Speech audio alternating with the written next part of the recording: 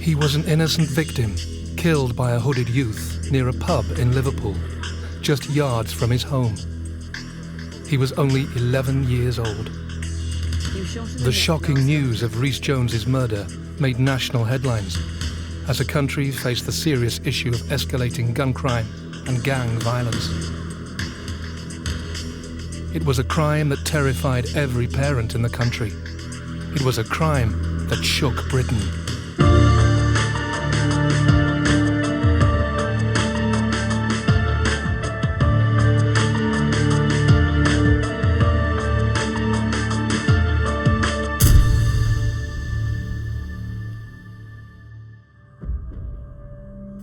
On the 22nd of August 2007, schoolboy Rhys Jones was walking home from football practice.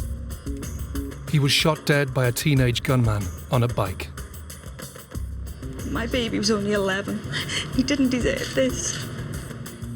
The search for his killer was to become one of the biggest investigations Merseyside police had ever seen. Today we've dedicated a further 100 officers to actually investigating this murder. Whilst the nation demanded justice for Rhys's family, a small group closed ranks around the murder. If you're the killer and you're watching this, turn yourself in. This is the story of the senseless killing of Rhys Jones, told from the inside through the eyewitness accounts of the family, friends, and detectives at the heart of the case.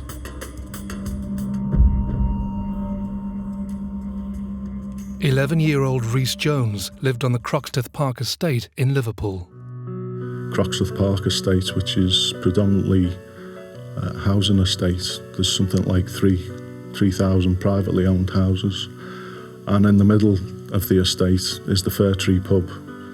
And then very close by is the only block of shops on that estate, with a medical centre, a school and a church nearby.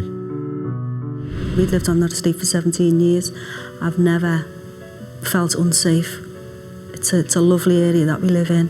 Obviously seeing groups of kids knocking around, but nothing more than what you do as a youngster yourself. It's a really lovely looking estate. You drive on it and there's trees, there's woods, there's plenty of greenery. All the houses are nice. With it being private, everyone has a bit more pride in their homes, and it's a lovely looking place.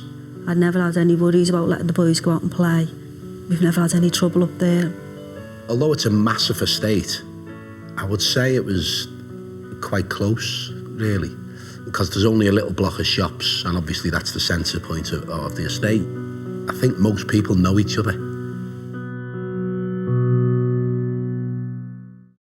Rhys lived with his mother Mel, father Steve, and older brother Owen.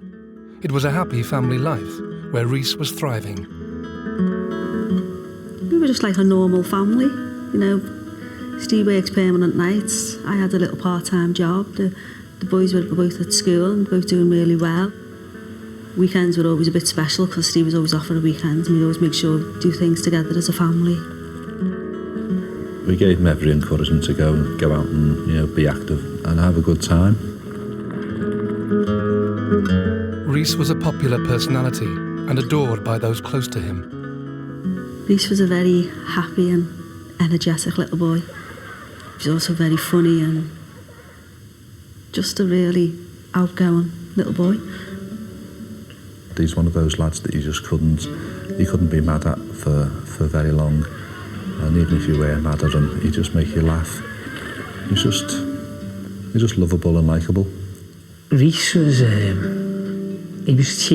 cheeky little lad. He was always smiling, always laughing. He was always playing tricks, and he was dead mischievous. He'd always make mud balls and start throwing them at the kids, and then all the other kids would join in, and I'd just be tearing my hair out, like shouting at him. But Rhys's biggest passion was football. I think the passion for football that he has took up all of his life. It was just football. Played for the Fir Tree for about 12 months. I think he played his first season. He was going into playing his second season for them. He was a good footballer. You could see it from an early age. He could kick the ball further than other kids of his age, and you could see that there was something special about him.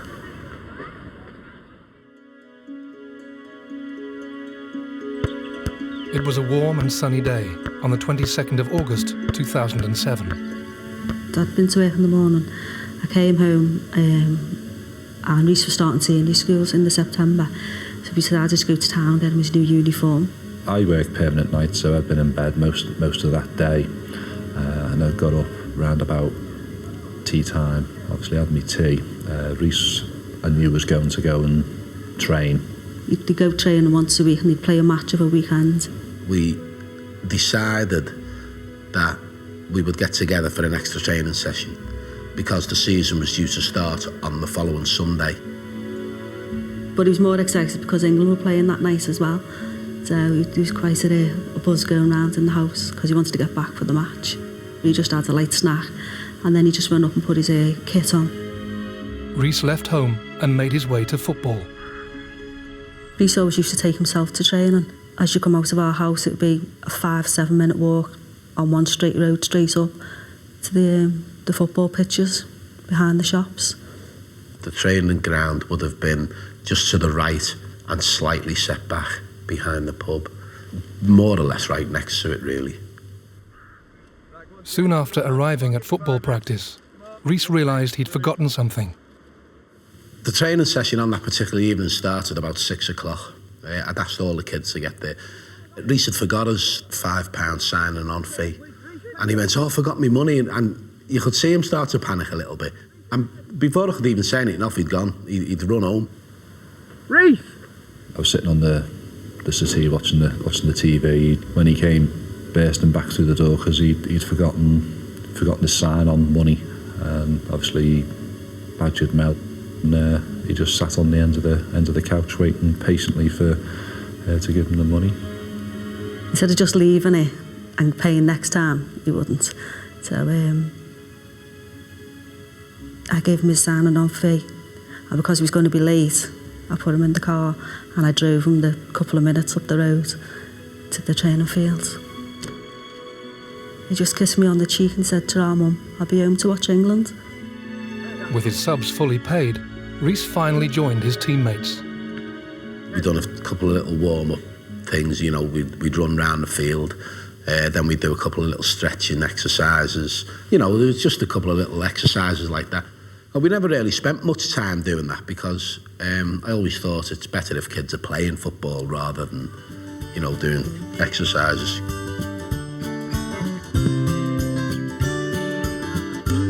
After a successful training session, Rhys was ready to make his way home, looking forward to watching England play Germany that evening. I was at the back of the car with the boot open, putting stuff in, and Rhys walked past the front of the car. And he said, "Ta-ra." And I said, "Where are you going? How are you getting home?" So he said, "It's all right, I'll walk." I asked Rhys to get in the car 2-3 times. And I even said to him, "No, come on, get in the car, I'll drop you off, it's no problem. Come on." And Rhys was adamant he was walking. See you, Rhys. It was a pleasant evening as Rhys made his way home, a journey he had made countless times before, but one that would be his last.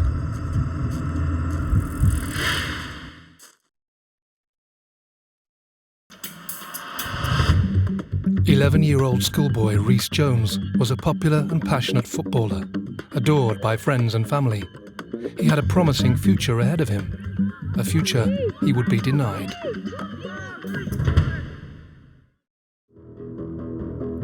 Having turned down a lift from his football coach, Rhys Jones was making his way home on foot. He took his usual shortcut across the Fir Tree pub car park, only 500 yards from his home. The 22nd of August was a hot summer's evening.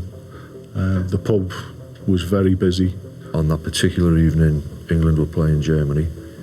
A lot of people who were sat outside because of the nice weather and also because of the smoking ban. And Rhys at that time had finished his football practice and was walking a relatively short distance home from the football field. I jumped in my car and I drove probably 50 yards, and Sean was in the passenger seat and he screamed out Rhys's name. And I looked back, I've seen Rhys hit the floor, and I knew immediately he was hurt. The first thing that entered my head was he slipped. So I slammed the brakes on in the car and I jumped out. But by the time I'd done that, Sean had opened the door and jumped out. So he got to Rhys before I did.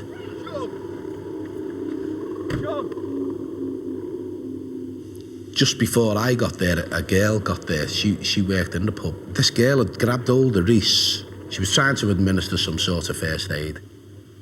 He was lying in like a pool, literally a pool of blood. The girl was shouting to me, he's been shot. Call an ambulance! It's just that bit, seeing him. Sean was hysterical. So I'm shouting to Sean, he'll be all right, but I just froze, it was numb, I couldn't have done anything at all. The first thing I done was get my phone out and I phoned the ambulance and the police. And all the time, Sean's running around hysterical and I'm trying to say to Sean, he'll be okay, don't worry. A distressed Steve didn't have Rhys's home number, so he frantically called local resident and Fir Tree football coach, Tony Edge.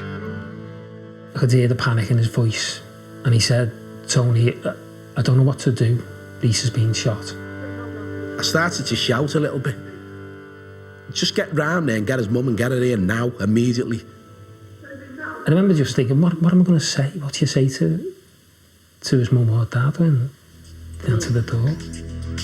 Shocked and panicked, Tony raced over to the Joneses' family home. Well, I was just sitting on the settee watching the telly and there was a knock at the door. And I just opened the door and Tony was just standing there. I said, Steve just rang me and he said Rhys has been shot, but I don't know how bad it is. That's all I know. And he just went, you just need to come with me now. And I didn't even have the time to think, I just ran into the living room, grabbed my keys and my phone, and I just got in the car. Well, the distance from Rhys's house to the pub car park was about a minute in the car. We were just really in silence and we were just wanting to get there as soon as possible. I think I was just in disbelief. I couldn't comprehend what he'd said. I didn't even question what he said. I don't even think I spoke. A stunned crowd had already started to gather around Rhys. It seemed like there was hundreds of people all around. I couldn't see anything at first. I got out the car and I just heard someone shout, "Here's his mum."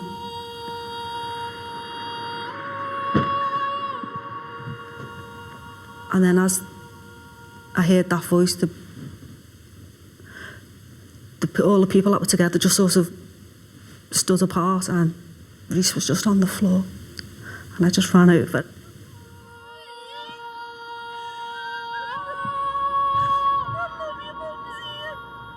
I could nearly even see where he was hurt. I could just see the pool. He was lying in a pool of blood. I just put my hand under his head and I said, "Come on, Rhys, you're going to be okay, come on. You're going to be okay, I'm here now. It's going to be fine." And people were screaming and where's the ambulance? But I was just, "Come on, Rhys, just look at me, you'll be all right."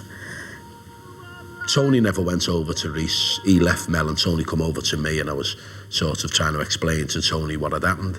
When I saw Steve, he was distraught, he was in tears and, he's probably thinking if we hadn't have had training that night, it wouldn't have happened.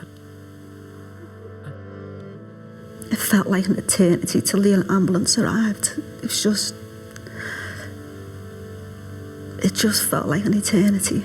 I was still there, still holding on to him. And then when the paramedics arrive and they're working on him, and I just wanted them to help Rhys. I just wanted them to save him.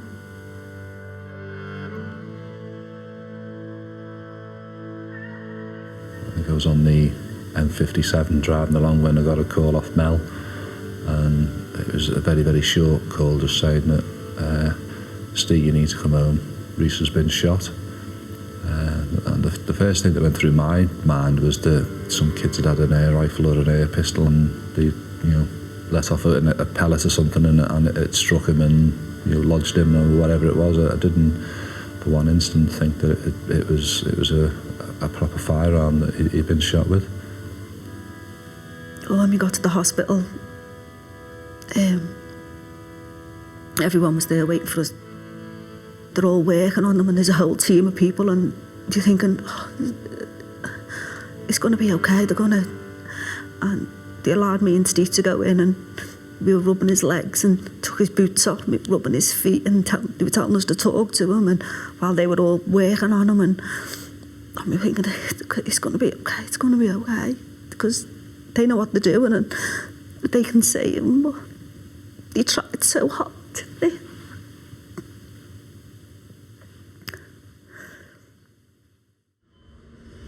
The doctors desperately persevered to save Rhys, but he never regained consciousness.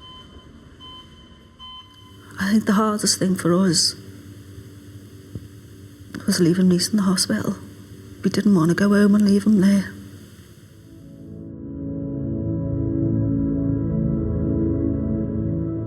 You couldn't touch him. He wasn't yours anymore. He was a crime scene.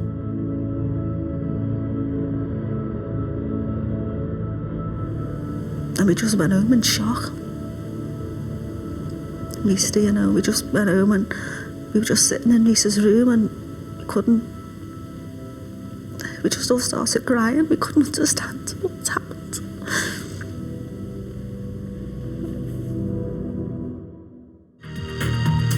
At 6 o'clock, the murder of an 11-year-old boy in Liverpool. He was shot by another youth on a BMX outside the Fir Tree pub in Croxteth. He was shot in the neck last night in Croxteth on his way home from football practice. He died later in hospital. And the police say knows who this killer is. This is not a time for silence. Do the right thing and turn them in. As the shooting made headline news, across the country there was stunned disbelief. Merseyside police quickly mobilised, determined to find the schoolboy's killer. It's probably one of the largest murder investigations that Merseyside police has run. The fact that he had no involvement and was an innocent victim in the middle of all this. The pressure was there to solve this offence and to bring the people or person responsible to justice. There's a large number of detectives who were deployed immediately onto it to conduct the outside inquiries. You've got the incident room itself, there's a lot of search teams involved, all the scientists, crime scene investigators. In the early hours of the investigation, it was clear to the police that the shooting was gang-related. The Croxteth Park estate itself is about less than a mile from the old Croxteth council estate. We were aware that there was gangs in mainly the old Croxteth estate. You've got a situation in Liverpool 11 where in effect two close-knit geographical locations, which is Croxteth and Norris Green, are separated in effect by one road. And over the years there has been a number of incidents involving almost like conflict between these two groups, which had escalated and had started to actually use guns.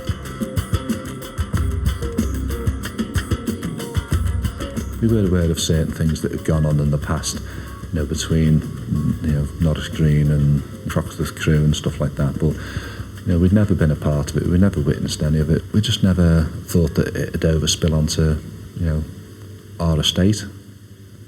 The whole scenario of there being gangs on the estate and young boys having guns just seemed a world away from the life that we were living. I just couldn't comprehend it. I just wanted to understand. I just wanted to know what had gone on, why someone could shoot an 11-year-old boy. Because I knew that Rhys didn't hang around with those type of people. All his mates were all just good lads. The very next day, Rhys's parents conducted a press conference, pleading for witnesses. Someone knows who's done it. And I know people must be frightened, but they've got to think that they can't leave this killer out there. It could be their son, it could be their brother next time, because it'll happen again. If he's not caught, it'll happen again. As witnesses close to the scene came forward, they described a teenage boy riding a bike. There were 3 shots fired in total by the gunman on the night. The first one was aimed at 2 lads who were riding their bikes across the pub car park. They then rode off on their bikes, and he's obviously tracked them, aiming at them again, and has fired a second time. That bullet struck Rhys, and then amazingly the gunman continued and fired a further shot, the third shot, still obviously tracking his intended target at that time, even though clearly Rhys had already fallen to the floor, having been struck.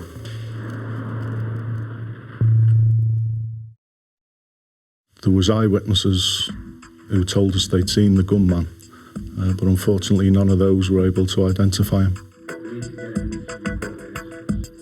The police quickly obtained CCTV footage of the killer on his bike, hoping it would help their investigation.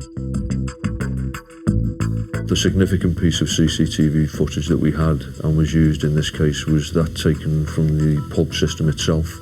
That showed the gunman obviously approaching from the rear and going to either side of the pub. At that stage, he's clearly looking for his intended victims. You see him come back across the rear of the pub, and he then comes out the other side, which is at the point where he stood astride his bike and fired his weapon 3 times. When the gunman left the scene, we knew that he'd driven through the Croxteth Park estate on his bike. He'd crossed over Fir Tree Drive North and was narrowly missed by passing traffic, and across into Dam Wood, which is a wooded area that separates Croxteth Park and the old Croxteth estate. Unfortunately, it wasn't that clear with regards to the face of the gunman. But what it did give us, which is quite crucial, was the actual dimensions of the bike. As the killer made off with the gun, the pressure was now on the police to locate the gunman, bike, and the murder weapon. It was important to identify the offender at an early stage. Obviously, there's a youth out there who's armed, could well use that gun again, or himself could become a target for retribution.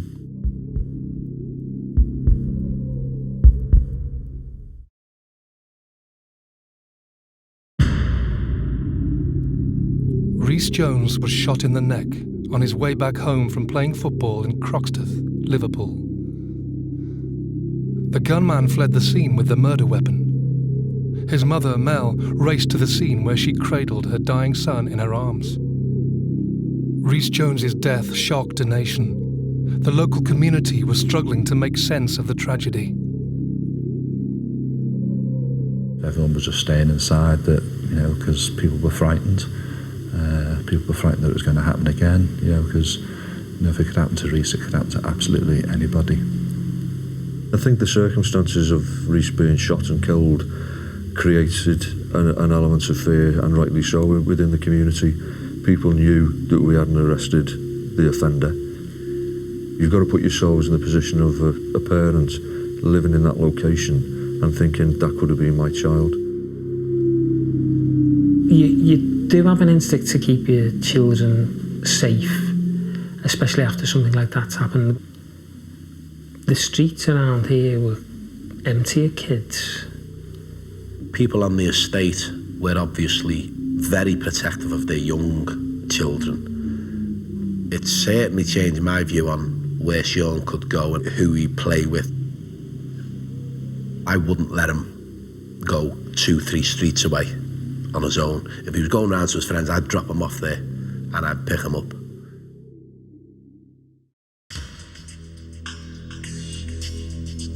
In the early stages of the murder investigation, the police already had a prime suspect. Postings on a social networking site had already named one boy as the alleged killer. 16-year-old Sean Mercer.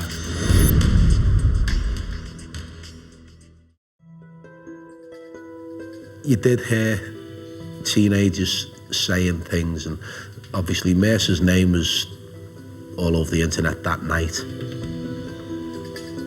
Mercer had a number of previous convictions, only a small amount for relatively minor crime. There was an ASBO in force against him at the time, but he was well known to the local police as being one of the youths who caused trouble, and he was related to the Croxteth crew. Rhys was shot on the evening of Wednesday, the 22nd of August. By the Friday, what we had then was a number of pieces of information and intelligence that had come into us to suggest who the potential suspects were in this. By the Saturday, so you're talking 3 days after the murder of Rhys, a number of arrests were made on the morning. Sean Mercer was arrested on that day with a lad by the name of Dean Kelly, as was James Yates. Mercer, because we thought he was the gunman, was put on an identification parade, and 5 witnesses who'd actually seen the gunman fire the gun across the car park were asked to attend that parade. None of them were able to identify Mercer as the gunman. When Mercer was initially interviewed, he gave a prepared statement through his solicitor, which said he'd been in the company of Dean Kelly, a friend of his, at the relevant time. He also said in that statement that the 2 bicycles we recovered from his house on the Saturday morning were the only bikes that he had. None of those 2 bikes matched the bike that we'd seen on the CCTV of the offender.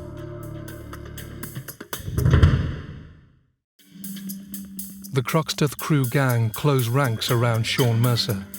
Even his mother, Jeanette Mercer, who was present at the police interview, vouched for her son.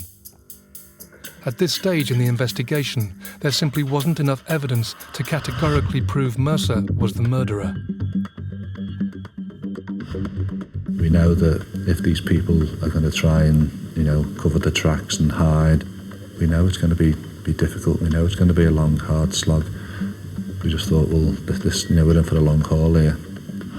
There was an element of silence around the actual offender, but only carried out by the people who knew and assisted him at the relevant time. With no actual eyewitness, no murder weapon, and no bike, Merseyside police had no choice but to release Mercer and his accomplices back into the community. It was frustrating letting Mercer go.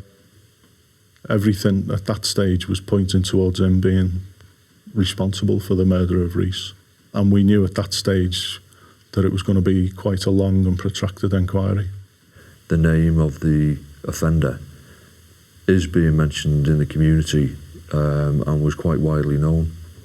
We specifically asked that we didn't want to know any names from the onset, as that, because there was a lot of rumours going around. There was a lot of, the reasons why and how and stuff like that. Personally, we didn't want to know. We knew there was names being bantered about, but we didn't want to know until that person was actually charged with Rhys's murder. We didn't want to know. We had to get the evidence sufficient to charge and build an appropriate case to put before the Crown Court. We just can't put people away whilst we gather the evidence. If you're the killer and you're watching this, turn yourself in.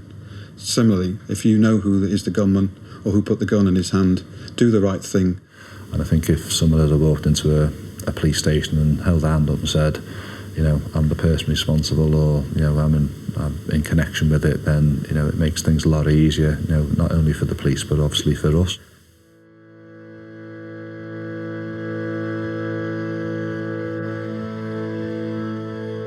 Thousands of mourners gathered at Liverpool's Anglican Cathedral for the funeral service of Rhys Jones. The murdered schoolboy was laid to rest.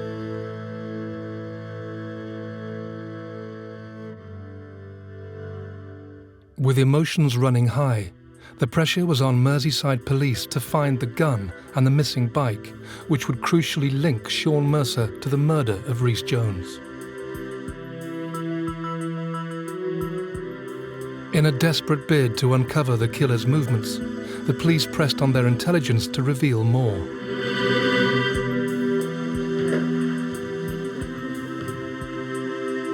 There was 2 calls made to Mercer before the murder of Rhys, and obviously what we would infer from that is that they were calls to say that the intended victim was in the area. Police used Mercer's phone logs and CCTV footage to establish the sequence of events around the time of the murder.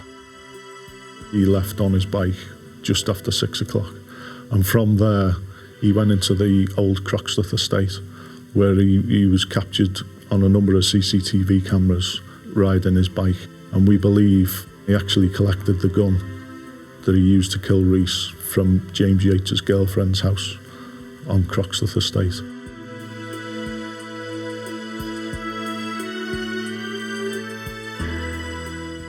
We established that the offender, having taken possession of the gun, he then went and carried out the shooting, obviously striking Rhys in that process.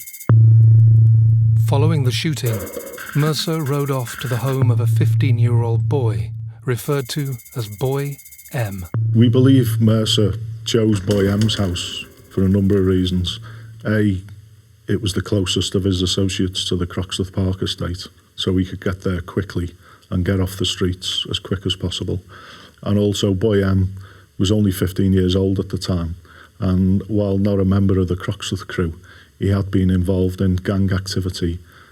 He was young, he had behavioural problems himself, and Mercer knew he could tell Boy M what to do, and Boy M would do it.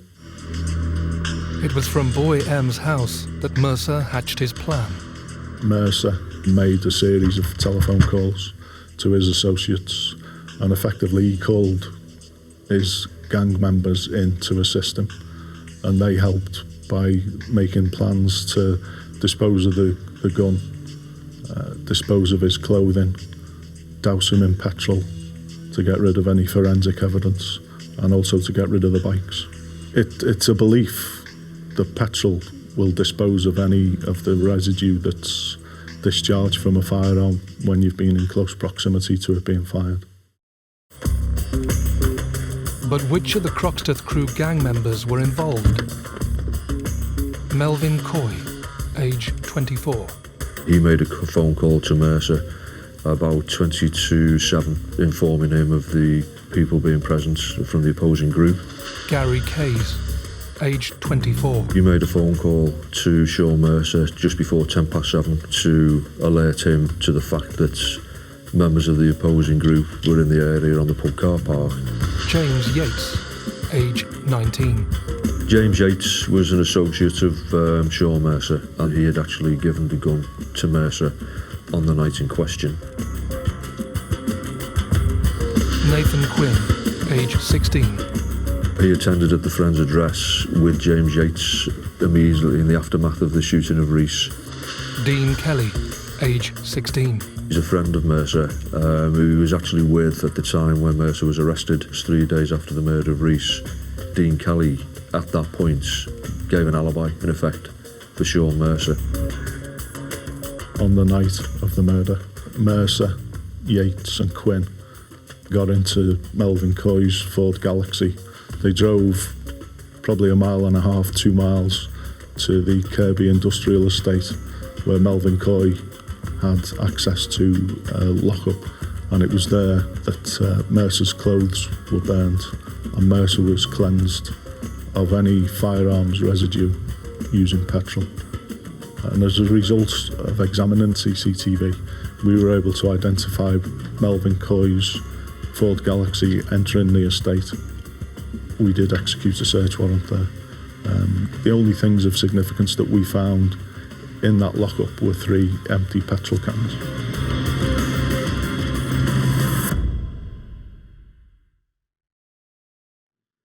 Having quite clearly established Sean Mercer's movements, the police needed to trace what had happened to the murder weapon. As a result of intelligence that we'd received, a search warrant was executed at the home address of Boy X. In the loft, we recovered a Smith & Wesson revolver, a self-loading pistol and ammunition that fitted both of those guns. The type of residue that was recovered by the forensic scientists from the gun matched the residue that was recovered from Rhys's football shirt that he was wearing at the time. Boy X was arrested and interviewed. He gave us an account that Mercer had phoned him, told him to come to Boy M's house, went into the house and was confronted by Mercer, who gave him the package and told him to take it back and hide it. Our boy X was petrified. He felt intimidated by Mercer. Mercer called boy X because he knew of him and knew him from the area, but boy X was not a member of the same group that Mercer was. Boy X took the gun to his home address and he left it in the back garden. And then on the Sunday, another associate of the main offender moved that gun into the loft of boy X's address. With such a crucial statement, Merseyside Police took the unusual decision to file an application with the Crown Prosecution Service to offer boy X immunity. The use of that legislation is very, very rare, and particularly where a youth is concerned. Witness testimony from boy X was a major part in the inquiry. The evidence was slowly mounting against Mercer and his gang. As the police were waiting to hear back from the CPS, they still needed to track down a vital missing piece of the evidence that would bring Mercer to justice.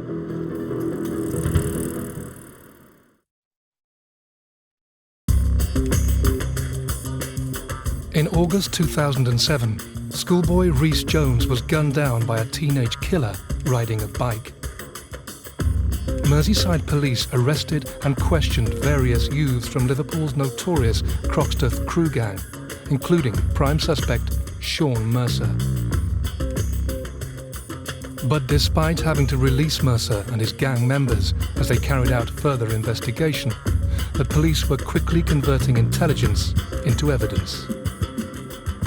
Having recovered the murder weapon, the police were now awaiting approval from the CPS to see whether boy X would be granted immunity if he testified against Mercer.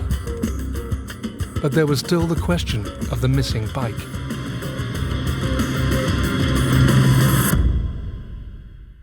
The bike that Mercer had used, we knew had gone back to his home address later that evening from witness accounts.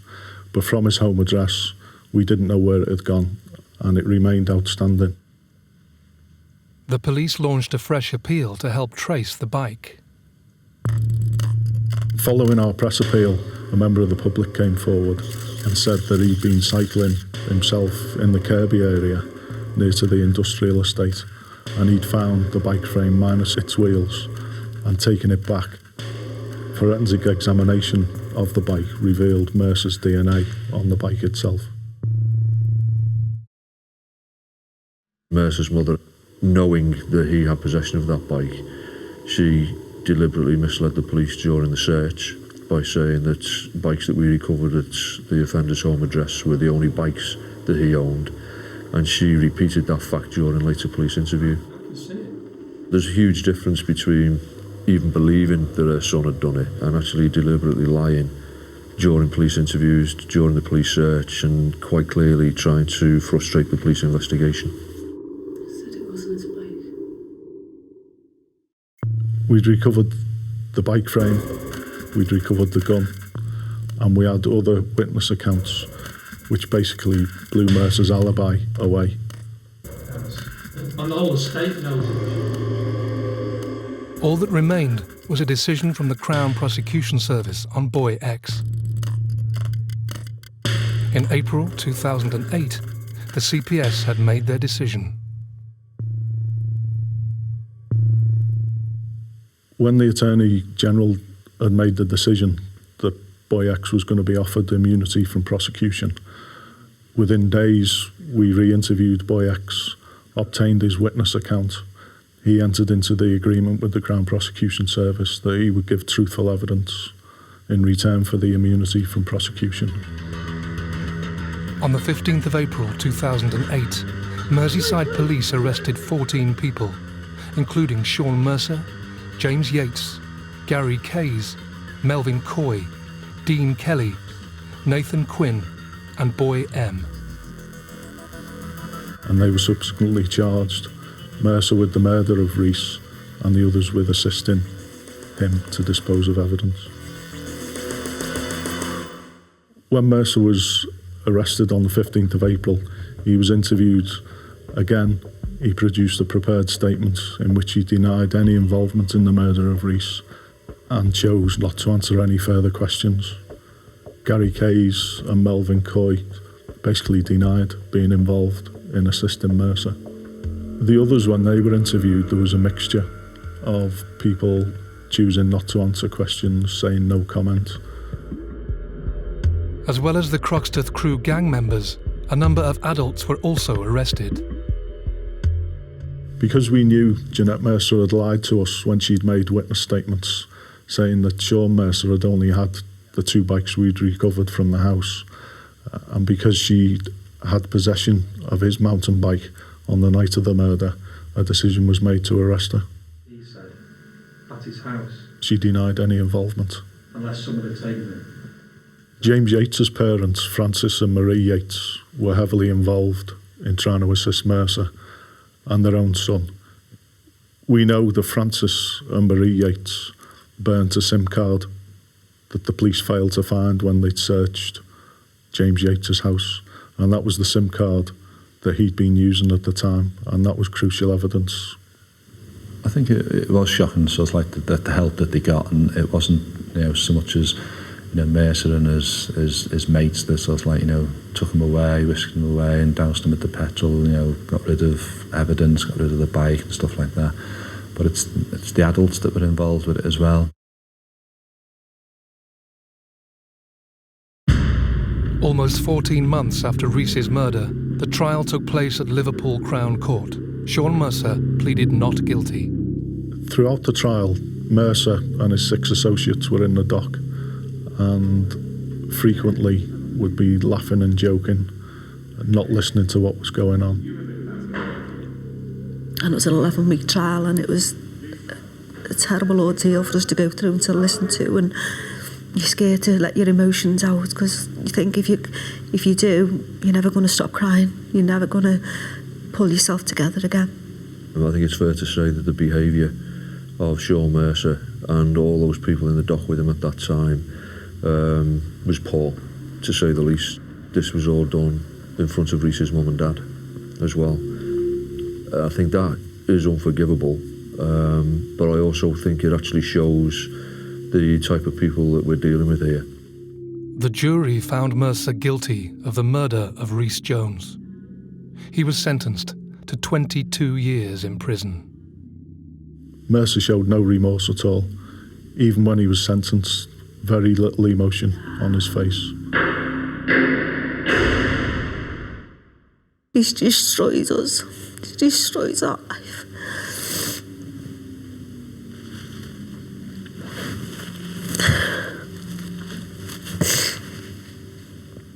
In order to get your head around things, you need somebody to be charged. You need somebody to be found guilty. You've got to have a sentence that you feel reflects the enormity of what they've done. We got justice for Rhys, because as the sentencing goes, Sean Mercer got the maximum what he could get. And in the eyes of the law, we've got justice. But I personally feel life should mean life. He should spend the rest of his life in jail. These people should realise that, if they're going to go around firing guns and murdering people, then, they should spend the rest of their life in prison.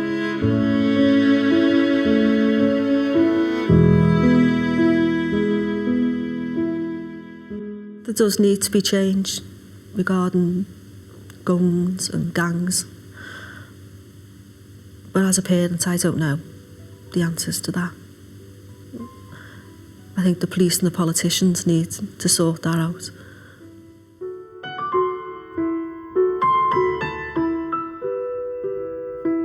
I, like any other cop, is going to sit here and say to you that we would like it to be no incident of gun crime. But unfortunately, there are firearms out there. There are people who are prepared to use them.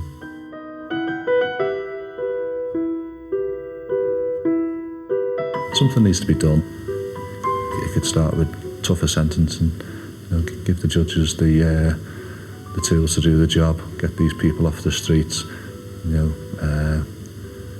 get them to learn the lesson that, you know, if you're going to get caught with a gun, you're going to end up with a hefty sentence, and, you know, and make them serve that sentence. But Rhys's death would not be in vain. We've set a charity up in Rhys's name. It's the Rhys Jones Memorial Fund. The charity is to raise enough money to build a much needed community centre in Croxteth Park, where we live. Somewhere for all the kids to go, keep them off the streets, keep them busy, give them an interest.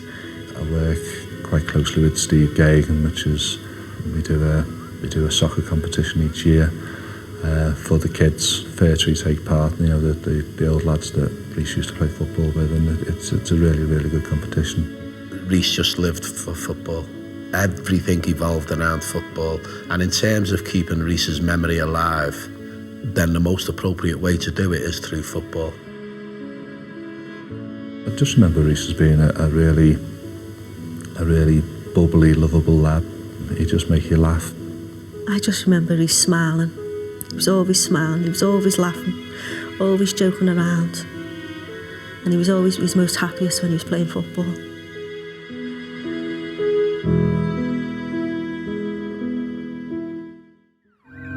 April 1999. London in the UK was the centre of an unprecedented terror attack. I pulled my hand out and it was like full of blood. And then I put my hand on my head and there was like something sticking out my head. The blast just caught me. A lone right-wing fanatic went on a one-man rampage, killing 3 people and injuring hundreds. I feel nothing. I did what I had to do. Area within a minute just turned like a war zone.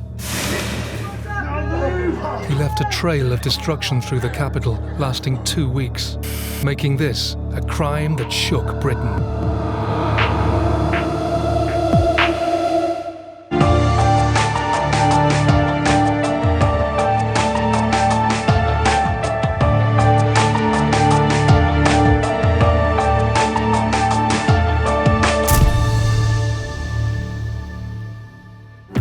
Saturday the 17th of April.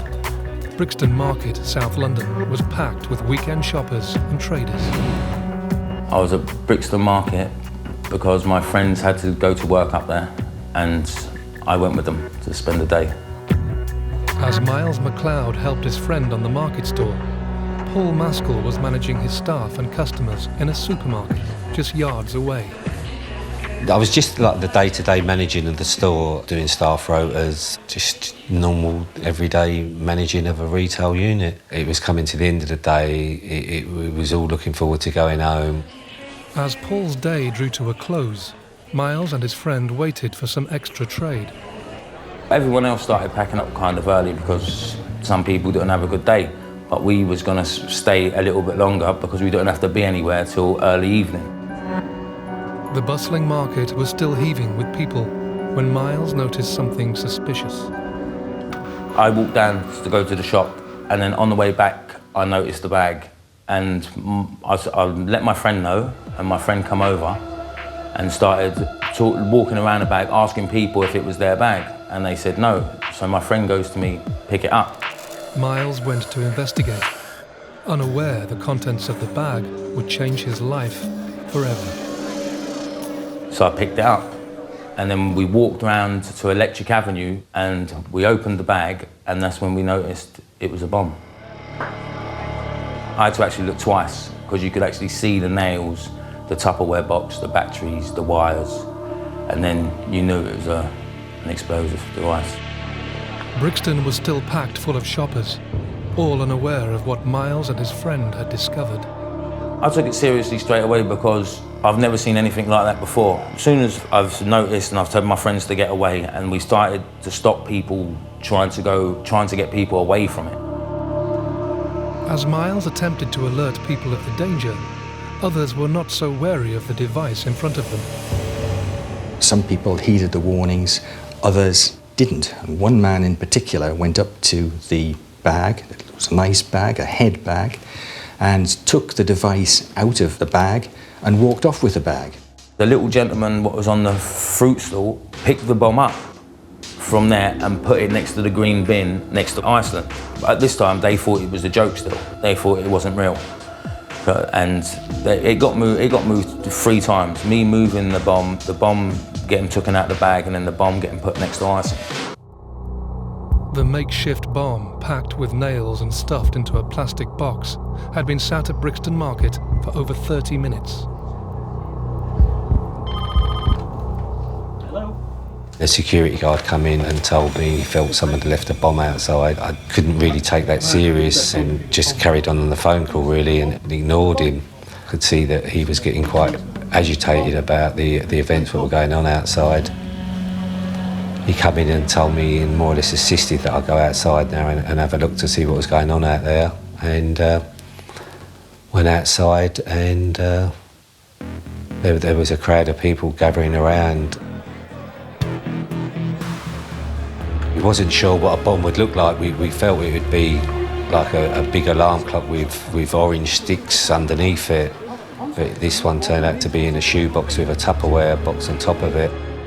Paul, along with the crowd now gathering, wasn't convinced the device was real. The guy was pointing out to me that there was like nails in the top and you could see wires, and he was convinced that was a bomb and we should do something about it. So I thought the first thing I should do is go and phone the police while the security guard was trying to keep people back. Not too many people at that time were taking much notice of him, and he was doing as best as he could trying to keep people back. I've seen police across the road, so I've run across the road. I've told him there's an explosive over there, there's a bomb over there, and he got his notepad out and goes, "What's your name and address?"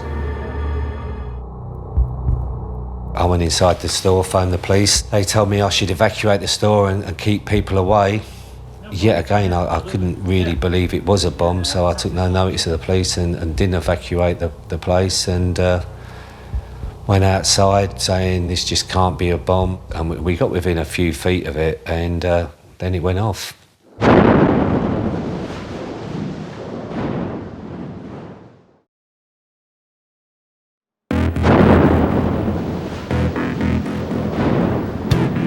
A terrifying explosion has devastated the heart of Brixton in London. An explosion in South London has injured dozens of people. The blast in Brixton is being treated as a major incident. A holdall containing more than 1,000 nails and deadly explosives had been planted near the crowded market. The Metropolitan Police had been given no warning and no motive. They were dealing with a ruthless terrorist whose intention was to kill and maim. Everything went completely black. The explosion threw Paul Maskell off his feet.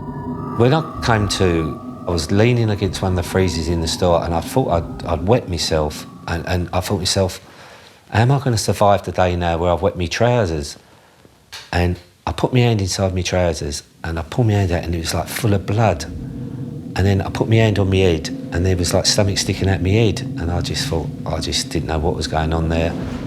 It was just havoc. Everyone was running everywhere. There was smoke, glass. It was bad. There was phone calls coming in that there was a possibility that there was a bomb had been discovered in Brixton near the Iceland store, and just as the information was being relayed, then there was a call to say that it had gone off. There was no warning, there was no suggestion of trying to prevent it happening. It was just armed, put down, and the person that put it down just walked away. They had the time then, they could have made a telephone call, but there was no communication then. It was just smoke, dust and glass falling. In Brixton High Road, you've got high houses at the top of the shops, and them windows got more affected than any. And it was like raining glass and dust. There were more than 1,000 nails in the bomb, and of course they cut into people. There were various people had lots of nails in, and in particular a little child had a 4-inch nail stuck in their skull. Well, the initial priority is obviously rescue and recovery of the injured people. Anything to do with the crime scene waits until that's all been done. We've got the explosion, the site of the explosion, the distance of where all the debris, there was a damaged bus, damaged vehicles that had some of the device inside them, so potential evidence. Eyewitness accounts, even those that weren't seriously injured, were able to tell us what was happening. So as much as CCTV was recovered, many of the systems were poorly maintained or of poor quality, and they were all different. So to play back the different types of CCTV in itself was a headache. But you are then looking eventually at the scene of the explosion to recover what you can, because in most explosions, not all of the device is destroyed, it doesn't all vaporise, there are bits left to recover. And parts of the device were recovered, and that became a major part of one of the lines of the investigation. Keith Pearce and his officers discovered that the bomb had originally been placed at a bus stop, then moved 3 times before detonating outside the Iceland store. 50 people had been injured as a result of the blast. Remarkably, no one was killed.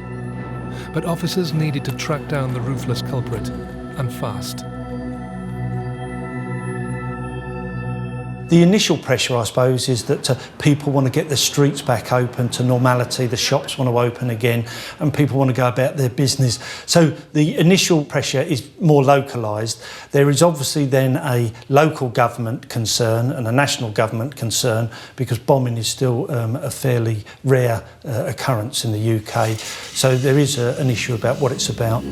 One thing about bombings is that usually once somebody makes one, they've done it for a purpose or a reason. So it's always thought that can there be another one? There was a fear. No one knew who was responsible, but the feeling in the community was that this was something to do with race, that Brixton was associated with black people. But the hope was that it was a one-off. Within days, underground right-wing group Combat 18 came forward claiming responsibility. Police were keen to stress they were looking into other leads, as well as this theory. Hundreds of hours of police time were spent scouring CCTV for any leads, in a rush to find the bomber.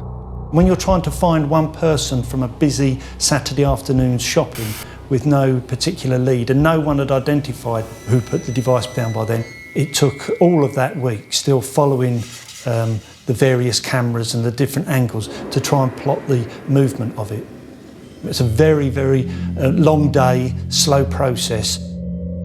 But the days of painstaking detective work paid off when Keith Pearce and his colleagues finally spotted something crucial on the footage. The breakthrough came when a man was identified carrying a bag across his back, and then after the explosion, he was seen minus a bag. This was a major lead. A lone figure cutting through the bustling crowd of shoppers could be the key to the investigation. He was focused on early on, but the quality of the pictures is nothing like you see today. It was all very grainy, distant. You could just about do the shade of black and white. Very hard, but that was a key start for us. 7 days after the explosion, the community of Brixton were trying to come to terms with the attack. As officers tried to work on the image from CCTV, they continued searching for witnesses.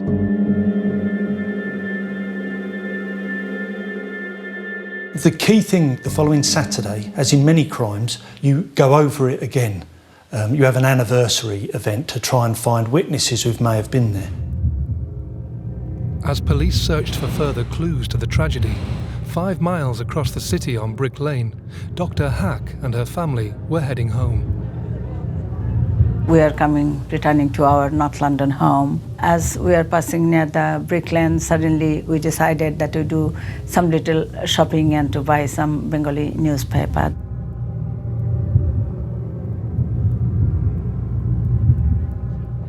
At that time, I was stopped by one of my patients, and we are chatting. We parked our car on the Brick Lane, and just before 6, as we are just about to return, so we are about to just cross the road. My husband was on the other side.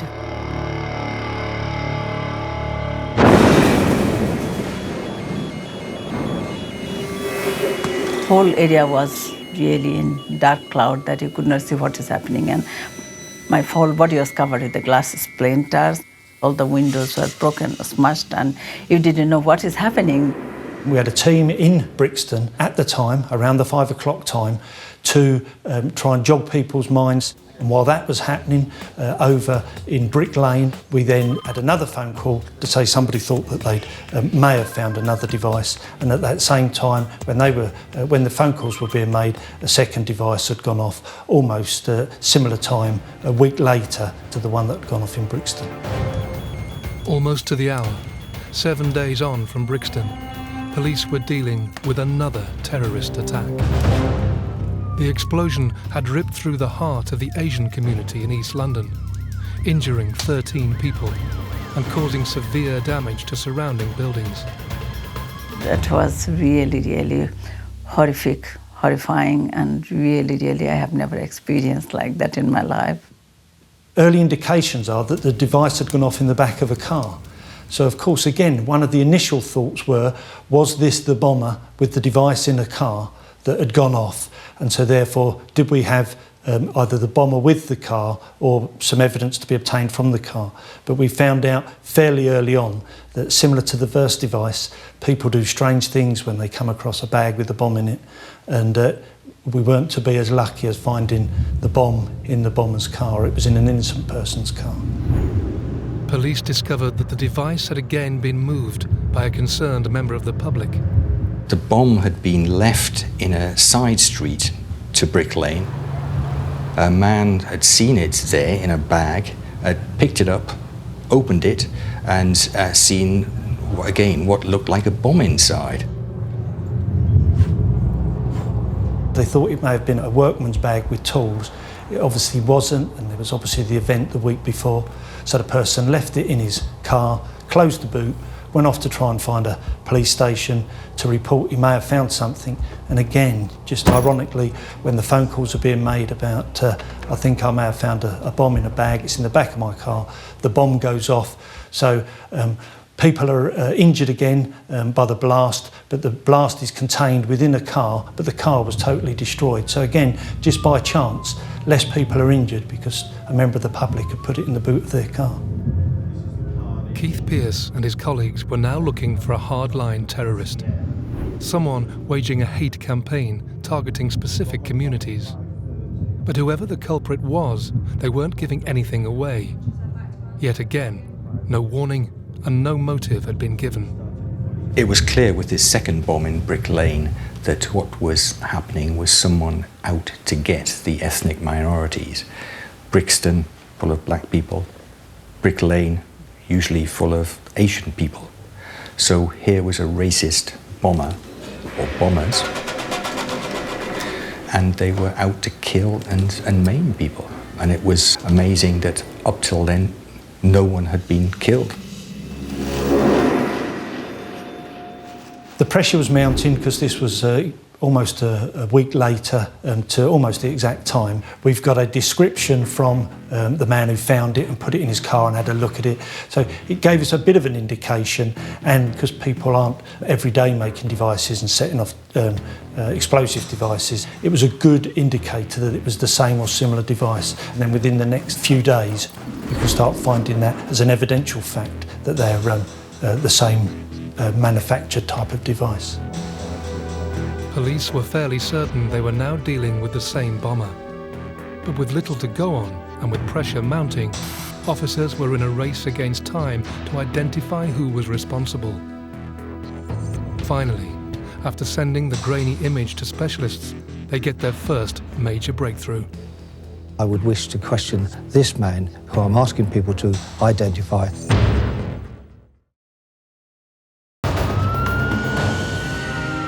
The Metropolitan Police have released an image of the most wanted man in Britain. A lone figure they believe is responsible for 2 terrifying explosions in London. Having attacked communities in Brixton and Brick Lane over 2 weekends, officers are in a race against time to catch the culprit before he strikes again.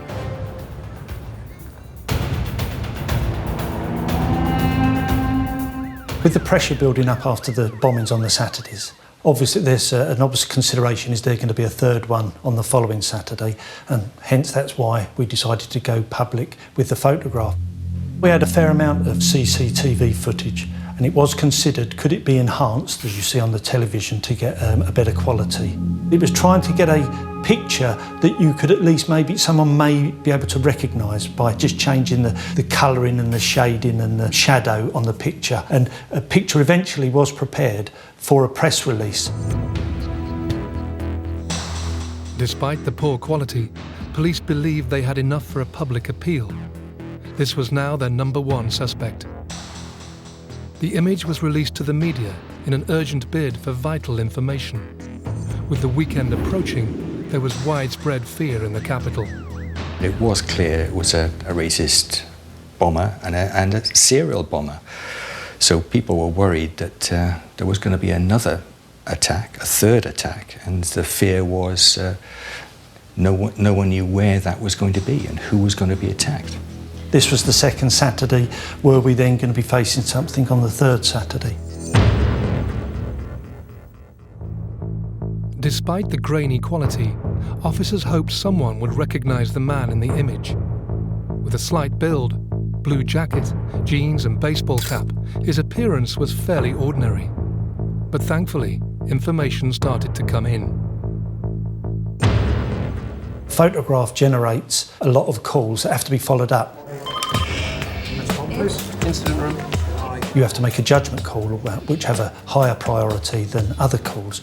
So the pressure does mount. Yeah, could I have your number, please? Long hours of working, knowing that you might be the one that's going to make that breakthrough to find the suspect and hopefully prevent it happening again.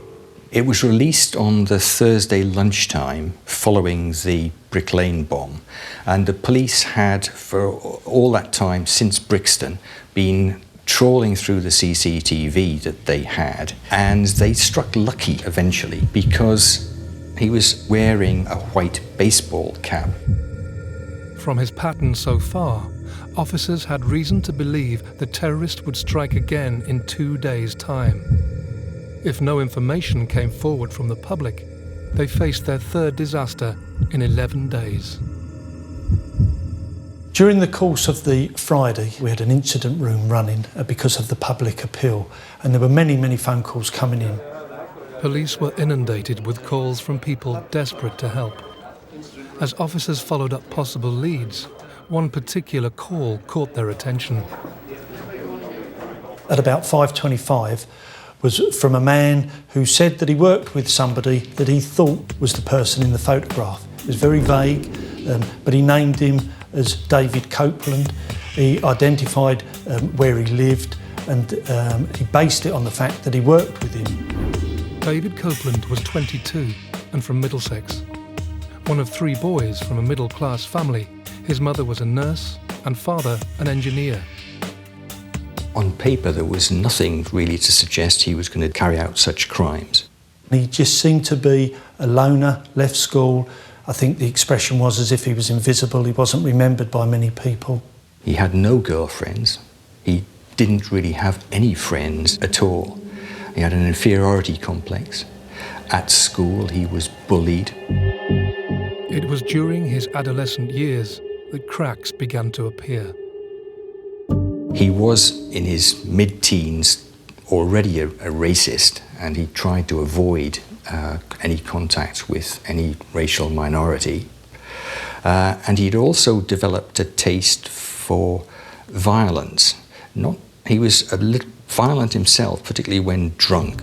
He had 3 convictions. They were sort of fairly minor. One was for criminal damage, one for assault on a neighbour, and one for taking something away without paying for it.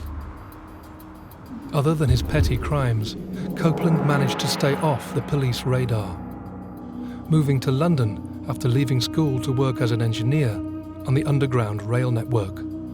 He worked with his father, and the father, when he'd been presented with the photograph of Copeland in the newspapers by a workmate, the father saw the photograph. The workmate said, "That looks like David, your son David." And the father said, "No, it couldn't be. It couldn't be. It doesn't look like him, and anyway, he always wears a dark baseball cap. He hasn't got a white baseball cap." But Copeland's colleague had his doubts and contacted police. Officers now had a firm lead and had to respond quickly. Meanwhile, across town, Gary Reid was preparing for a night out. On the day that it happened, it was a day off for me, and a beautiful day. It was the beginning of a bank holiday weekend. I'd had a sort of a lie-in, and I thought, I'll walk into town, see what's going on. As Gary set off for the heart of London, Tommy Douglas was heading into Soho.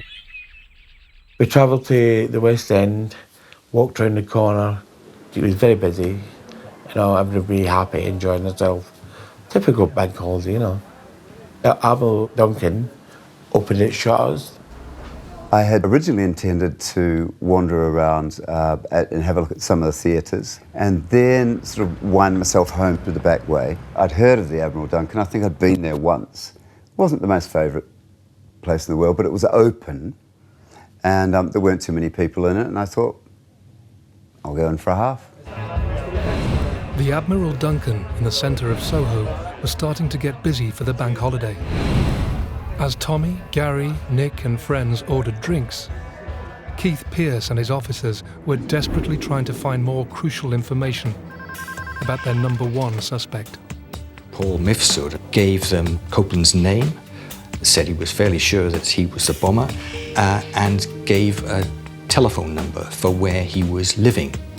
The trouble was the person within BT who could check an address against the landline telephone number, he'd gone off for the weekend. The police pressed the urgency of this matter on BT, and the person was contacted at home, had to come back in to find an address, and it was through that that the police went to arrest him. As officers quickly gathered intelligence, revellers at the Admiral Duncan began to enjoy their weekend. It was quiet, but the music was going in the background, and as I said, they'd open up the whole front. So there was a warm breeze, there were people chattering. You know, it was a nice atmosphere.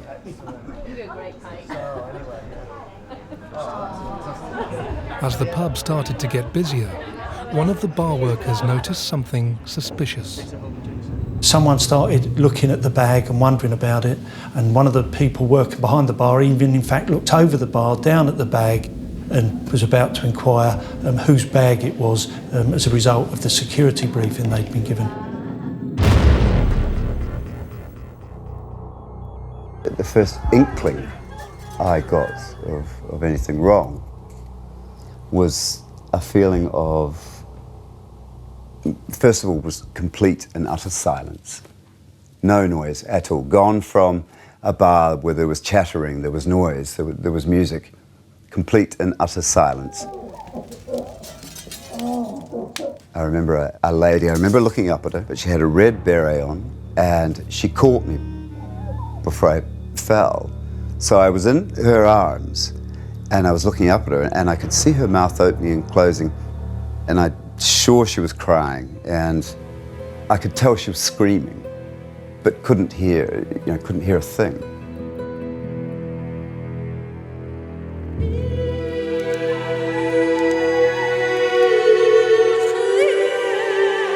Couldn't move my body. I felt I was nailed to the floor.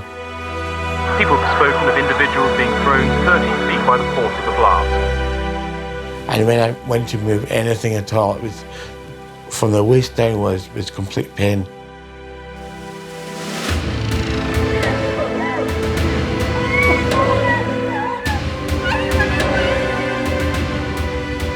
When this particular bomb went off, it destroys the bar where it's near, it brings down the roof, it blows the walls out and then sucks the walls back in, so they're all over the place.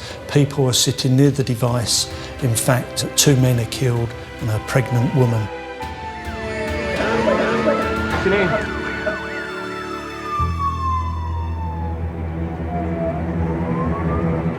I believe that this is linked to the other cowardly attacks that have occurred in London over the last few days. Despite a nationwide appeal, the terrorist had struck a third time. The device tore through Soho, causing the biggest devastation so far. Well, I had seen it on television, and then my husband said all this. lots of people in London that it won't be him, but then he was a bit concerned and we hadn't heard. We tried his mobile phone and he wasn't answering it. A nail bomb went off tonight in a crowded pub in central London, the third such explosion in the capital inside a fortnight. The target, a gay pub, the Admiral Duncan in Soho's Old Compton Street. 2 people died tonight when a nail bomb ripped through a packed pub in central London. A terrifying explosion has torn through a pub in Soho. Of those caught in the blast, one victim is Jeremy Moore's brother, Nick. My father rang me at about 6:30, 7 o'clock in the morning and said, "I think you better come down." You're really at that stage, you're just in a sense of shock and disbelief. It can't happen to us. Why would it happen to us? Jeremy's brother, Nick Moore, and his friend Andrea Dykes were killed in the blast. Andrea was 3 months pregnant, and her husband Julian was seriously injured. Their best man at their wedding, John Light, also died in the explosion. 142 people's lives have now been devastated by the bombers' terrifying campaign.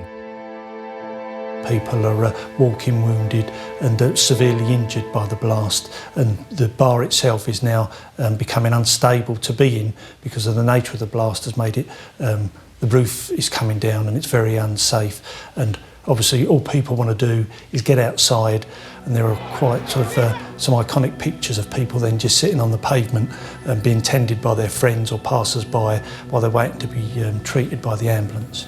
It's a frustration for us that it happened. It was always a concern that when we went public, would it cause the bomber to stop, or would it change the timetable?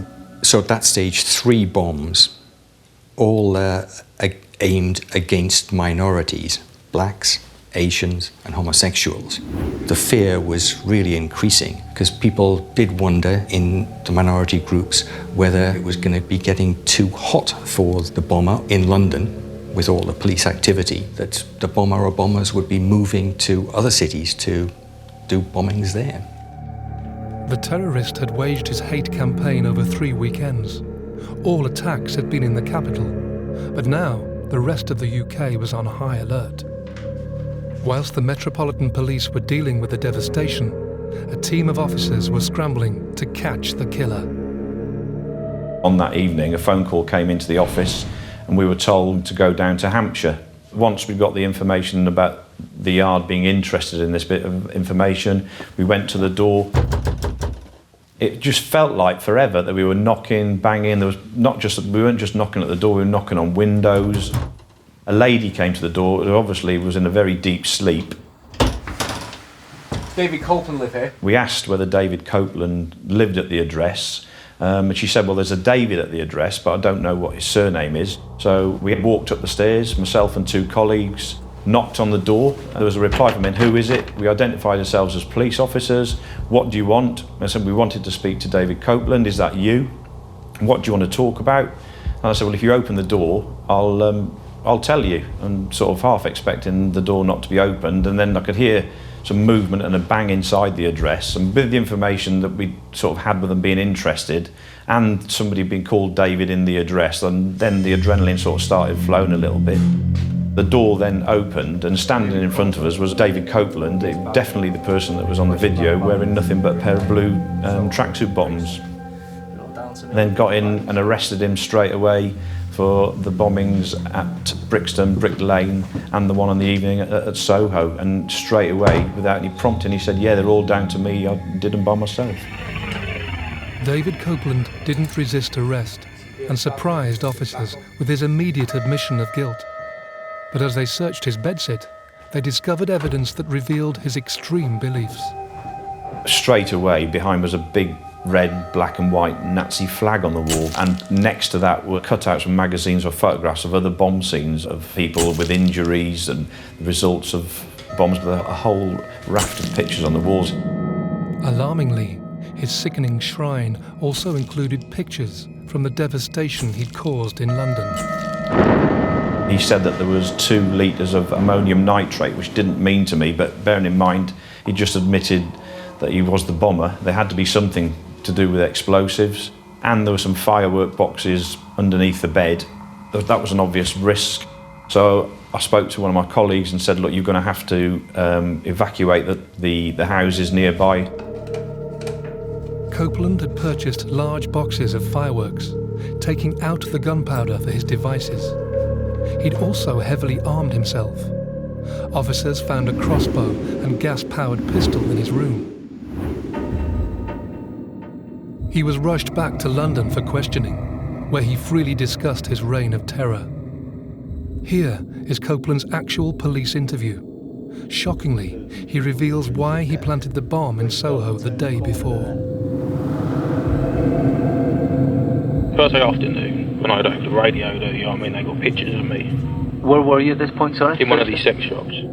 As he left the shop, he saw a copy of the Evening Standard, which had a photographs of the suspect bomber on the front page. He saw that it was him, and he knew or felt that he was close to being captured. Gone home, back to Farnborough, and I thought I was going to be, grabbed. That's Thursday afternoon. That's right, yeah. So you would have arrived home in Farnborough about what time? I'll say I got back about 9 o'clock, 8:30, 9 o'clock. And you expected what? To be arrested immediately, you waiting for me. So you stayed in the room? I went straight Thursday in, night. packed my bag, left. Despite his picture being in most of the national newspapers, and a manhunt involving 7 forces up and down the country, Copeland was determined to continue his bombing campaign. He stayed in the capital and brought forward his next attack, this time targeting the gay community.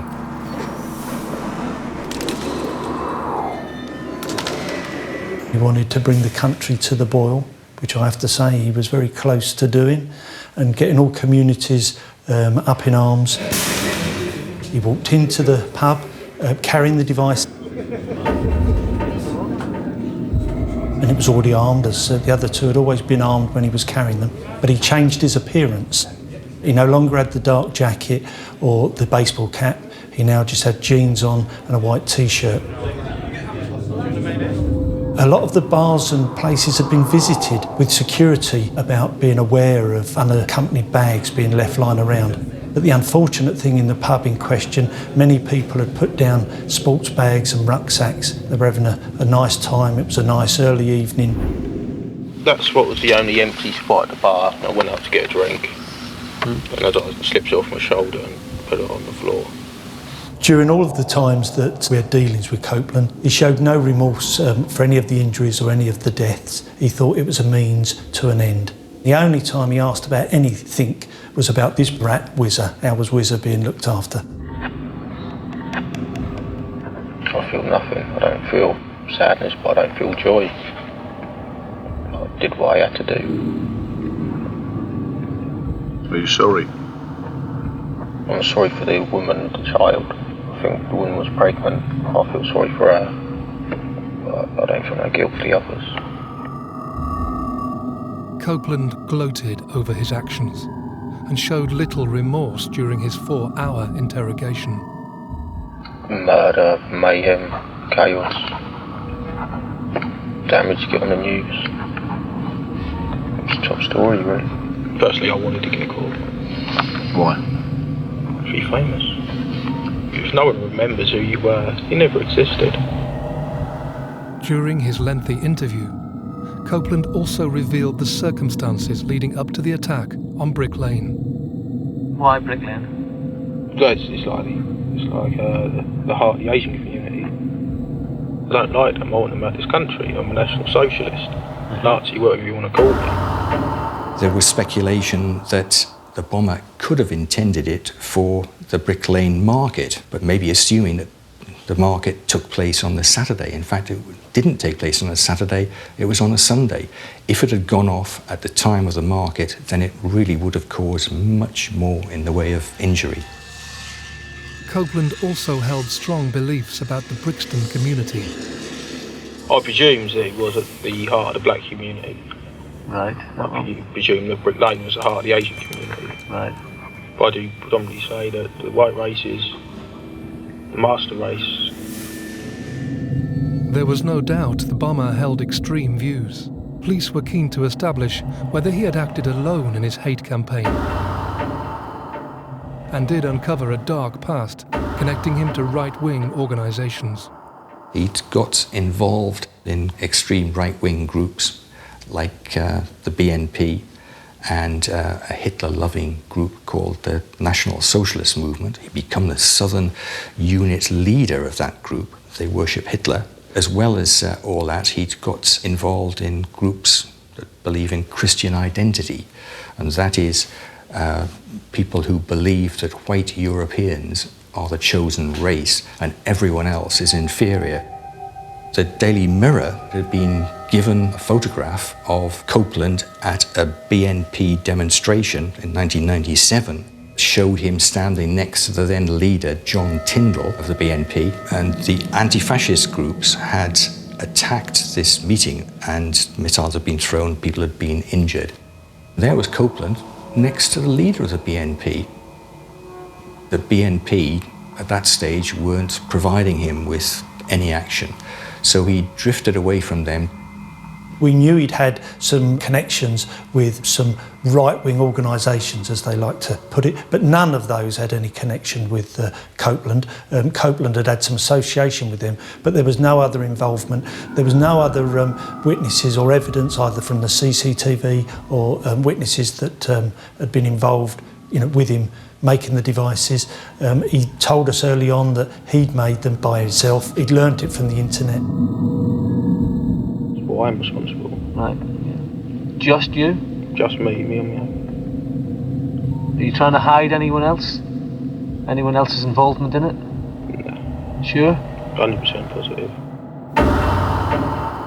Copeland was adamant he had acted alone, but officers were keen to establish where he got his information on explosives from and how he had created such devastating devices. The devices he made were quite crude, but as we know, crude devices can still be deadly. He adapted the component parts that you can find in fireworks, albeit that he bought them in large numbers. Copeland spent hours sourcing materials and testing his makeshift devices, seemingly unfazed by the danger to him or his neighbours. Got everything you want? All of the items that he made, he used for the component parts he bought in any shop that you and I can go to. Where did you practice this in? Just in my bedroom. What, did you set off small Only explosions? tiny little bits at a time. Yeah. Anywhere in particular in your room? It's all on my desk. Did it leave a mark on the desk? There's got loads of marks on the desk. Any particular desk? There's one desk, it's just a dresser or something. How did you ignite these little bits of powder? Cigarette lighters. They were just wires, powder, nails for shrapnel, a box to put them in, a bag to carry them in, connecting them up, and he used a simple clock.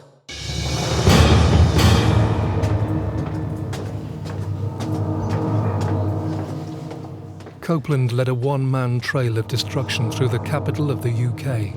David Copeland, on the 3 counts of murder and 3 of causing explosions, how do you plead? Guilty or not guilty? Guilty.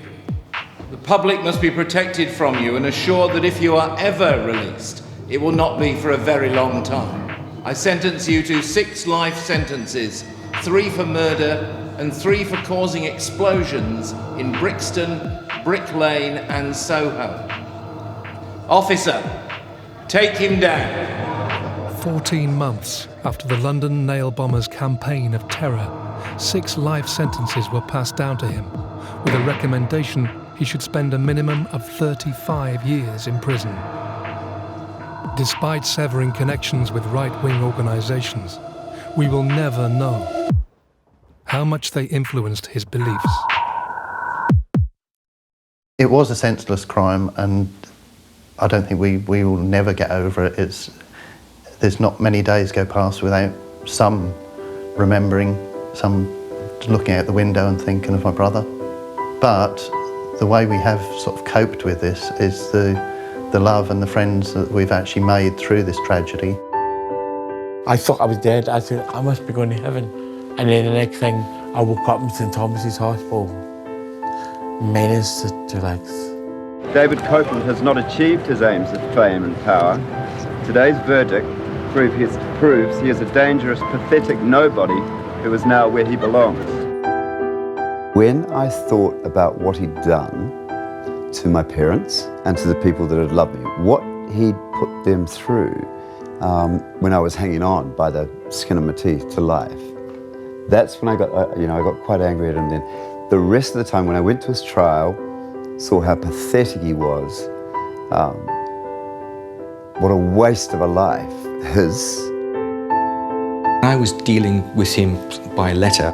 It was clear that he was proud of what he'd done, and he really thought that he was going to be the spark that would cause racial conflict, and eventually that would lead to the installation of some extreme right-wing government.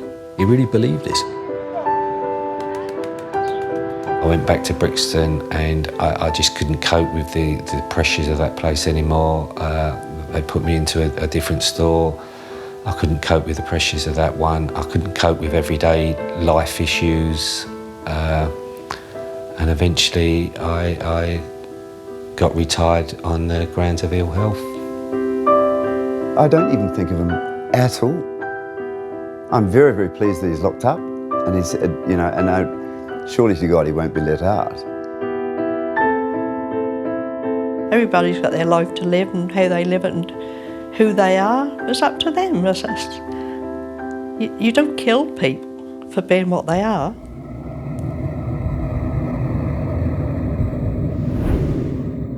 I think the British people have a right to everything claims. I can have it, I have to do it. I'm not going to sit here and lie to you, but they're dead, they're dead. I feel nothing. Terrorism, fear, to terrorise people. David Copeland, the young fanatic who worshipped Adolf Hitler and planted nail bombs across London, is in Broadmoor tonight, starting 6 life sentences. He may never be released. There is just one story this morning, the dramatic end of the Gorbachev era in the Soviet Union. She was one of Britain's most high-profile television presenters, at the pinnacle of her career, when she was mercilessly gunned down outside her house in London. Her killer left the scene without a trace. The cold-blooded murder of Jill Dando sent shockwaves through the country. A nation grieved for the golden girl of TV. This was no ordinary crime. This was a crime that shook Britain.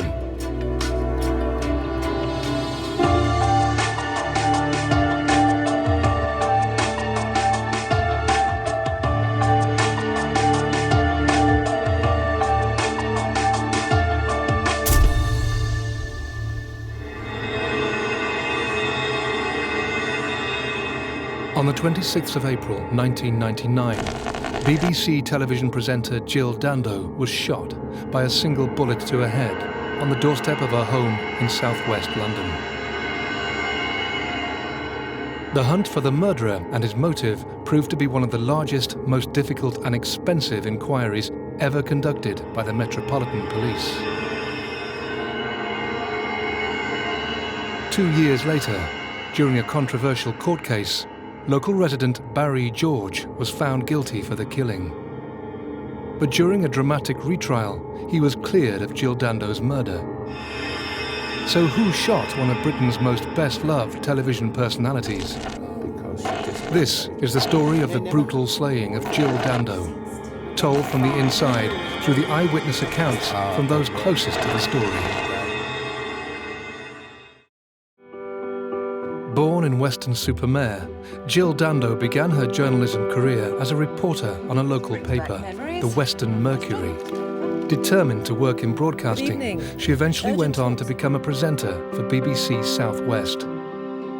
She quickly rose to become a household name when she moved to the BBC's national news operation in London, presenting the breakfast news and 6 o'clock news.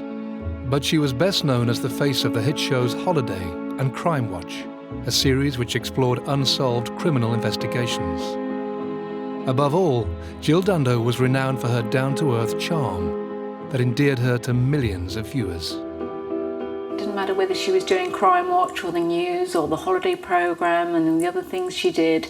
She had a warmth and sincerity about her, which is not really something you can learn. It's just the way you are. And I think Jill had that connection with the public that made them feel like she was their sister or their auntie and part of their family. Jill Dando was a national figure. She was a very pleasant personality, very easygoing. Funnily enough, she self-deprecatingly once described herself as Miss Blando because she thought she was too nice to be true, but she was. People liked her. When she moved to Fulham, she lived in the next road to where I live, and we would always bump into each other in the local shops, in the street, and that's how we would chat and catch up. She was great fun, had a fabulous sense of humour, but very serious and professional when she needed to be, and she was just a great person to be around. Throughout certainly my years on Crime Watch, it was always a very close-knit team, and Jill fitted into that perfectly. It was another young woman who was going to be the face of Britain at the millennium. So she was the embodiment, in a sense, of the BBC. As well as enjoying a successful TV career, Jill had recently announced her engagement to gynaecologist Dr. Alan Farthing. She was getting married, she was talking about Alan and the wedding and getting excited about organising everything, and she had so much to look forward to, so much fun, happiness in her life. I remember bumping into her when she came back from Sydney, when she'd been on holiday, and she was totally in love. They had met on a blind date and were due to be married in September 1999. Jill talked eagerly about her desire to become a mother. She was happier than she had ever been.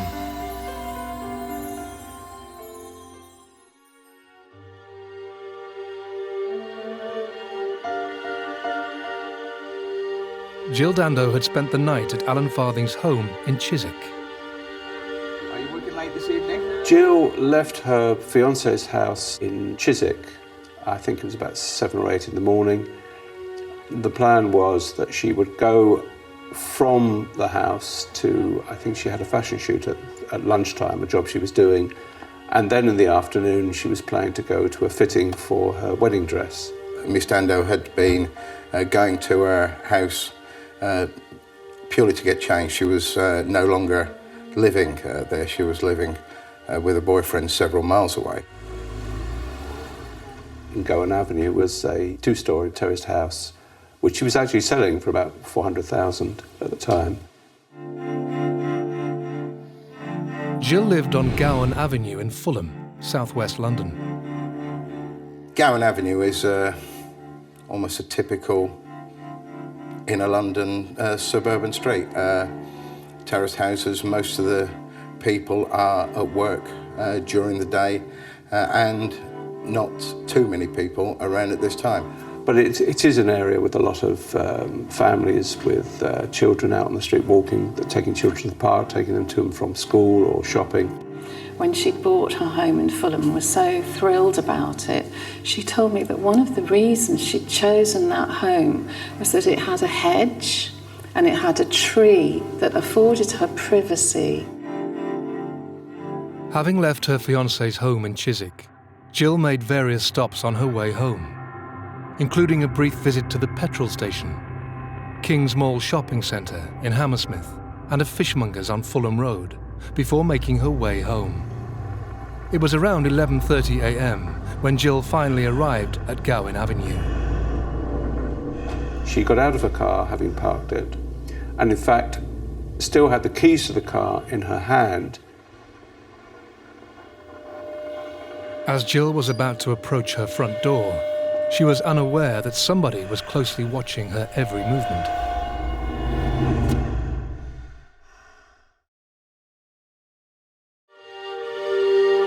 The BBC's golden girl Jill Dando was the TV star everybody loved. She was full of excitement at her future plans to marry fiancé Dr. Alan Farthing and start a family. But these plans would never bear fruit.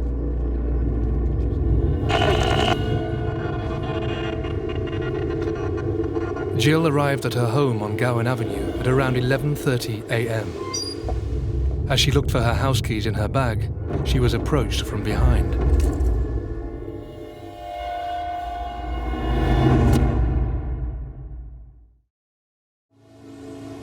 That morning I was working from home.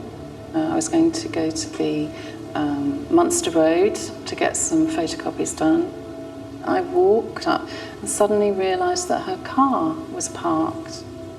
As I approached her home, I deliberately looked at her front door.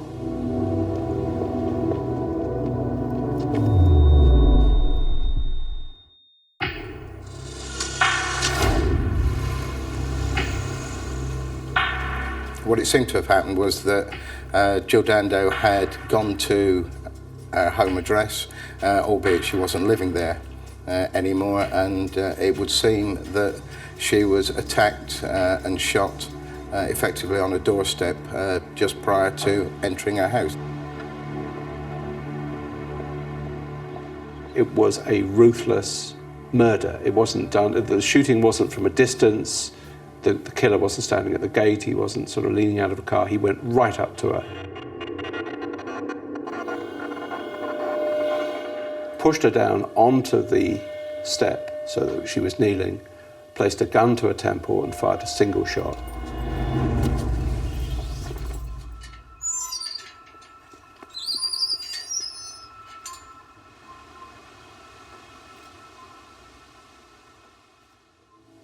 There was no time to prepare. From one step to the next, everything changed. Because I was witness to an incredibly violent scene. At first it was difficult in the first few seconds to realise it was actually Jill, and she was actually in that position on her doorstep, leaning against her front door. She had changed colour, there was a lot of blood loss, and instinctively it was clear to me that she was dead. The gate was firmly closed, and Helen knew it was important not to disturb the crime scene. I looked around, there was nobody else in the street, and I quickly got my mobile phone to call the emergency services. When I was talking to the emergency services, I said that I thought that she had been stabbed because of the blood loss. It didn't occur to me at that point that it would have been a gun crime. And I added in the conversation, confidentially, it's Jill Dando. Shocked and distressed, Helen didn't want to be alone. I remember that I'd seen a neighbour who lives near me. So I ran down the road and knocked on the person's door. My neighbour came to the scene. She took one look and said, "She looks as if she's dead," and ran off, further up the road to a doctor's surgery. So I was left on my own again at the scene looking at Jill, who was lifeless on her own doorstep. The police were first to arrive. They just went through the gate and started dealing with Jill. There were mixed reports coming in. There was so much confusion, I think, by everybody because of the nature of the incident and, in reality, the nature of who she was. They pretty quickly bundled me and the other two, the doctor's receptionist and my neighbour, into Jill's neighbour's home. Soon after, the paramedics arrived, and then the air ambulance. Jill Dando was taken to Charing Cross Hospital. She was certified dead at 1:03 p.m.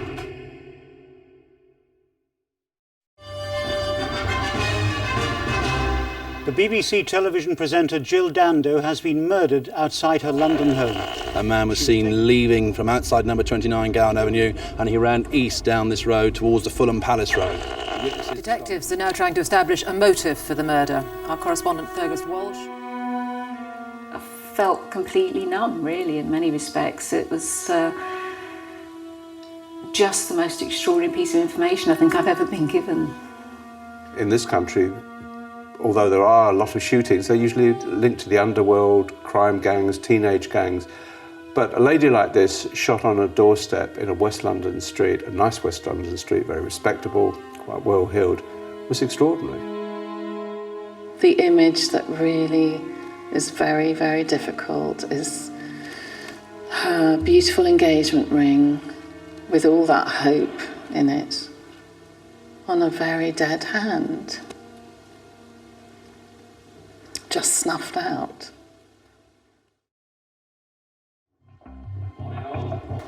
Scotland Yard launched into action with Operation Oxborough, the largest criminal investigation since the Yorkshire Ripper.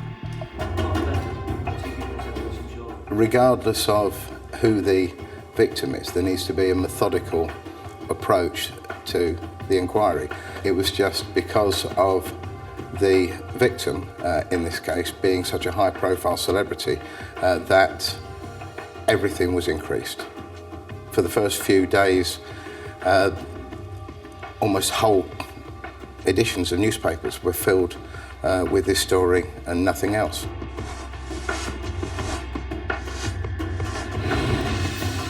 Also important to put this in some perspective, because the London police were on the alert searching for the now bomber, David Copeland.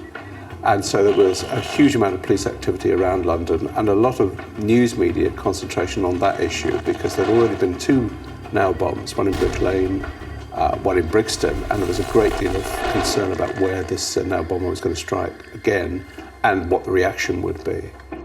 With unprecedented media attention surrounding Metropolitan Police investigations and the victim's high-profile status, the homicide squad were fully aware that they were under immense public scrutiny.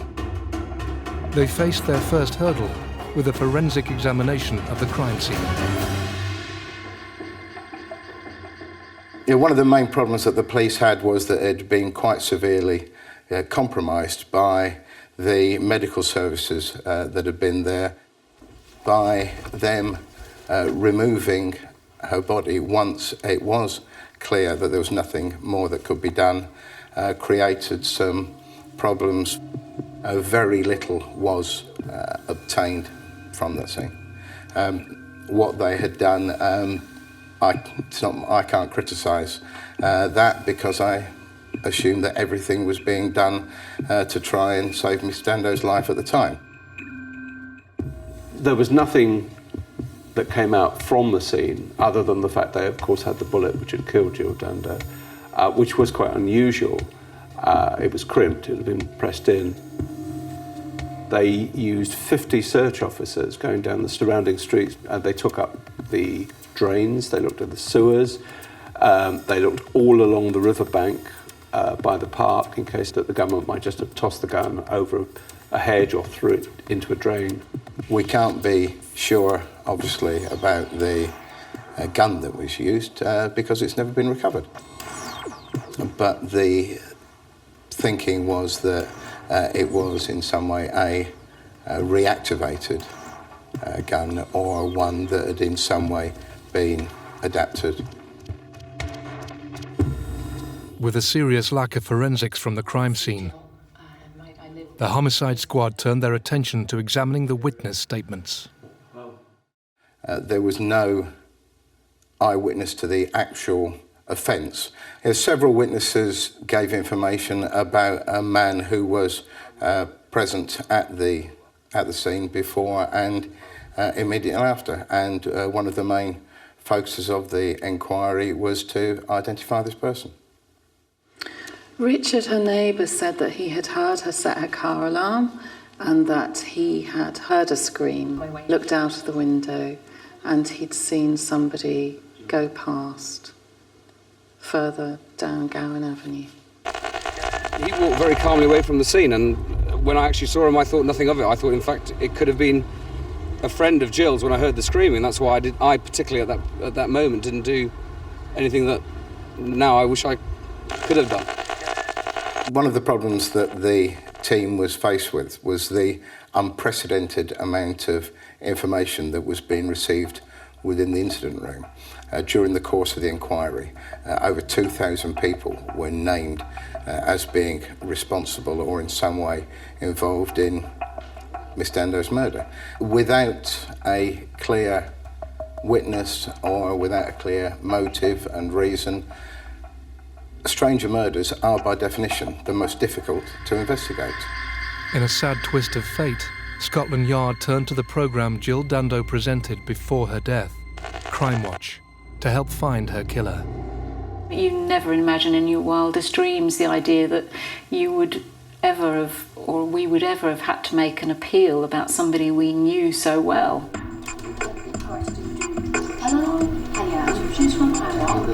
There was a pressure on us to think that we could do something to help, to use the programme and to use our experience to try and help in some way. And I think everyone was actually really relieved that they could feel that they could do something.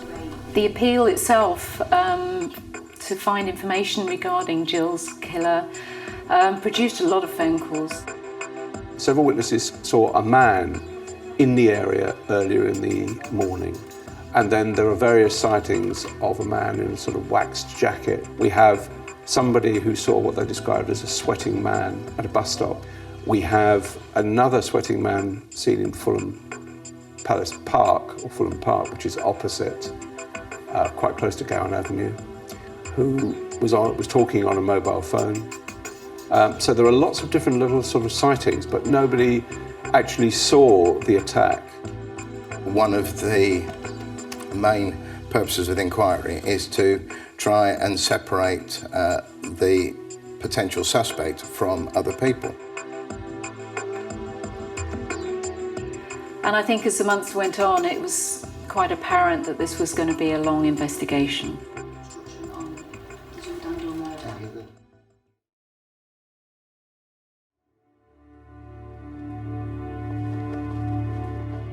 As the police persevered with their inquiry, thousands of mourners lined the streets to watch the 3-mile cortege. The funeral service of Jill Dando took place at Clarence Park Baptist Church in Weston-super-Mare.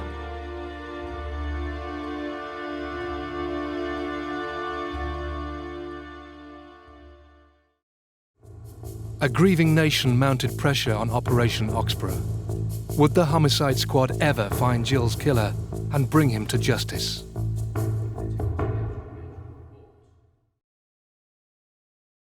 So, if any of tonight's reconstructions have helped jog your memory... BBC television presenter Jill Dando was the nation's sweetheart.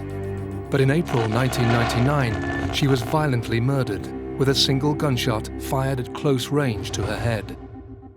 Her killer fled the scene undetected. What followed was a lengthy and extensive inquiry, but the Metropolitan Police faced a serious lack of evidence. No murder weapon, no motive, and no eyewitness. They were facing mounting pressure from the country's press and public to bring Jill's killer to justice. What we needed to be sure of, was she followed, wasn't she followed? There was a small and dedicated group of officers that meticulously went through every scrap of footage that we had during the course of the inquiry. What we can categorically say is that from the meticulous examination of the footage from 191 cameras, she wasn't followed at all to that address. They also searched through 80,000 mobile phone records for the Fulham area and also for Chiswick, which could in some way be linked to her death. Either somebody following her who passed on a message that she was on her way home, or somebody who was waiting and got the message that she was arriving. None of those phone calls produced any evidence either. The months rolled by, but no significant leads emerged. the police were struggling with a serious lack of evidence. Her file of facts had 486 names in it, and they went through every name and address they could find. They looked at her fiance's background and drew a blank on that. We obviously just stayed at my house. I realised that on day one, I was probably on a list of potential suspects being first on the scene. That's a normal thing. The nearest and dearest of a victim are always scrutinised, and I knew that I would be too. Because of the nature of who Miss Dando was and her work, it was hard to ascertain a definitive motive as to why someone would conceivably want to kill her. Due to constant media attention, there was immense pressure to make an arrest, but they were fast exhausting all their leads. By now, Operation Oxborough decided to change tack. They were beginning to consider the possibility that Jill Dando's killer was a stalker with obsessive tendencies. Like a lot of celebrities, she'd attracted a lot of unhealthy interest. They found, for example, that one man had tried to acquire her BT account and run it unknown to her, but which would allow him to look at her phone calls or phone numbers. They found that somebody else had 150 pictures on his, of her collected on his computer. Another man had attempted to take over her utility bills, electricity, gas, water. Extraordinary behaviour by some of these people. But the police looked at about 4,000 people, I think it was, of whom about 150 seemed to have what they would describe as an unhealthy interest in her. But at the end of the day, none of these had showed any evidence of taking their interest further than a fantasy or a fixation. As the investigation reached its first anniversary, detectives decided to re-examine the early information they received soon after the shooting to see if there was anything they missed. Amongst other names, a man who lived half a mile from Jill's house was brought to their attention. Barry Michael George. George had a conviction for a sex attack in the 1980s. He also discovered that there was a reference on his file to the fact he'd been arrested in the grounds of one of the royal palaces with a length of rope around his shoulder and a knife. And the palace concern was the one where the Prince of Wales and Princess Diana were then living. And they found that he'd been stopped by police in the 1990s for following women. Nobody at Fulham police station actually knew anything about him, interestingly. Barry George turned out to be a very long way down the suspect list. He was described as a loner, and he was almost a usual, one of the usual suspects, because the police hadn't found anybody and they came back to him. Barry George had been reported to the police in the early days following Jill's murder. A detective constable called John Gallagher discovered a message about a man called Busara, which had come in from Hafad, which was a local drop-in centre for disabled people, very close to the scene of the shooting, in which they said that this man Busara had seemed very agitated and they were concerned about him. The policeman did some checking and found that Busara cross-referred to Barry George. Barry George often claimed he was the cousin of British musician Freddie Mercury, using the alias Barry Bulsara. To some extent, he was living in a fantasy world, especially in relation to Queen and music and all the rest of it. But this is it. It was an overtly fantastical world where, he wasn't hiding away. He also took the name Paul Gadd, which was Gary Glitter's real name. He also used the name Steve Powers, who was an SAS soldier who took part in the Iranian embassy siege. And he also used the name Lee Majors, who was a stuntman and Hollywood star at one stage. And he was actually convicted for several offences under some of these aliases, bizarrely. But it's just an example of the sort of fantasy life he led.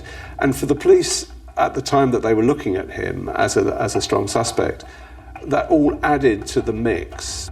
I think most people who lived in Fulham were aware of Barry George wandering around the streets. He's quite distinctive. He was somebody who probably needed a little bit more help than he had. in the community. But further investigations into police records during the early days of their inquiry revealed more.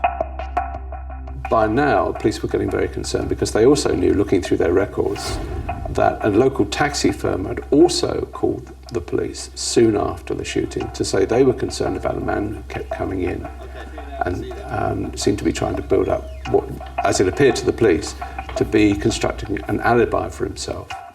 Timings were crucial, of course, because the killing took place at around 11:30 in the morning. Question, where was he? And his case was that he'd attended at a local agency, Hafad, housing agency, and that he'd gone home and changed clothing, and he'd gone to a park and gone to get a taxi somewhere else. And so his defensive alibi was that he wasn't in the road when it happened. Detectives decided to place him under surveillance and carefully monitored his every move. We had access to a whole load of black and white photographs taken of him in the street. My recollection is that those photographs didn't take it anywhere. In other words, yes, he's looking a bit furtive in the street, because he always looks a bit furtive. The investigation revealed that Barry George had a history of following and photographing women. There was one case of, I think it was a woman in a bus queue, and then he got on the bus with her. Now, this is very overt behaviour. In other words, it is somebody who is, I think, desperately anxious to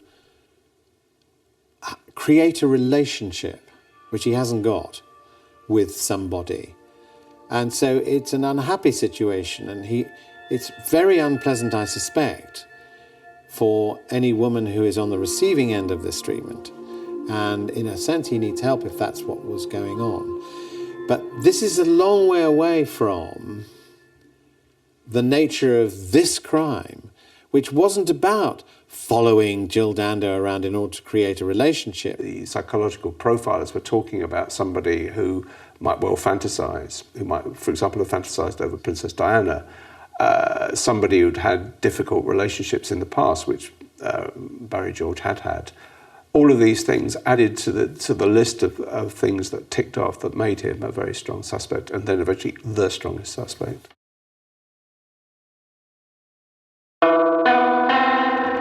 Over a year after Jill's murder, and based on their findings, Met Police were confident there was sufficient evidence to arrest Barry George. 4 unarmed officers, or that is what Scotland Yard still maintains, arrested him, and they began a search of his home. And that is when things became interesting. Okay, we'll start the search. I mean, Barry George's flat was absolutely stacked to the ceiling with old newspapers. You could barely get in it. So he, again, might be regarded as an oddball for keeping all these newspaper cuttings and so on. But, so, yes, there was a sort of obsessive side to this man because he collected things, but I know lots of people who collect things. Maybe not to that extent. Obsessive of Jill Dando? Absolutely not. You know, you would think that if he was obsessed with Jill Dando, he would have accumulated quite a library, because she was in newspapers very regularly. None of it was cut out, none of it was highlighted. There were no notes anywhere suggesting he was wanting to find out where Jill Dando was at any one time. Detectives removed various items. They took a coat that he'd worn and sent it for examination. They developed about 100 reels of film which he had, which showed that he'd been stalking around about, I think it's 480 women. Police investigation also revealed that he had an interest in firearms. Barry George was interviewed at Hammersmith Police Station in London. This is a man who originally had told the police that he had nothing to do with guns and hadn't had anything to do with guns for quite a long time. But police found that, for example, he tried to join the parachute regiment, the TA section of it. He tried to join the regular army. He belonged for a short time to a gun club in Kensington. He'd had a number of starter pistols. A former neighbour of his had seen him with a weapon. After he was arrested, it was plane, he did have an interest in firearms. I mean, he didn't have the weapon that is said to have been used here, but he did have an interest in weapons, but that doesn't mean that he's the murderer. He said he had nothing to do with Jill Dando. He didn't know Jill Dando lived in the area. He'd never met her, never seen her, and denied any link at all to the murder. Barry George was asked to take part in an ID parade. He refused to go on an ID parade, and so the ID parades were done on a laptop with potential witnesses being shown a series of images of possible suspects plus innocent people, and picking them out from a laptop display. There was a neighbour living right next door to Jill Dando who was looking out on the road, and a man living opposite. They both saw somebody departing from the gate area where this had happened. And they both went to identification parades, and neither of them picked out Barry George. In fact, either one or both picked out someone else. Whilst Barry George was being held in custody, forensics made an interesting discovery. Everything gelled for the police when they were told by the forensic science experts that they had found a very, very tiny trace of firearms discharge in the pocket of the coat that had been taken away. It was said to measure around about 1/1000th of an inch. It was tiny.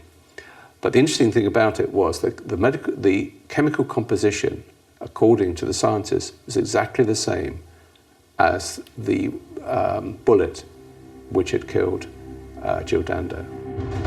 They also found a single fibre at the crime scene that matched the material of a pair of trousers owned by prime suspect Barry George.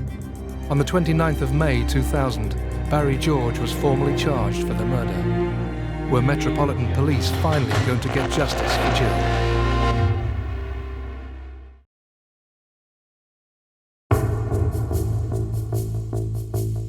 The murder inquiry into BBC TV presenter Jill Dando's death was fast becoming one of the largest and most expensive police investigations to ever take place in Britain. Operation Oxborough traced, interviewed and eliminated thousands of suspects in the months following Jill's death. A year later, local resident Barry George emerged as a prime suspect. Following closer inspection into his criminal history and police surveillance, they arrested him. It was during a raid on his flat that some of his personal possessions were removed and examined. When forensics revealed a small amount of gunpowder trace in his coat pocket and a thread from his trousers linking him to the crime scene, the homicide squad formally charged Barry George with the murder of Jill Dando. Barry George's arrest had incited quite a lot of actually adverse publicity, which I think was very, very unfortunate. The public were sympathetic to a very famous, very intelligent, very beautiful woman who'd been killed at her front doorstep. And so there's an outpouring of grief, and therefore anyone who's arrested for that immediately has a problem. Almost 1 year after his arrest, the trial for the murder of Jill Dando finally took place at the Old Bailey. It was a trial that would captivate the nation and prove to be one of the most controversial cases in British criminal history. Barry George pleaded not guilty. A trial at the Old Bailey for anyone is a pressured event, especially if it's in one of the old courts, which it was, because they've held many famous trials. Certainly most of the UK press and media were there on a daily basis. So the court was full of people interested in the result. It's a very dramatic trial. He sat throughout it in the dock with a psychiatrist because he was concerned about his ability to follow the case. He suffered from very, very serious epilepsy, difficulties about concentration and so on. So this made communication a very sensitive area. During the trial, the prosecution presented George as a lone gunman with stalker tendencies. But his defence counsel painted a different picture. Was it an assassination? We tried to present Barry George, obviously as the person that he was, just very vulnerable person, living in the locality, relatively well known in the locality, who had an alibi, which he'd obviously produced to the jury, and basically as somebody who, in a sense, wasn't capable of carrying out this murder. The case against Barry George centred on forensic findings.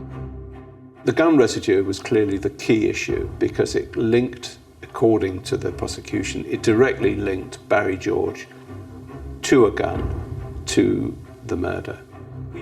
As far as we were concerned, our experts said that one particle doesn't add up to even a row of beans. It means nothing forensically. We also examined very, very carefully the possibility of contamination at the laboratory, because one particle can be airborne, one particle can go from one surface to another surface to a hand to somewhere else. And we examined very carefully whether, in fact, at any time, the particle hadn't been in the pocket but had got into the pocket through a process of contamination. You have to remember, no firearms residue was found in his flat or found in anything else to do with him. So if he's supposed to be adapting weapons or playing around with weapons, where was he doing it? He certainly wasn't doing it in his flat. He didn't own lots of flats all over London. One had to examine the possibility that it had got there through an accident of continuity. In other words, it was contamination. The prosecution relied heavily on the identification evidence. They relied on a fibre which they found, which they said linked Barry George's trouser to Jill Dando, that the fibre had come off the trousers and onto her clothing. The case hung on the slenderest thread, that was the sort of comparison, and the slenderest thread was this one particle. Because the identification evidence of him being in the street 2 hours before, in my view, was weak. You know, an identification is reputedly very risky. So what else is there? So the fibres in the case were going nowhere. George's defence team were putting forward a strong case. This case depended largely on circumstantial evidence. And plainly, from a prosecution point of view, forensic scientific evidence can be rather more compelling than any other. It was circumstantial, and they admitted it was circumstantial, but the judge and the prosecution both said that it was possible to convict on the basis of circumstantial evidence without, for example, a confession, without an eyewitness who had actually seen a gun used, without the gun itself, without a motive. The jury retired to deliberate. 5 days later, they had finally reached a verdict. Foreman of the jury, have you reached a verdict? We have, my lord. A jury of 6 women and 5 men found Barry George guilty of murder. He was sentenced to life in prison. It was a shock. Obviously for Barry George, but a shock for all of the defence team, and I dare say others in court who had believed, as I had, that this wasn't going to lead to a conviction. For the majority, it was a simple case of a mentally ill man, or a man who was clearly not in his right senses, infatuated, fantasised, had approached Jill Dando. She had rebuffed him. He had killed her. That's the way it came across in a lot of newspapers and the media generally. I was very upset. I was very angry, the fact that he'd been convicted. I had plenty of time to think back over the trial and say, well, what's gone wrong here? How did this jury come to that conclusion? I think it's probably a combination of somebody who kind of looked odd in the dock, somebody who looked odd, which fitted the publicity that had gone before. Secondly, I think there was pressure on this jury, feeling that the nature of the crime was so heinous that, you know, here was an odd man and he lived in the area, and there was a firearms particle. And they put that together, I think. Barry George always protested his innocence. But as he started his life sentence, there was unease at the verdict. From that point on, people began to get behind Barry George, to campaign for a fresh look at the case, and arguing that there was something wrong here, that it was a miscarriage of justice. His defence managed to mount an appeal. As the years went on and Barry George remained in prison, a campaign built up to get him free.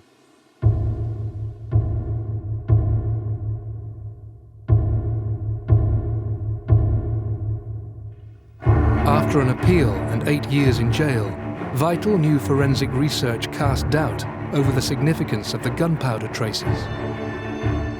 The Court of Appeal had argued that if the evidence in the pocket had been found a day or so after the murder, then it was key evidence. There was a link. But because there had been such a long period of time, it was no longer safe to assume it was linked to the murder. There were also points made about the fibre which was found on Jill Dando. The clothing she'd been wearing had been left at the scene for quite a long time after the shooting. So it's perfectly possible for that fibre, which is fairly common, to have come from another source and not from Barry George's trousers. The forensic evidence was deemed unsafe.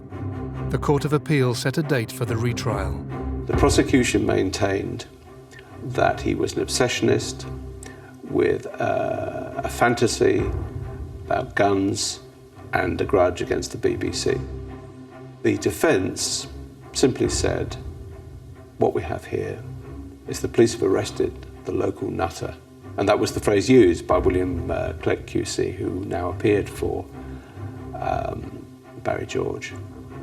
And the jury accepted that there wasn't sufficient evidence. After 8 years in prison, Barry George was finally cleared of the murder of Jill Dando. Because I'm a firm believer that the truth will out in the end and justice will be done, but some people have to wait far longer than he did. And to give him his due, his persistence, his self-belief, that got him acquitted. So who did kill Jill Dando? There wasn't a clear explanation. It wasn't a sex attack, it wasn't a robbery. It was an assassination of some description, and that left people very, very puzzled. I mean, I believed throughout the case, because of the nature of the evidence and the window of opportunity, it had to have been carried out by a professional. What we were all conscious of throughout the inquiry was what a senseless crime this was. And the feeling of shock, to a degree, throughout the country never really diminished. It was just extraordinary, and please God, nothing ever like this happens again. On the morning of March the 13th, 1996, the city of Dunblane in Scotland was changed forever. A middle-aged loner fixated on youngsters, guns and his own grievances killed 16 children and their teacher. And then committed suicide. Well, that will go down in history as one of the worst massacres ever. Nobody had planned for anything like this in Dunblane. There's just so many people crying and panicked. 16 children and their teacher were brutally shot and murdered at Dunblane Primary School before the perpetrator turned the gun on himself. The lasting image for me would be being in among the crowd of frantic parents. Life changed completely and forever for these people, and I was a part of that, and it's something you never forget. A senseless crime so devastating it sent shockwaves across the world as people reeled with the loss and called for urgent changes in gun laws, making this a crime that shook Britain. I can't get the images out of my head yet, and I think that will take some time. It was an appalling mess.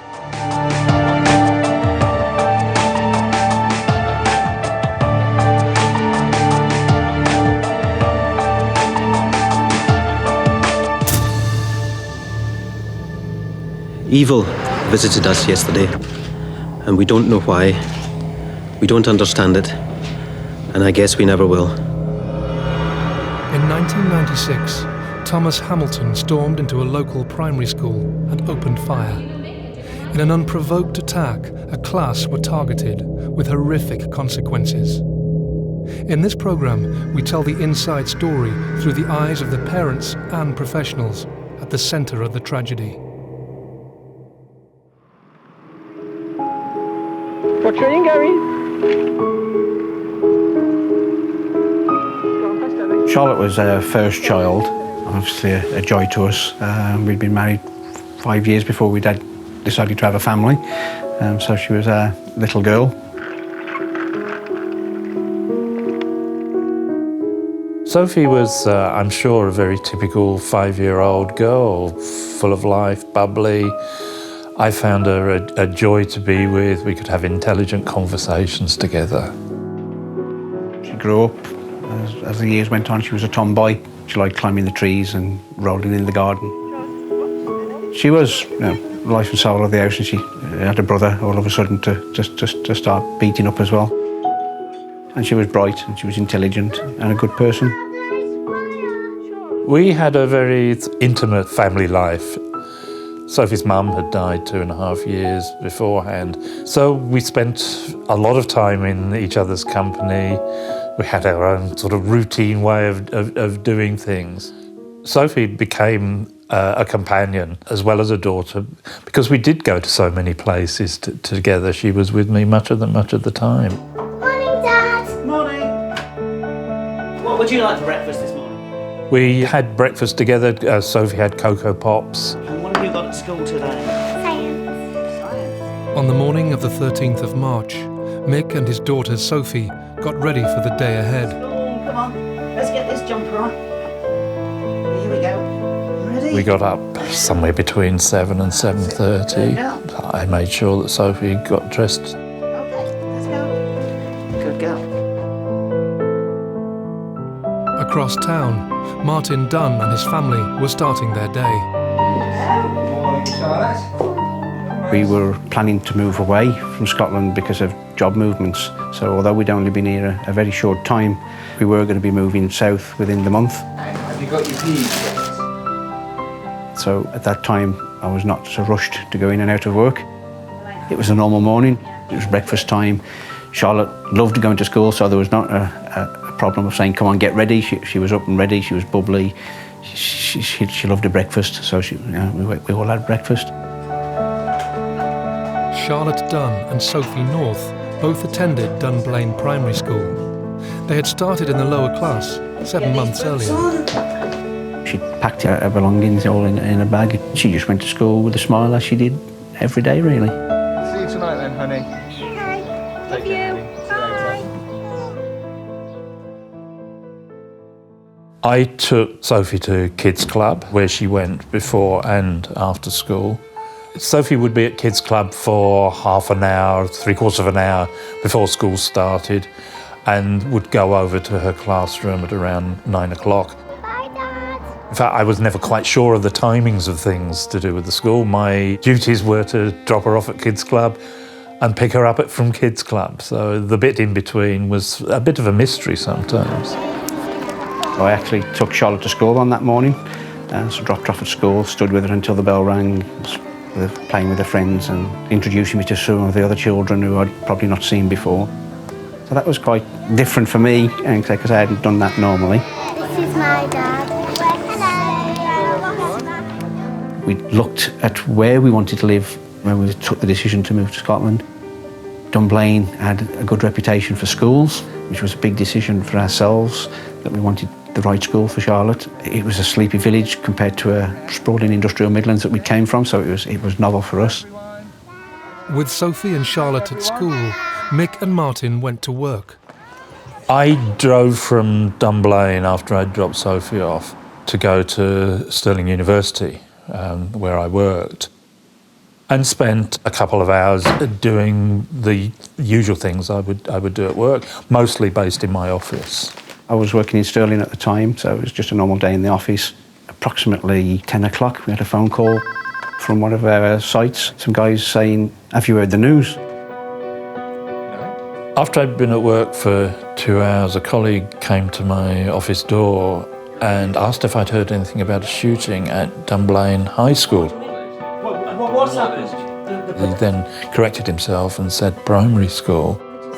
He'd had a phone call from one of our students. He'd heard on the radio about a shooting. He says, oh, there's been an incident in Dunblane, there's been a shooting, it's on the news. A shooting at a school was difficult to comprehend. With limited details, the fathers began searching for more information.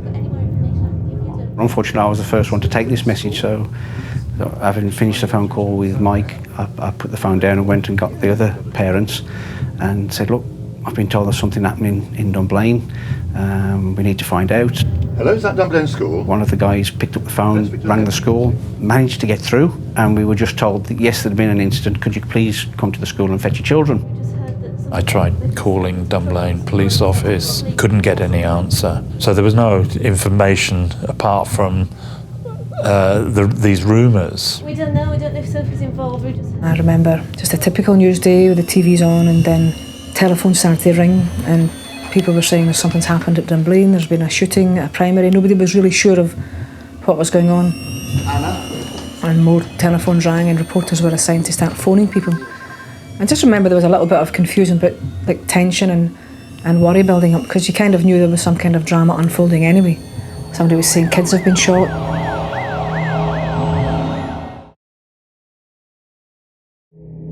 The residents of Dunblane have been stunned by horrific news. Initial reports claim of a shooting in the local primary school, but information was limited. Only 2 hours earlier, Mick North had dropped his 5-year-old daughter, Sophie, off for her classes. Martin Dunn had said goodbye to his daughter, Charlotte, in the school playground. After hearing of the incident, they desperately try to find out exactly what has happened. I got back towards Dunblane and it was chaos. I mean, the roads were jammed. I ended up parking on the local Tesco's car park, made my way up to the school on foot. There was lines of police officers there asking who your child was, what year she was in, and people were then being sent one way or another. I didn't really panic at that time. I was obviously worried and concerned, but no one had any information. And I waited until somebody else came along and asked if I would like to have a lift back to Dunblane. And I said, yes, I probably should go. So if there's trouble, we're going up there, come on. Immediately we were dispatched a team of reporters, and we had the features editor of the Record, Alan Rennie. He had 2 kids at Dunblane. He was from Dunblane, so he was obviously immediately, the whole office was turned out. Nobody knows who's been shot, whether it's teachers or whatever. So you had a sense of terror. We didn't really have any information to go on. So it wasn't until we got close to the school that it was apparent that this was something major. By the time the parents reached the school, crowds of concerned residents were forming, and the world's media was already descending. I got sent at that time across the road to a house the other side of the school. I was told to go there, and when I got there, my wife was already inside waiting. We just started to sit and wait till the parents came along, and then we suddenly realised this was all the one particular class. So we started to realise, I think at that time, that we were different to all the other families. Eventually, somebody came in and said that the incident only concerned one class, and that was Mrs. Mayer's. And perhaps it was only then that I started getting really concerned. Gwen Mayer had a class of 30 pupils, 5- and 6-year-olds that included Sophie and Charlotte. After the announcement, those parents concerned were taken out of the house and moved inside the school to wait for further news. There was doctors from the surgery and some of the ministers, local ministers, but they were like everyone else. They were just generally chatting. We were just waiting and waiting. There was no information coming through. Dunblane Primary School was one of the largest in Scotland. So there were over 600, nearly 700 pupils there. So the chances that your own child has been affected by anything are quite small. But of course, as soon as you're told that it only affects her class, then everything changes. From that point onwards, the demands for information increased. We were being told nothing, except that we would hear in 2 or 3 minutes. There was a senior police officer who'd been put in charge of us, and he kept on saying, 2 minutes, we'll tell you in 2 minutes. 16 sets of parents had been ushered into a room by police, but had no information about the welfare of their children. Helplessly, they had to sit and wait for news. And then all of a sudden, some people came into the room, read out a list of names, and asked those people to move on. And obviously at that time, we didn't know, are those the people that have got bad news, or is it good news? As officers tried to deal with the scale of the incident, outside, police called for backup from other forces, as more crowds gathered, waiting for answers. I remember standing looking back and people just rushing straight up, and terror, just terror. Everybody sensed it. There was a big emergency operation ongoing. It was terrifying. I just stood at the side entrance to the school. You could smell the fear and you could feel the fear. Here in Dunblane, a scene of hell and damnation is how a teacher described Police continued to allow parents some access to the building in order to collect those children not affected. Meanwhile, just yards away in the staff room, officers were giving little away. As parents, you always need to know where your child is. And here we were, not being told anything. We had taken our children to school that morning. We had left them in the care of the school, yet we didn't know where they were. We weren't being told where they were. We weren't being told what had happened to them. I had a friend with me who I'd met up with. She'd been Sophie's nursery teacher, and she very kindly said she'd stay with me until I had some news. And obviously everything was going through our heads. Is she alive? If she's alive, is she injured? Is she waiting desperately to meet up with me? Or is she dead? They were all thoughts, they were all possibilities. As parents waited for news, Anna and her colleague tried to gather more information. It was an eerie atmosphere, just like numb, and people coming out, kids coming out crying. There was obviously some parents there coming to get their kids out. Because I was with Alan and because he had children at the school, he was able to go through the police lines, and I went with him right into the school. I will remember for the rest of my life being struck by the cloakroom, all these wee pegs, which are only at the height of 5 and 6 year olds. But in this cloakroom was all these wee coats hanging.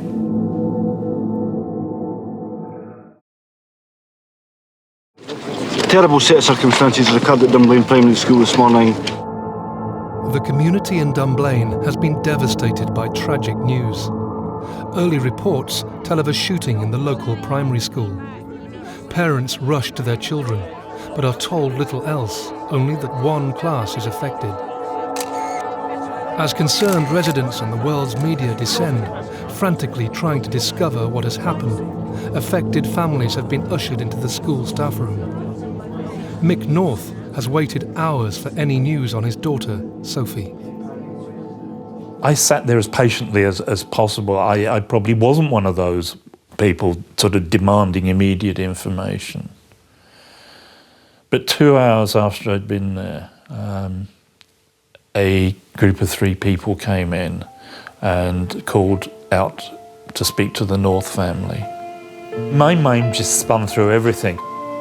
Mick, along with the other families, knew nothing about his daughter's welfare at this point. Only that a shooting had occurred and Gwen Mayer's class had been affected.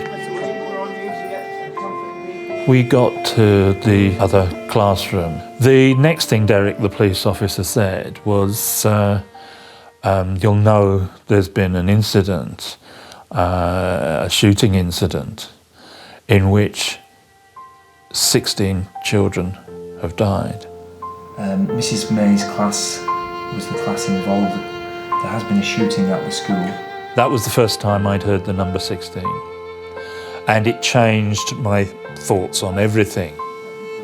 Once he said there were 16, that matched the number of us who were left.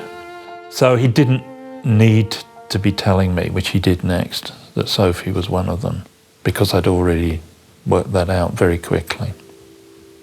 They told me Sophie's teacher had been killed and that the perpetrator was dead. 5-year-old Sophie North had just started gym class with the rest of her group when a gunman entered the school and began shooting. It's always been very hard to recall exactly how I felt the moment that the news was confirmed. I know how I felt a few minutes later. I felt anger. I felt anger at these people who I'd only just met because they told me to wait a bit longer, and I got angry and I said I'd been waiting so many hours to find out that my daughter had been killed. I wasn't going to wait any longer. They were doing it out of kindness. They were trying to arrange a car to take me home. Sorry, I didn't mean to get angry. Don't worry, we'll have to break the news. I then apologised for getting angry, and then I just felt numb. I suspect the brain sort of shuts down lots of the thought processes because they're too hard at that time, and that's how numbness kicks in. Someone came in and asked the question, is that all the parents gone? No, there's still 2 of us here. So they went away and they came back and the Ross family were taken away. So that left just myself and Barbara in this room, a room that was an hour ago pretty full. Police officers and the social worker sat us down, and that was when they just said, unfortunately, there's been a shooting, and there's no easy way to say this, your daughter's been shot. And unfortunately, she's not survived, so your daughter was dead. So that's when my world sort of fell apart. I just broke down, just cried, why? Charlotte Dunn was in the same class as Sophie North. Both girls were murdered, along with 14 of their friends and their teacher, Gwen Mayer. Reality started to sink in, and it was just, it was just numbing, really. It was just numbing, and disbelief, still saying no, it's not us. Martin and Barbara were taken back to the family home. We had to start contacting family to tell them the worst possible news that they wanted. My parents and Barbara's parents were already in transit to Scotland from the Midlands, so we took a conscious decision not to tell them until they arrived.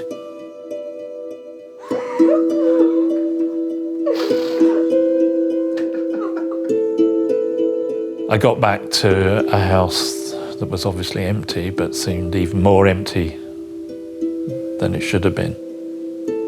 The answer machine was full of messages, and playing them through, you could hear the same people phoning a number of times, getting increasingly worried. Hi Mick, it's Dave. Can you call me back? Hi Mick, it's Dave again. Can you give me a call back as soon as you get this message? I shut myself away for the first week or so after Sophie's death. Surprisingly, for someone who reads newspapers quite avidly, watches TV news quite a lot, I just didn't want to know what was being reported. Here in Dunblane, a scene of hell and damnation is how As a the teacher families described tried a desperately primary to absorb what had happened to them, details of the massacre began to unfold. Different to that. Yeah. Was it in one classroom, sir? It was in a gymnasium. A crazed gunman had committed the most horrific crime against 16 innocent children. He was identified by police as 43-year-old unemployed former shopkeeper and scout leader Thomas Hamilton. Just a few hours earlier, he had travelled 7 miles from his house in nearby Stirling to the primary school with a premeditated plan. He'd hired a rental van the day before, and he drove it to Dunblane and was seen parking the vehicle in the school car park at about 9:30. He then cut telephone wires. It's assumed that he thought he was cutting the wires to the school. In fact, he cut them to local houses, so the school's telephone actually still worked. He then went into the school No one is exactly sure how he got in. Dunblane Primary School, a rambling building, lots of different entrances, but he wasn't seen going in. The children had gone to the classroom first, and because they were doing gym immediately after assembly, they changed into their gym kit. 2 of Gwen Mayer's pupils were absent that day, so 28 boys and girls eagerly changed for their gym class and then went to assembly. So they were in the assembly ended. They went into the gym, which is the room next door. He went to the assembly hall. It's also assumed that he thought that the assembly would be taking place then. He'd asked a boy the week before what time the assembly took place, and the boy misinformed him and told him it was 9:30.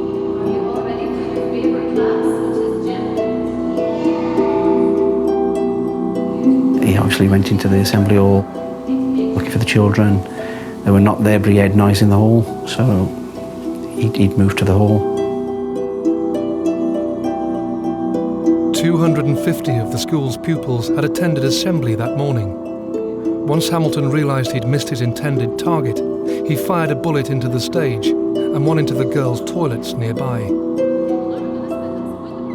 No one will know whether that was a deliberate move to go to the gym or whether it was because it just happened to be the nearest room. He then walked in. He was pointing the gun. He shot at the adults and then he shot at the children. Gwen Mayer, Eileen Harold and Mary Blake were just about to start their gym class with the pupils. Hamilton opened fire as soon as he entered the hall. They had no time to react. There were 3 teachers in the gym that morning. Gwen Mayer was shot and killed immediately. The other 2 teachers were badly injured but managed to get into a storeroom, and some children who survived the shooting managed to get in there with them, and they hid in there hoping that Hamilton wouldn't find them. He continued shooting for about 3 minutes, which must have felt like an agonisingly long time for those in the storeroom. Although badly injured and terrified, the teachers tried desperately not to attract the gunman's attention. As Hamilton fired indiscriminately at other pupils and staff, 2 other children and a teacher in Primary 7 were injured. At one point he actually went out of the gym, fired at a couple of other classes before coming back in, shooting again, and then finally killing himself. The children and their teacher who were murdered received 58 gunshot wounds. A further 10 pupils were seriously wounded. Only 2 children out of the whole class escaped without injury. Head teacher Ron Taylor was the first to make a call to police after hearing gunshots and went immediately to the gym. Other members of staff, also alerted by the sound, followed to be faced with the unthinkable. Those in the storeroom, fearing for their lives, were eventually rescued by the staff and an off-duty police officer who was dropping his children at the school. The outpouring of grief over the next few days was unprecedented, as news of the mass murder rippled across the globe. Dunblane had become the centrepiece of the world. Donations and cards started to flow in. Goodwill from all around the world was sent. The press intrusion at the time didn't really affect us because we were being guarded, but you saw people being interviewed in the street. As the once peaceful Scottish town became the focal point of the world, the people of Dunblane demanded answers. What had driven this man to commit this horrific act of violence? And how was it allowed to happen? Within the first evening, people knew that this guy was everybody knew his name, and people knew he was a kind of oddball character. He'd been a scout leader who had been asked to leave the scouts, but he had continued running boys' clubs. Hamilton's conduct with boys in his scout group had seriously been called into question. So much so that after one particular complaint from 2 boys, the association revoked his warrant and blacklisted him. He had been with them less than a year. Despite being struck off, he tried to enter the Scouts again in a county 10 miles away. His attempt failed, so Hamilton went on to form his own boys' clubs. There have been a lot of complaints about Thomas Hamilton over the years concerning the way he ran his boys' clubs, which some people considered too strict. But that was balanced at the time by people who were quite happy for their boys to go along to these. So there were mixed messages coming out. What was quite telling was that the number of boys who were going to the clubs was decreasing as time went on. He obviously believed that this was because rumours were being spread about him. There were attempts made to charge him over the conduct at some of the boys' camps, but charges weren't eventually brought. Hamilton also held a firearms licence for 19 years, target shooting at least 3 gun clubs in the area. It had all these guns and it had its licence renewed, and also there was some kind of talk that it had been reported to the police as maybe you shouldn't renew his licence, and for any guns, he had licence for loads of guns, never mind just one. So there was a question mark over did the police do the right thing here?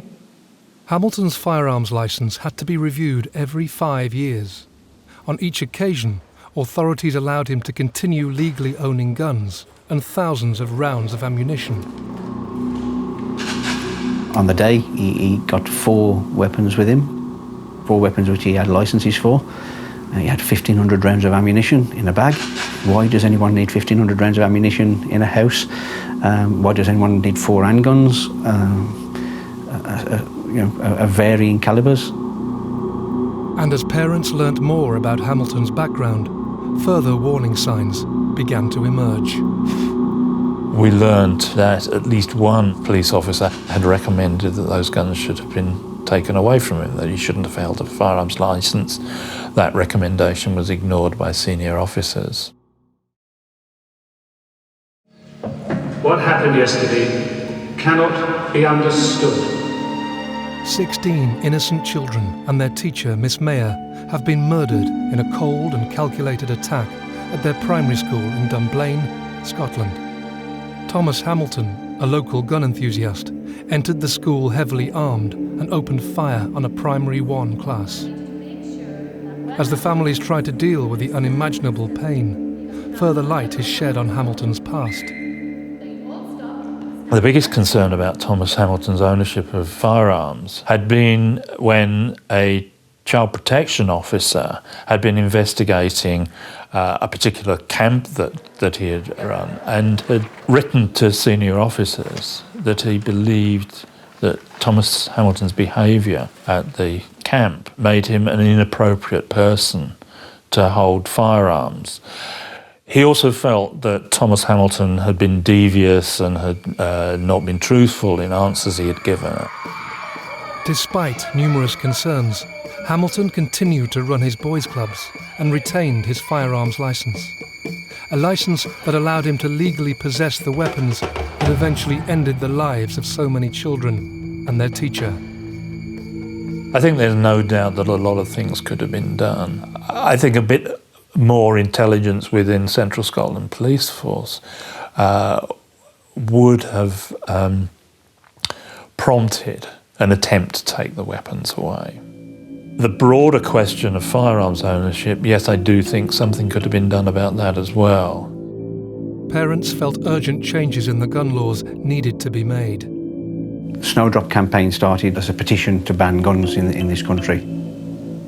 That was started by a group of mothers with emotion, and that rolled, and we got quite a lot of signatures. The Snowdrop campaign attracted worldwide support. Thousands signed the petition, along with another campaign by the Sunday Mail newspaper, to completely ban legally held guns in the UK. As lobbying gathered pace, Martin and his family had another painful event to deal with. We had made plans to move back to England because of a job move. So we'd already purchased a house in England, so we'd got a moving date. We'd got a moving date of the 29th of March. So 13th of March happened. We had a funeral to arrange. We then had a room that we'd just shut away immediately. Charlotte's bedroom had been closed up. Only myself and Barbara had been in that room since the day.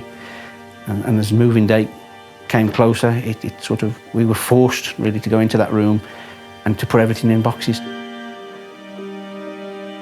There was tears shed, obviously, memories. You see little girls' clothes and their toys. It was all in the room, and it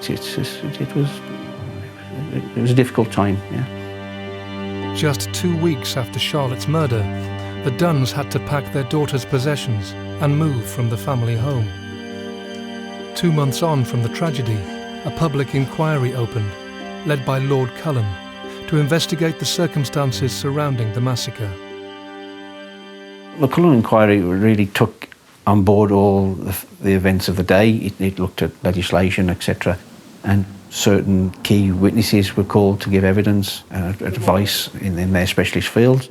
From that, Lord Cullen went away and debated what could come out of the inquiry, and there were certain recommendations made in the Cullen inquiry, which was like, a review of handgun legislation and a potential ban on handguns. The inquiry also included shocking details from the crime scene.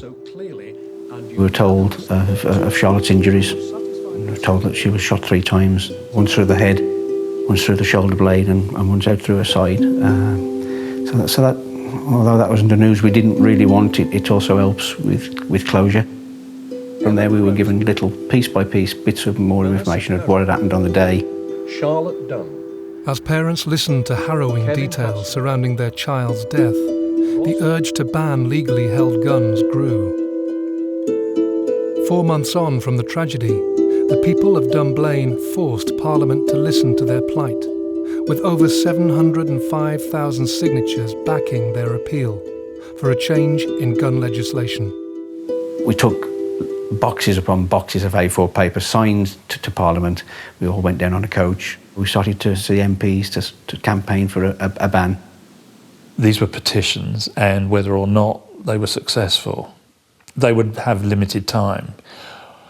But it was also important to have something more permanent in place, an organisation that could put pressure on the government and politicians to make sure that safety from guns was given equal importance to any issues about the ownership of guns and using them for sport or whatever. Mick North, along with other parents, felt a permanent organisation was needed, one that could lobby against the legal use of firearms in the UK for years to come. So the Gun Control Network was formed. This, along with the Snowdrop campaign, became a formidable force from people demanding change. Thomas Hamilton's guns had been legally owned. His ammunition was legally owned. You couldn't think of a situation where anyone would have that amount of ammunition. We wanted a total ban. We didn't see the need for any guns held in private ownership. The Conservative government at the time made a compromise to look into the possible ban of legally held handguns, a move parents felt was a step in the right direction. I can always remember the meeting with John Major. It was explained then that the best they could hope for in that political climate was a compromise where bans would be on a certain limit, the size of the gun. Ladies and gentlemen, as further pressure was placed on the government to turn this compromise into a reality, Lord Cullen also made 28 strong recommendations following his inquiry into the massacre, some of which focused on vital changes to police procedures. I think a lot of the press called the police into question, and there was a lot of locals. By that time, the people had organised themselves into a group for justice for these kids. So there was a lot of political kind of aggravation going on at that time. And the police went and they were called to question. We'll never ever know the truth of this. He had an history in the central region of Scotland. Whether anything could have been done about it, I don't know. He had been banned from certain venues. He had been banned from the schools in Dunblane of running clubs, so steps had been taken. He'd been reported to the police, they'd taken no action previously.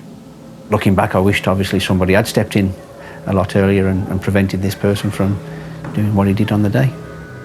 Of the 28 recommendations put forward, the inquiry suggested more communication between police forces and more powers to question those holding a gun licence. One area that was of particular concern to us only in retrospect was the involvement of the police, both in the licensing of Thomas Hamilton's firearms and also in their conduct on the day. I sat through a lot of evidence at the Cullen inquiry. I learnt a lot of things, most of which I don't think I'd have ever wanted to know about firearms legislation. And nothing I heard convinced me that it was safe for most people to have ownership of something as dangerous as handguns. That's not to say that any individual person would not be okay with them. It's just that the risk of having so many of these weapons in the hands of so many people was just not worth it. 14 months after the Dunblane Massacre, a change in legislation was finally introduced. The first Firearms Amendment Act, which banned the larger caliber handguns, came in about a year after the Dunblane shootings. The second act, which banned the smaller caliber handguns, became law later on in 1997. So that's 18 months or so from the awful events at Dunblane to getting a ban on the private ownership of handguns. They just showed people how you can recover and you can make changes to the law for other people, and I just thought that they showed tremendous courage, the people who were behind that campaign. Britain's been a safer place since the handgun ban has been in, and it was a ban on legally held weapons, not illegally held weapons. That was always the argument, oh, what about the illegal weapons? And, well, they are illegal, so there are laws for that. It's quite clear that in recent years, gun crime has been falling steadily. The risk of them happening has been considerably reduced. The change in law was a significant milestone. But despite this, parents were left to form their own conclusions about Hamilton's motives. Any attempt to explain what was going on in Thomas Hamilton's mind can only be a guess. Some good guessing perhaps went on at the inquiry by clinical psychiatrists, clinical psychologists. He had financial problems. He didn't like what he felt was being said about him in Dunblane and elsewhere. He didn't like the fact that his boys' club had been far less successful. And it's clear from other things he had said over the years that he was someone who liked to blame others for his failures. Hamilton clearly had issues. The inquiry revealed that a week before the tragedy, he had written a letter to the Queen complaining he'd been branded a pervert and protesting his innocence. Why Dunblane Primary School? Why that day? No one's ever going to know. It does, in a way, fit a pattern of mass killing. Someone who wants to kill themselves is aggrieved at how they feel other people have treated them, and so make sure that other people suffer at the same time as they kill themselves. But again, that's speculating on exactly why he wanted to do it. Was it a revenge attack? You know, were we chosen against all the other towns that he'd had clubs in? And we'll never really know, I'd say, because he took his own life. He took a coward's way out. But in some respects, I think that's better for us, because I don't know how I'd react if he was still alive in a prison. The horrific events of March the 13th, 1996 will be etched into people's minds forever. No one will ever know the full reason why 16 innocent children and their teacher were brutally murdered. Shortly after the new legislation was passed, Mick North decided to leave Dunblane. I had to retire a year or so afterwards because my health wasn't good enough to continue working. I had no reason to stay in Dunblane after it happened, and since I had the option of moving away, I did. As Mick North left Dunblane, Martin Dunn and his family decided to return. We'd been back in England for a while. Myself and Barbara had been coming backwards and forwards to Scotland, so we could go to the cemetery every now and then. We decided that being away in England was not working for us, so eventually we made plans and we came back to Scotland. We've been here ever since, and for us that was the right decision. The community of Dunblane has tried hard to move on from the tragedy. Shortly after the mass murder, the gymnasium at the primary school was demolished. But for those who witnessed the horrors of that day, nothing will erase the painful memories. Life had changed for all these other children as well, because children who have witnessed something, who have got that as a memory. I mean, no child should have to see that, and they have that as a memory. If you ask someone to talk about their childhood, these children have that as a memory, that day and that week, and those kids that they lost. Go on, fast, Debbie. Go on, carry on. The loss doesn't go away. As the years go on, it becomes a little bit more acceptable, but the raw pain on some days just doesn't go away. You drive past the school and see children running around in the playground and you think, oh, that could have been Charlotte. We couldn't go to a wedding for a long, long time because I hadn't got a daughter to give away anymore.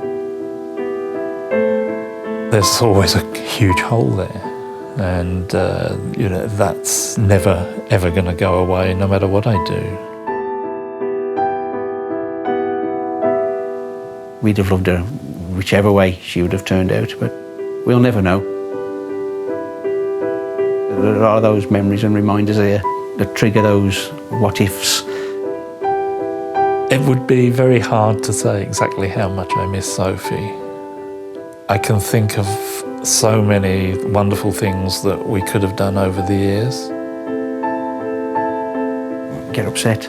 We have good memories. We remember things that we did as a family. Sledging down the hill with a granddad.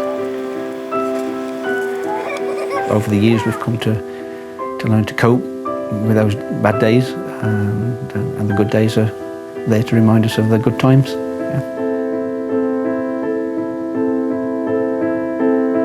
I don't know how well I would have dealt with a teenage girl on my own. However, I would have loved the chance to find out.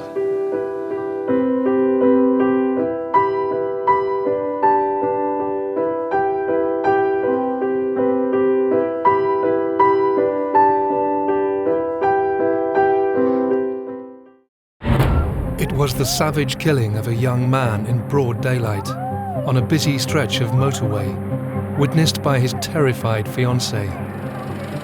The killer, a high-ranking career criminal who had killed before. A stunned nation was gripped by the horrific road rage murder of Stephen Cameron as it made headline news.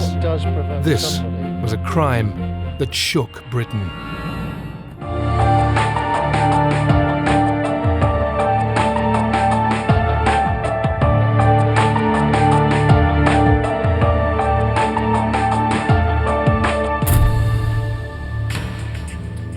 The 21-year-old electrician Stephen Cameron was in the prime of his life. But on the 19th of May 1996, a lethal confrontation on a busy M25 motorway slip road would cost him his life. Police are describing the attack as a case of road rage. They're appealing for witnesses to the murder, which happened earlier this afternoon on a slip road between the A20 and the M25 near Swanley in Kent. Kent police launched a huge investigation, sparking an international manhunt to bring Stephen's killer to justice. This is the story of the brutal murder of Stephen Cameron, told from the inside through the eyewitness accounts of the family and the detective at the heart of the case.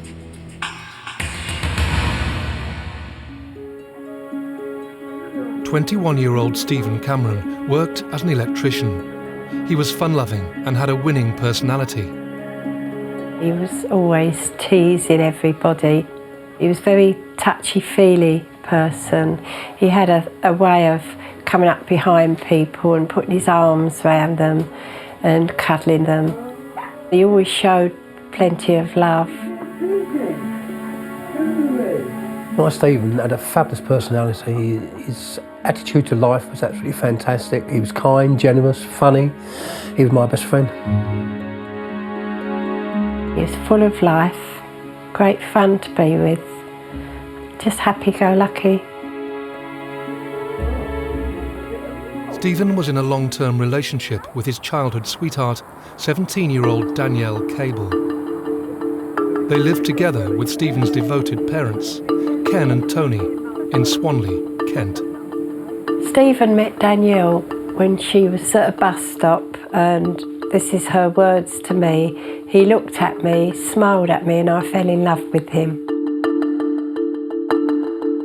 And we all had our own lives, but we all were a very close family.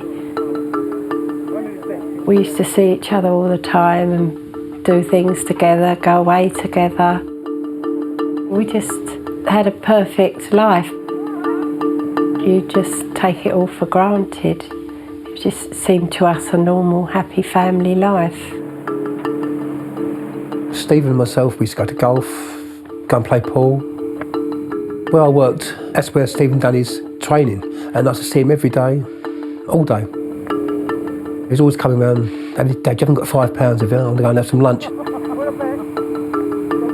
He used to tease the life out of me.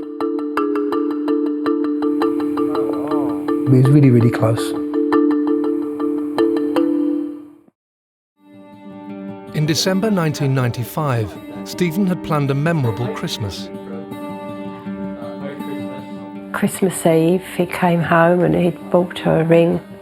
He just showed it to me and I said, oh dear, she doesn't even know. And he went over and see her mum and dad that evening and they were happy about it. So it was a really lovely Christmas that we spent together. They were looking forward to getting married later on and just having a happy family life together. Stephen and Danielle were making plans for their future. He was starting his own business with his cousin. They were starting up an electrical business together. Him and Danielle and his best friend Darren were moving in together. They'd rented a house in Chislehurst and they had everything to look forward to. He had his life ahead of him and he was so happy. But this happy family life would soon be shattered.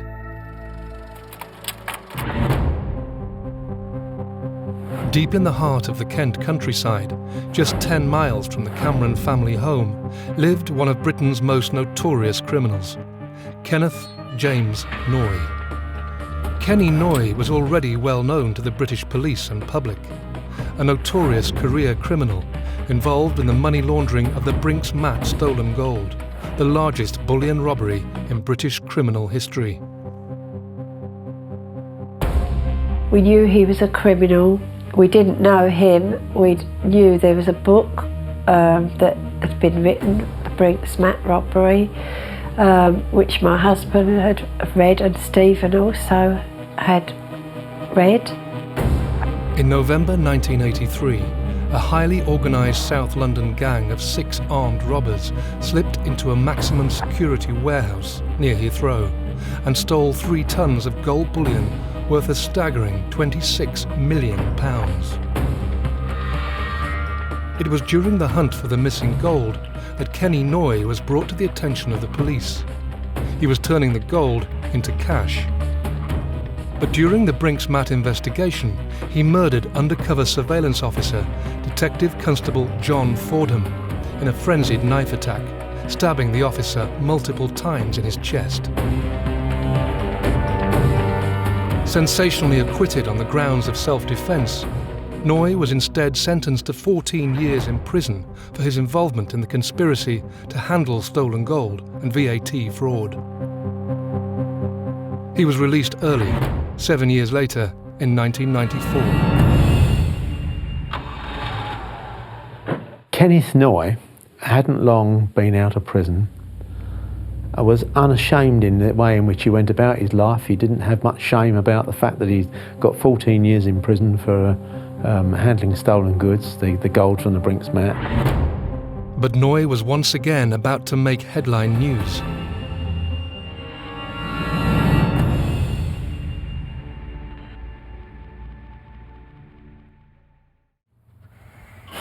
It was a seemingly normal Sunday morning at the Cameron family home.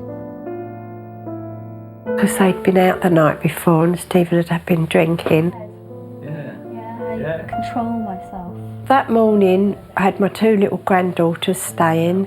They'd got in bed with Stephen and Danielle and was laughing and joking, and he told them that he was going to have them as his bridesmaids, and he was describing to them what sort of dresses they would have.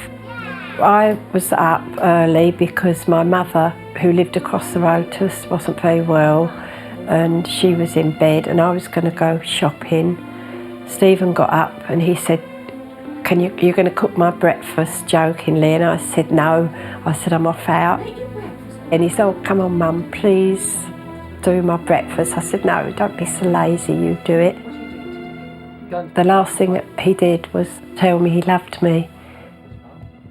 I left with the 2 granddaughters and took them shopping. Yeah, we had a cup of coffee together, had a little chat, because he'd been out on the Saturday night to a club. You got to be ready in 5? Yeah. As Stephen and Danielle got ready, they discussed their plans for the day. Stephen was going up to London to buy some bagels for all his friends. They were all going to a football match that afternoon to watch Danielle's brother play football. Stephen suggested to Danielle that she drive the Bedford van. I'm going to drive. You'll be all right. Danielle was driving because they'd been out the night before and Stephen had been drinking. Danielle, never driven on a motorway in her life. She'd only just passed her test.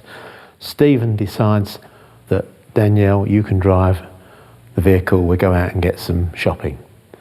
She was very reluctant to do that, but accepted that perhaps to please him she would drive it and get a motorway driving out of the way, as it were, but she wasn't very happy about it, especially a van. It was on a Sunday, it was about 1:10. I was watching the Monaco Grand Prix. Just started the warm-up lap and Stephen went off with Danielle.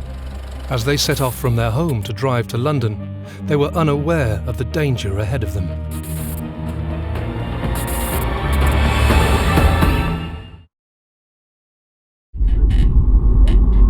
Sunday, 19th of May, 1996. Stephen Cameron and his fiancée Danielle Cable were planning to meet friends. Having been out drinking the night before, Stephen suggested that Danielle should drive his van. A reluctant Danielle agreed, and they set off from their home in Kent to travel to London on the M25. Stephen was on the phone to his best friend Darren, who he'd known since he was about 4.5, and they were going to share the house together that week they were moving in. They drove down Beechenley Lane, where they lived, and turned left onto London Road, heading towards the Swanley interchange and the M25 motorway. So she drives onto the motorway at the Swanley interchange. We think she cut somebody up or had taken someone's road. The Land Rover Discovery pulled across the front of the vehicle when they stopped at the traffic lights just prior to joining the motorway. Outraged by this late lane change, the motorist stormed out of his Land Rover and approached the van. Stephen and Danielle had never seen him before. It was convicted criminal Kenny Noy.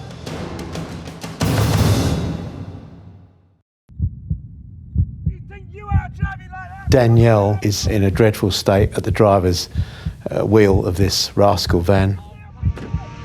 Terrified, Danielle had no idea why her driving had just triggered such a tirade of abuse from the other motorist. Stephen stepped out of the van and approached the raging driver. Stephen wasn't even driving. He was just protecting his fiancée, which any man would do. Stephen Cameron came face to face with Kenny Noy. What he didn't know at the time, of course, was that the one person that he picked this gesticulation with was Kenneth Noy, a known criminal. They quickly became embroiled in a heated exchange of words. There is a confrontation between Stephen and Kenneth Noy at the front of the rascal van, of which Danielle saw the lot. But the disagreement soon turned to physical violence. The first punch would appear to have been thrown by Kenneth Noy. Stephen instinctively defended himself. But whatever happened, Kenneth Noy was getting the worst of the confrontation that effectively he'd chosen to have. In a desperate bid to help her fiancé, Danielle frantically tried flagging down other motorists. Over 30 vehicles passed, but no one stopped to help. But it soon appeared that a younger, bigger and stronger Stephen had managed to defeat Noy. Instead of leaving, instead of just going, he goes back to his vehicle, to the passenger side, and comes back as Stephen's coming back into the rascal van with what we now know is a knife. Danielle is screaming at Stephen, he's got a knife, Steve. Stephen turned away to walk away, and the man went back and got a knife. And the next thing you know, he's stabbed by Kenneth Noy, fatally in the heart. Noy twice plunged the knife into Stephen's body, puncturing his heart and liver.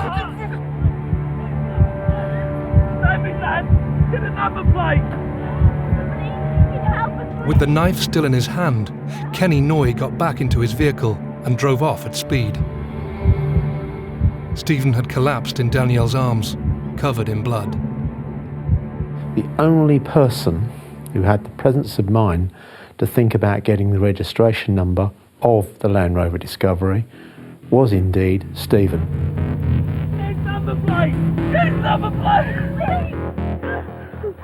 With Stephen dying in her arms, a distressed Danielle phoned for an ambulance and then quickly called Ken Cameron.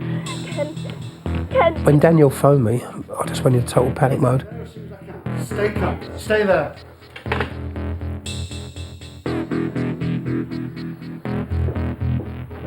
I don't even remember driving to the roundabout. I just got in the car and went. I just got there and I see Danielle, and she was as white as a sheet. She was really, really white, pale, and she was shaking like a leaf.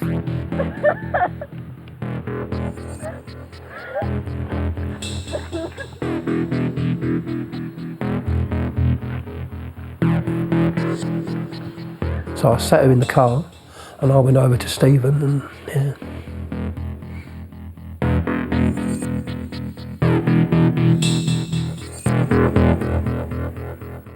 Within minutes, paramedics arrived on the scene, but they were too late. I just looked at him and just knew he was dead. He was as white as anything, and I just knew he was dead, and they knew he was dead. That's an image that's actually burnt into my head. I can still see him laying there. I was numb. My body just felt totally numb.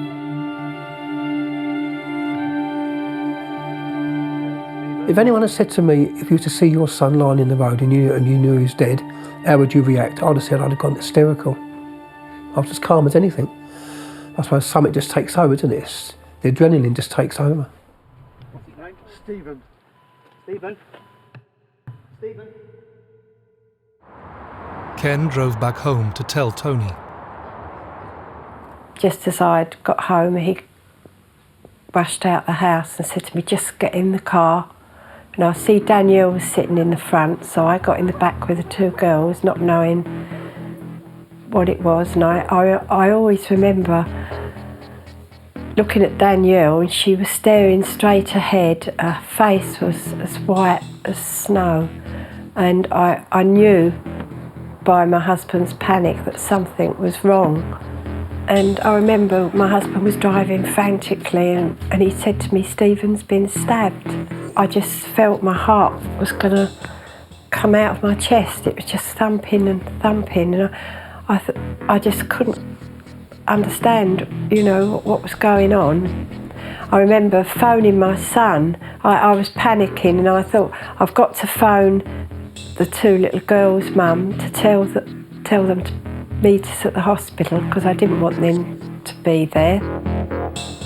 Danielle just sat there as quiet as anything. He's never said a word. We went into a small room and we all stood there just waiting for news. I knew Stephen was dead, but I couldn't tell her.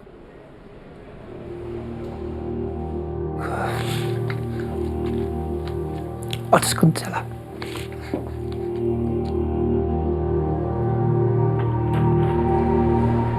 The doctor came in and he told us that they couldn't save our Stephen. He'd died.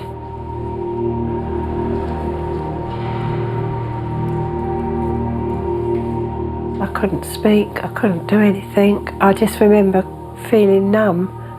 Everything was so normal that morning, and something like that just didn't seem real. And I couldn't believe that my Stephen could have died. I just wanted to be with him, and they did allow us to go and see him. And I remember holding his hand, and, you know,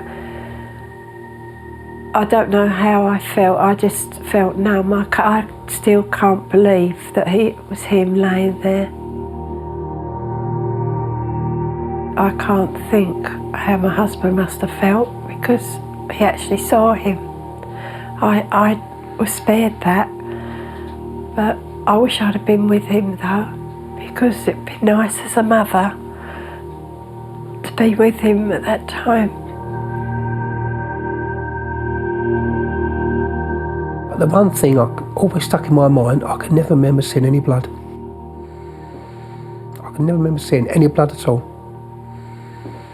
And he must have been covered in blood, quite truthful. Don't remember, it must be blanked out.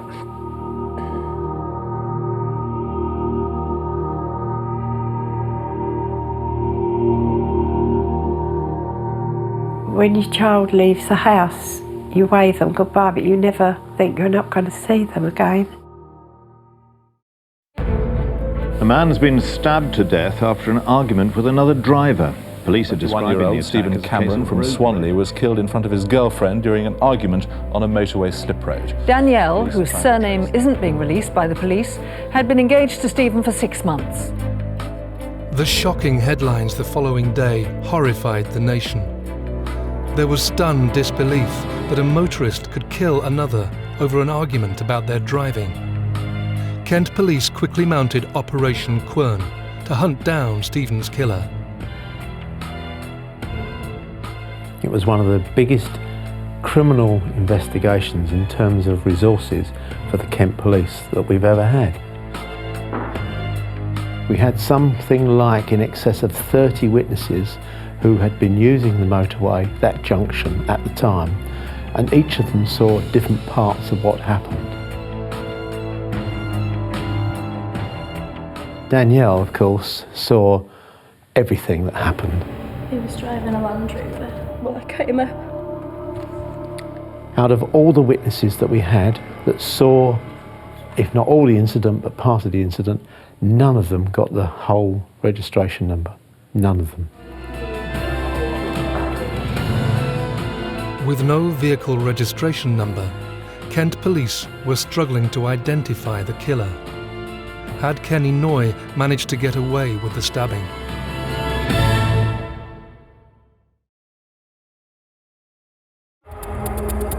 Electrician Stephen Cameron was in the prime of his life until he was fatally stabbed during a road rage incident on a busy motorway slip road. His dying words to his fiancée were to note down his killer's number plate. Kenny Noy, a notorious criminal, had fled the crime scene. There was someone out there that had stabbed Stephen, and I wanted them caught. Although we had witnesses who could say what happened. Nobody identified the person, no one knew who he was, and we were in a very difficult position because we didn't have any forensic evidence that would link a suspect to the scene. There is a CCTV camera at that junction, and on that particular day, the 19th of May, it was not working. With no forensic evidence and no CCTV, Kent police were struggling to identify the M25 killer. The man disappeared in what we knew was an L-registered Land Rover Discovery. Difficulty you had was, of course, we didn't have the entire registration number.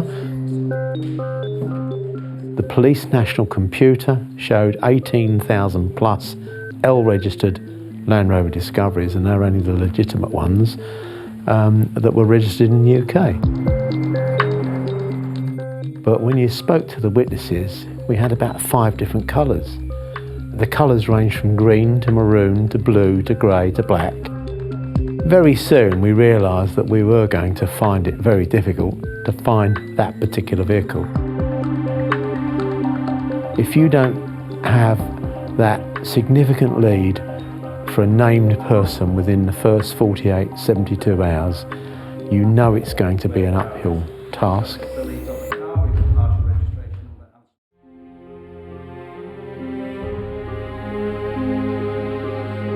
Two months after he was stabbed, the funeral of Stephen Cameron took place at St Mary's Church in Swanley. Friends and family gathered to pay their respects and say their final goodbye. We had a house full of people and we both felt lonely. Well, you just try and keep yourself going, trying to be strong. I was trying to be strong for Tony. Tony was trying to be strong for us, for me. But you just go through the motions of life, don't you? At the time, you're numb. I was doing things, don't remember what I was doing. It was as though I was standing up on the ceiling looking down at everybody. After Stephen died, I tried to get on with my life the best I could. It was very, very difficult. I just couldn't work anymore. I needed a nervous breakdown. I just couldn't face going to work. I couldn't cope with work. If it hadn't been for Tony, I don't know what I would have done because she was an absolute brick. The grieving family's focus turned once more to the police investigation and finding the M25 killer. There was lots of points where you think that he isn't going to get caught, he isn't going to get found. And that was the worst part, not knowing where he was. We wanted him caught. For Stephen's sake, we would have gone to the ends of the world for that to happen. I did start to question if they would actually catch him in my own mind. I used to phone up Nick Biddis, the superintendent, and beat him up every week on the phone. I used to give him a hard time. There is always a pressure for us to solve such dreadful crimes. There's pressures both from the police, as it were, the public, the media, and especially the family. I mean, Danielle's lost a fiancé. Ken and Tony, of course, they've lost a son.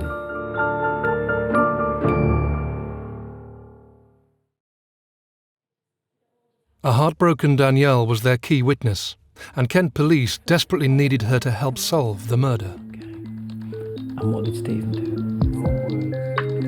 Danielle was extremely cooperative and wanted justice for Stephen and the family. She was always available for me to interview her or to get some information if there was anything, and I always kept regular contact with her, with Ken and Tony Cameron.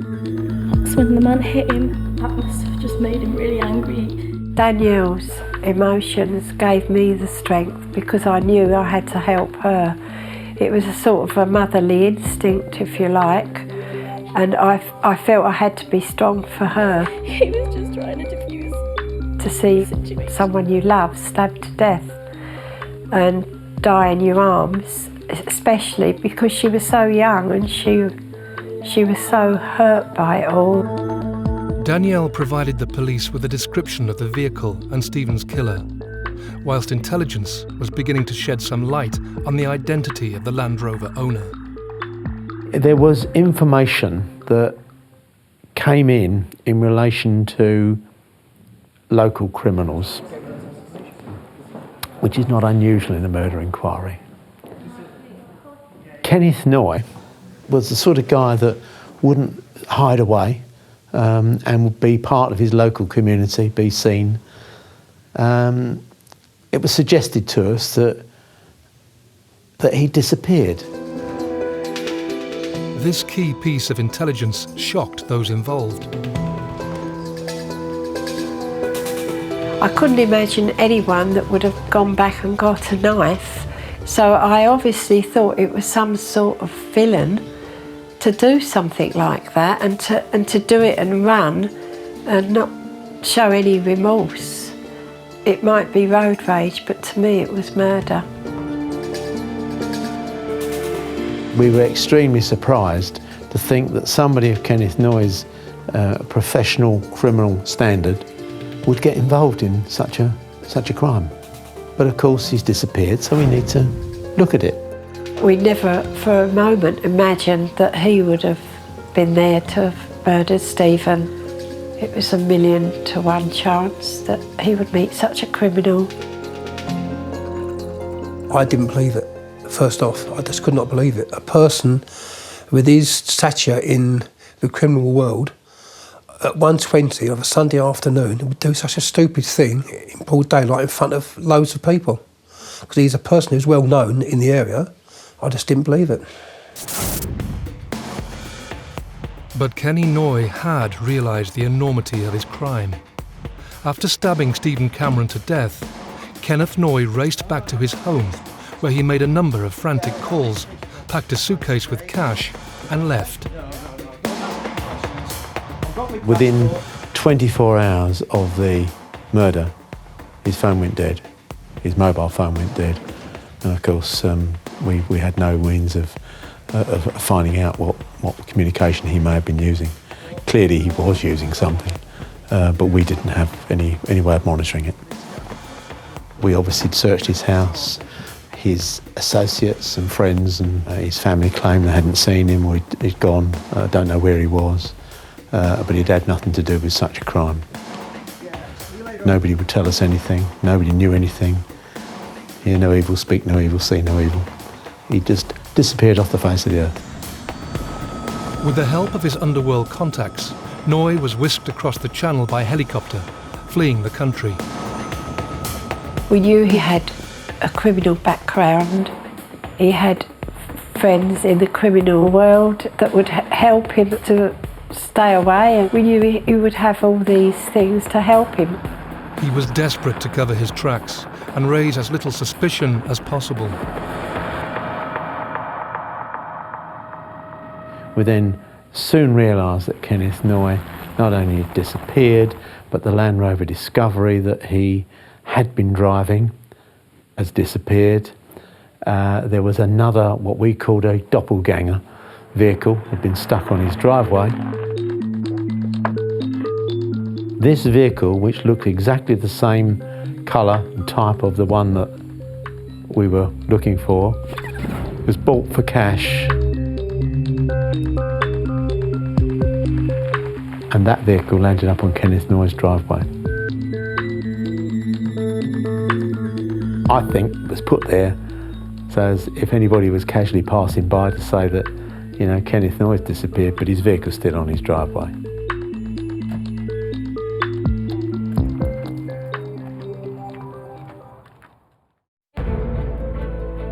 Very quickly, the press discovered the identity of the prime suspect and took a renewed interest in the story. The press found out that we were looking to try and find Kenneth Noy, who was well known in media circles, and therefore it was a good story. Sells papers. You guys are going to put you in charge of dealing with all the witnesses. Your book is mine. I think the police knew or thought it was Kenneth Noy for about 2 weeks after Stephen died. And they were just looking for him. But I don't think they wanted it broadcast. I didn't really want his name mentioned at all, because I knew that it could potentially harm any fair trial No matter who the defendant is, they're entitled to a fair trial. And the next thing you know, it's on the Sunday papers. Pictures, everything. Kent Police are after Kenneth Noy in relation to the M25 murders. Does anybody know where he is? I found out Noy was the chief suspect when I bought the News of the World one Sunday morning, in which they was totally outrageous. They shouldn't have done that. I suppose what I could say was it could have been as a result of the public knowing that, of course, made people aware and kept it in the minds of the public, kept the story and the case going. The story was generating huge amounts of interest. Reported sightings of Noy started coming in. We had sightings of Kenneth Noy, people who thought they'd seen Kenneth Noy, from all over the world. We went from Russia to Brazil, he'd gone to South America to have his face changed. Kenneth Noy is dead, definitely dead. And I said, unless I see his dead body and I have his fingerprints off it, I won't believe it. But there were sightings all over the place. I'm surprised he wasn't seen on the moon. 2 years into the murder investigation, Kent Police finally got a major breakthrough. They received reports that Noy was residing in Spain.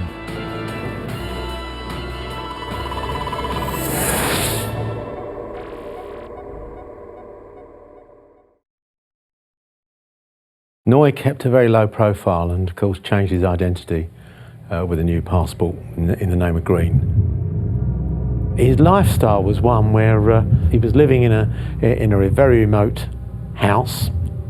He would be drinking in bars. He was keeping himself to himself, but clearly wasn't a hermit. The police needed to confirm that the sightings were indeed that of Kenneth James Noy. But media intrusion into the investigation was making things difficult. The problem I had was the minute I sent any officers abroad, it would only be 24, most 48 hours before the press found out. Eventually, I ran it as a secret inquiry. I sent the officers out there with the remit. All I need you to do is to go out there and see if you can see this guy and tell me whether it's Kenneth Noy. Don't forget that in 1984, Kenneth Noy had killed a police officer in the grounds of his house at West Kingsdown, and I've sent 2 officers out with absolutely no backup to a foreign country to see if they can find this man and identify him. With their mission outlined, the undercover surveillance officers tracked Noy down to a bar. Those officers actually knew Kenneth Noy because of obviously his previous convictions, and they gave me a positive response. It's definitely him. It was a big major breakthrough, but it was sort of opening wounds up because 2 years on we were, settling down a little bit. But bringing Kenneth Noy to justice was by no means a straightforward feat. We still hadn't got either any forensic evidence or anybody actually identifying Kenneth Noy as the person who stabbed Stephen Cameron. But the bottom line was that in order to link him with the crime on the 19th of May, I needed Danielle to identify him. She actually was the only one that actually looked him in the eyes and saw him that day. It was now up to Danielle to bring Stephen's killer to justice. But 2 years after the stabbing, would Danielle be able to positively identify her fiancé's killer?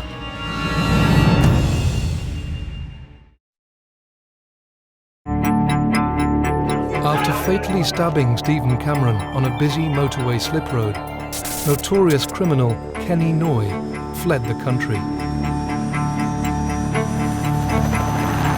It sparked an international manhunt to bring him to justice. Having finally located Noy in Spain, Kent Police now needed to positively identify him as Stephen's killer. There was only one person who was capable of doing that. the only person who witnessed the entire murder, Stephen's fiancée, Danielle Cable. The identification out in Spain was, in my view, the most significant point of the whole investigation.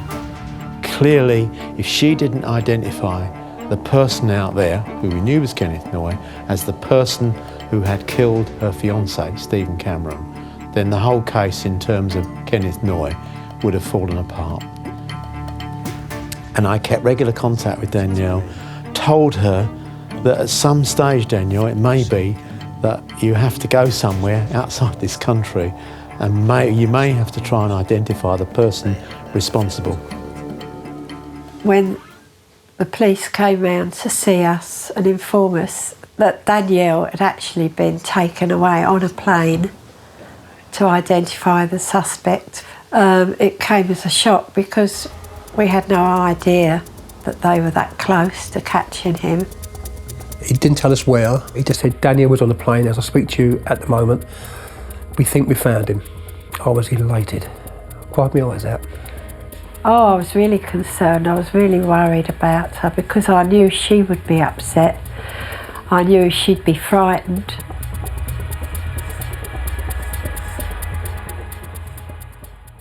Of course, there were dangers in doing that.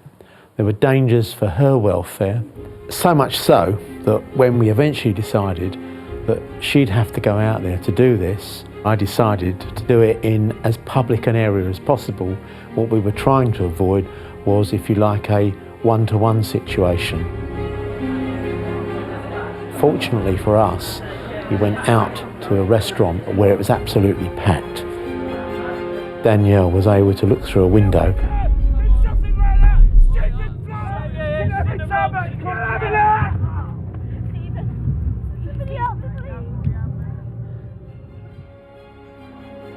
and she was positive in that identification. Nick Bidis phoned us and said, "We've got him, she's ID'd him, it's him." And we were just, so relieved.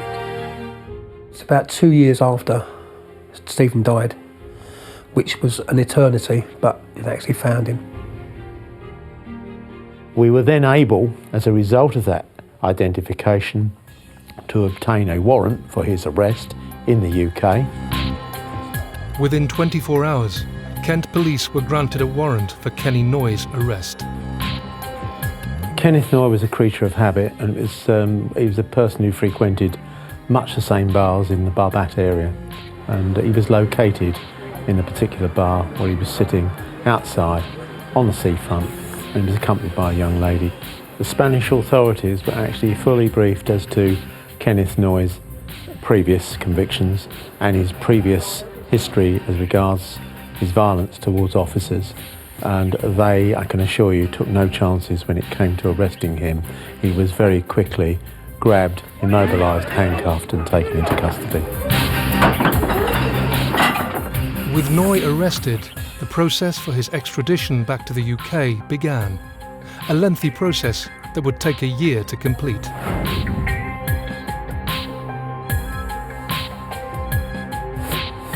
It was for the British courts to decide whether it was being dealt with in accordance with the law, and they granted it, and he was duly extradited 3 years almost to the day that the crime had been committed. Initially, he claimed he had nothing to do whatsoever with the incident on the M25 on the 19th of May and knew nothing about the murder of Stephen Cameron, and that the British police were after him because of him being acquitted of murder of a police officer. That was his claim. That is the problem. That is the problem with everything that happened last time. Once he was brought back to the country, he then accepted that it was indeed him that had killed Stephen Cameron on the 19th of May, but that it was in self-defence. The guy actually attacked me. That's what you've got to understand. He attacked me. He had to hold his hands up. Yes, I was there, it was me, but it was self-defence. But it was never self-defence. Stephen wasn't carrying a knife, he was the one carrying a knife.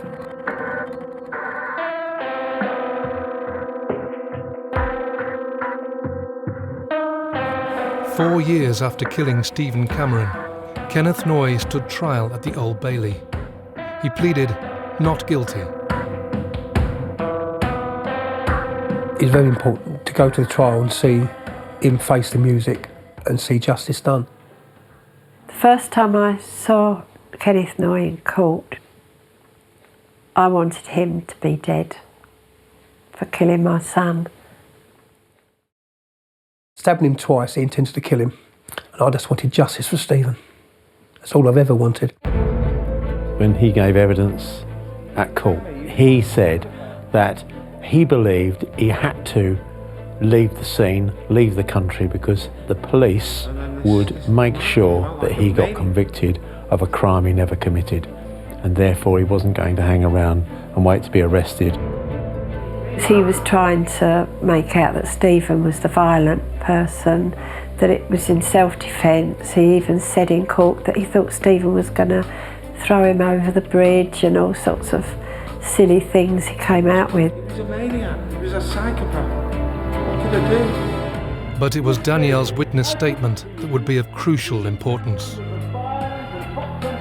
The key part to this case, and the one that linked it all together, was the identification of Kenneth Noy by Danielle Cable.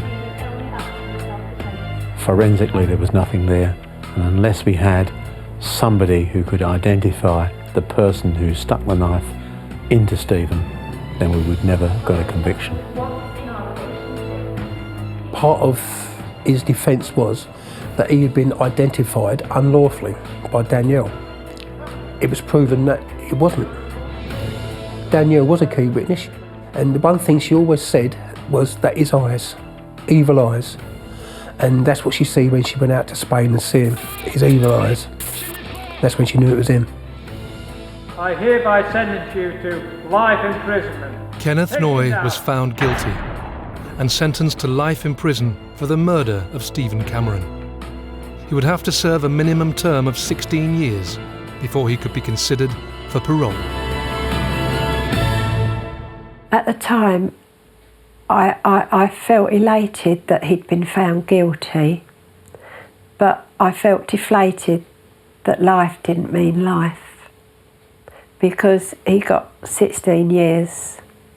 To me, he should never come out. He doesn't deserve to be out. He showed no remorse. I feel that Stephen got justice because we caught the person that did it, but I don't feel that there's justice, the fact that he's going to one day walk free and have some sort of life. Me personally, I think the law now should be that anyone who carries a knife, is caught carrying a knife, should be put in prison. It's treated totally different to gun crimes, which I think people die with knives and people die with guns. Why is it treated totally different to gun crimes?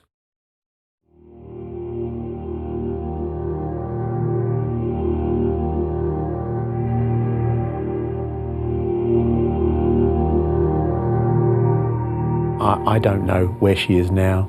I don't know what her identity is, and neither do I need to know. All I want to make sure is that she can get on and lead the rest of her life in a happy way and a content way. We haven't seen Danielle since 1998, and we absolutely loved Danielle. She was a wonderful little girl. She really was a wonderful little girl, and we both miss her. She was a very brave girl to have done what she did, because she could have easily turned around and said, "I'm sorry, but I'm not going to get involved in it because it's likely to be a problem." But I think she's a very brave girl and should be given all credit for that.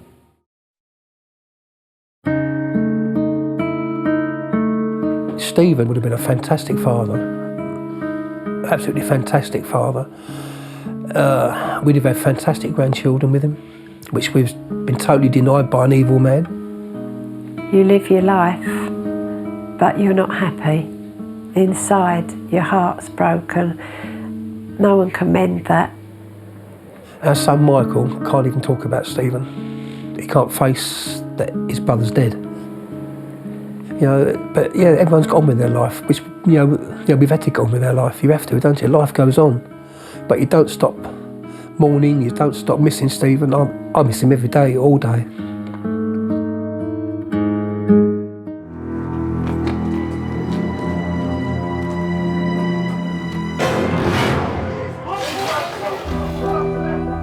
dead of the night on the 7th of August 1985, 5 members of the same family were brutally murdered in their farmhouse. It was a shocking crime in an area where there was very little or no crime. 2 6-year-old boys and 3 adults were shot dead in cold blood. It was just ridiculously big, the story. It was just almost crazy. Officers believed Sheila Caffell had killed her family and then turned the gun on herself. But the twist that followed thrust this horrific crime into the headlines and turned the focus to her brother, Jeremy Bamber, a name that has gone down in the annals of British crime history. I don't think Britain had heard of a twist like it. And the twist continues. Is the right person behind bars? We look at vital new evidence that opens this case once more and makes this a crime that shook Britain.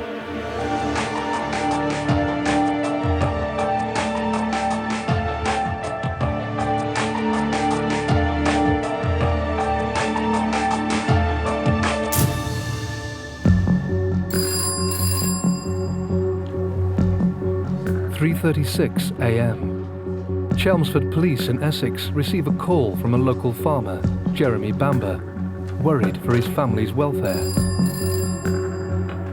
Jeremy Bamber had apparently received a phone call from his adoptive father to say that his sister, Sheila, had gone berserk in the house. You've got to come quickly. Dad? And had a gun. Dad! Jeremy Bamber tried to call back. He could not get through. In his state of anxiety, he wasn't sure, and who would be sure, whether it was engaged or off the hook or whatever, but he couldn't get through. Jeremy phoned the local police station and was advised to go to White House Farm, where he would find police officers waiting for him. The police rushed to the scene, and I think they spent quite a bit of time waiting outside, as you would do if there's been a report of gunshots. Jeremy Bamber worked at his parents' farm, but lived just 3 miles away in Goldhanger. He arrived at the scene just minutes after the police. A conversation started. The police officers wanted to know about the house, who's in it, and what might be behind the phone call. Bamber explained he had left the farm after work the previous evening. Officers decided not to enter until armed backup was at the scene. Police reinforcements were called and they were briefed. They were told there was a siege situation. Jeremy was asked to sketch a plan of the house for the firearms team. From the conversation with his father, it appeared Sheila, his sister, was threatening the family with a gun. At 7:35 a.m., almost 4 hours after police initially arrived, armed officers entered the sprawling 18th century farmhouse to be faced with a devastating scene. The father, Neville Bamber, was in the kitchen. He'd been shot there. The twins were in their beds. One certainly had been shot through the head and was still sucking his thumb. We had June out of her bed in the bedroom, and Sheila, the adopted daughter, laying there with a rifle, laying across her body with an open Bible alongside her. Sheila Caffell, her twin sons Nicholas and Daniel, and her parents, Neville and June Bamber, had been brutally murdered. Shot numerous times in cold blood. The only immediate surviving relative remained outside, Jeremy Bamber. Sergeant Jones and DC Clark's job was, in that first instance, family welfare. Jeremy had been warned to expect the worst. We've been all around the place. 5 fatalities, I'm afraid. He had been driven back from, if you like, the frontline operations and was some hundreds of yards back. When the story was broke to him, he broke down and he cried, and he was in a state of traumatic shock. As 24-year-old Jeremy reeled from the devastation of losing his entire family, the crime scene suggested there was no one else involved. Police elicited that Sheila, suffering with mental illness, a few days before had come out of a hospital. Farmer's daughter, could handle a firearm. Jeremy Bamber, he'd been shooting rabbits and had left the gun with ammunition and a fully loaded magazine on the kitchen table. So everything was slotting into place to set the scene of her going berserk, having access to a gun, picking it up, and then shooting everybody, and then shooting herself. There was no doubt in the minds of the majority of the senior police officers that they were dealing with a case of one suicide and 4 murders. Sheila Caffell was diagnosed as paranoid schizophrenic. She had a history of mental illness. A tragic young woman with severe mental illness had repeatedly shot both her children and parents. News quickly spread through the small village, and the national media descended to cover the story. The massacre at White House Farm, it was stated that Sheila Caffell's injuries appeared to be self-inflicted. I was chief reporter on the Evening Gazette at the time of the killings. And the policeman said, well, yeah, what's happened is 5 people have been found murdered in a farmhouse. You might get 1 murder in a year in the Colchester area, and that would be a big deal. But to have so many deaths reported like that, he just couldn't quite take it in, I don't think. The Bamber family were respected members of the community. Neville and June Bamber were very well known in the area. He was a local gentleman farmer. She very active in the local church. In addition, Neville was a local magistrate on the Witton bench. They lived in a very, very nice house worth quite a lot of money. You'd look at them and suspect they appeared sort of salt of the earth, but clearly the same didn't apply to their 2 adopted children. Jeremy and his older sister, Sheila, had very different reputations to their parents. Sheila embarked on a career in modelling. Initially, she made some progress, and she did a fair amount. But that seemed to suddenly fizzle out. Jeremy was a good-looking lad, and I think we soon found out that he had a very lively social life. It didn't take long to find out that he liked being out in the town in Colchester, and I think he was a bit of a ladies' man. Sheila and Jeremy wanted a greater freedom than their mother was prepared to condone. And I think that is where the trouble started. Friction within the Bamber family soon emerged, but officers needed to delve deeper to uncover a motive behind this horrific crime. Meanwhile, Jeremy, the only surviving close relative, was taken home to deal with his loss and piece together events leading up to the murders.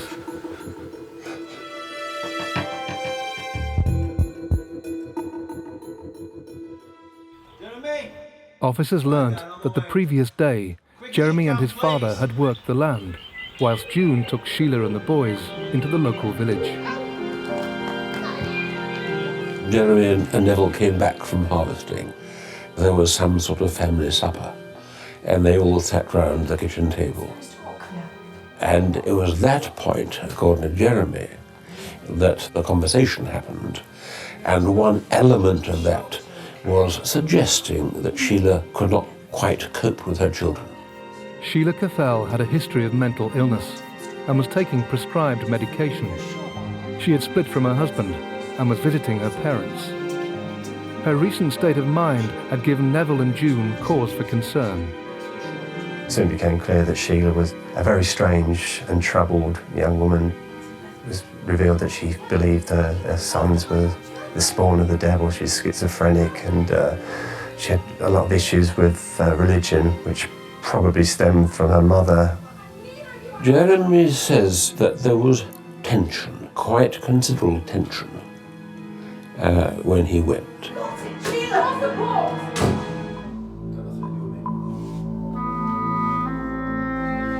After the heated discussion, Jeremy left White House Farm. It was 9:30 p.m. 6 hours later, he received a call from his father.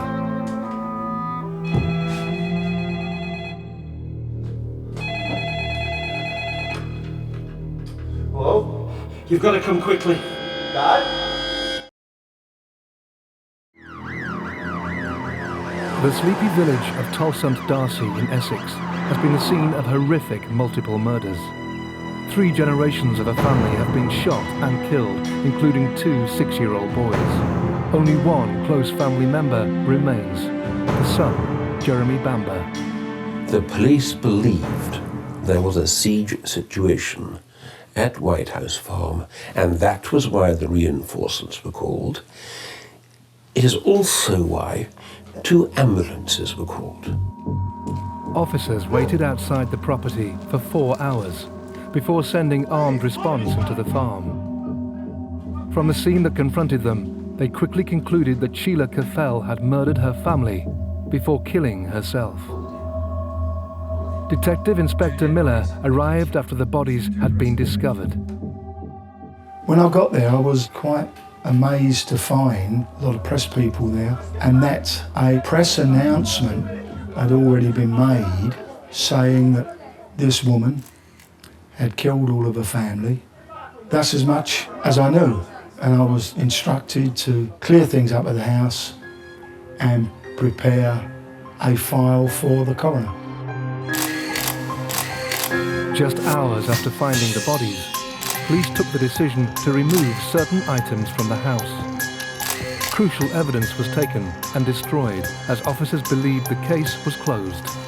Within 24 hours, there was a general clean-out of White House Farm, and a fair amount was removed, in particular carpets. And one does wonder why, but they were taken out and they were destroyed before any real forensic evidence could be taken from them. The carpets, which would be heavily bloodstained, were burned in the grounds of the farm. In the immediate aftermath, Jeremy agreed to officers destroying some items from the farm to remove painful memories.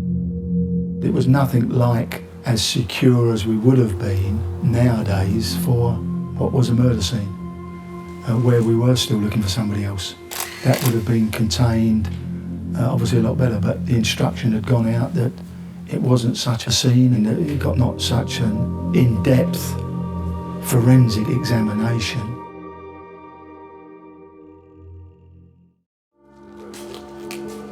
As forensic evidence wasn't a priority, the keys to White House Farm were handed to Jeremy and the extended family just 3 days later. The relations of the Bambers, one particular woman, Anne Eaton, I think was a cousin, she had come to the farm to do an inventory with the family solicitors. Jeremy Bamber's cousins, Anne Eaton and David Buflower, and Uncle Robert Buflower, were also farmers who lived nearby. They were keen to safeguard the property in the aftermath of the tragedy. There's sort of a bit of a Miss Marple thing going on there, and they obviously went into the house and had their suspicions. The Eatons and the Buflowers made a point of thoroughly searching the farmhouse. What happened next turned the case upside down. And it was shortly prior to the coroner's hearing that a surprising development happened. And they say in the gun cupboard in that downstairs office, they found the silencer and other materials.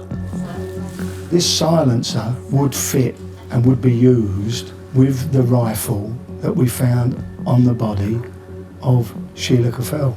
And Anne Eaton found it strange that the silencer was not on the gun when we found it, because there was no silencer on the gun when we found it.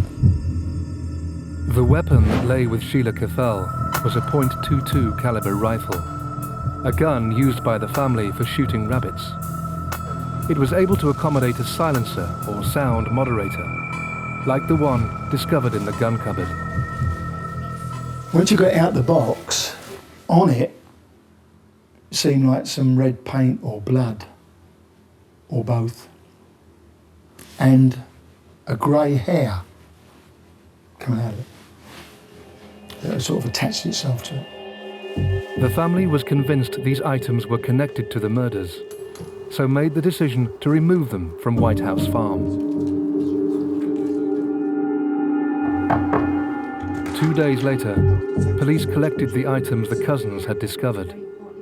We were fortunate as an investigating team that Anne Eaton, who was familiar with the house, was able to find that silencer and deliver it to us. Because had we not got that, I'm not so sure that we would have ever had the conversation with Anne Eaton about the rifle that we found not having a silencer on it. This discovery by Anne Eaton and her family changed the whole investigation. Officers said the gun found on Sheila Caffell did not have a silencer on it. If they proved otherwise, she could not have committed the crime. She rang Stone Jones and he went over and collected it and brought it straight over to me, rang me and said, "Can I come and see you? I've got this silencer." Detective Inspector Bob Miller took possession of the device and sent it for forensic examination. Mildly excited, I have to say, when I saw it, but keeping an open mind and always looking at the negative side of things, said, well, it could be blood from a rabbit, the hair could be from a rabbit, it could be where the rabbit's only injured and they've actually gone up close to it to put it out of its misery. But we will send it to the forensic laboratory at Huntingdon for them to carry out a proper examination of it. Just a day later, police were called to the farm once more. This time, the cousins had discovered a scratch on the mantelpiece in the kitchen. The relatives of Jeremy Bamber had told the police that they discovered this mark and that it was related to a silencer that they'd also found in the farmhouse. Jeremy's cousins believed red flecks on the silencer could have been the result of a violent struggle in the kitchen, where the gun came into contact with the mantel. Whilst this was examined, results on red particles in the silencer were reported back. The result came back with the fact that it was human blood on the silencer, inside the silencer, but not inside the rifle. This was a major turning point in the case. If traces of human blood were found, it suggested the device had to have been used for something other than killing animals. And the lab reports went even further. The blood inside the silencer was Sheila Caffell. I'm not so sure if the laboratory were 100% that it wasn't also a mixture of June and Neville's blood. But either way, it was certainly Sheila Caffell's. Forensics had found the enzyme AK1 in the particles and attributed it to Sheila Caffell. If her blood was on the silencer, police believed the whole case was different to what they originally thought. The silencer had to be on the rifle at the time when the shootings took place. Whoever did it must have removed the silencer, put it back in the box, put it back in the cupboard.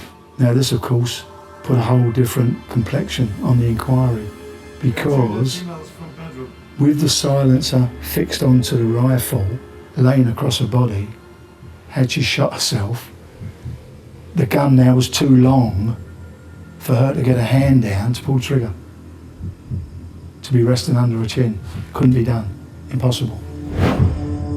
Police were originally convinced they were dealing with a murder-suicide.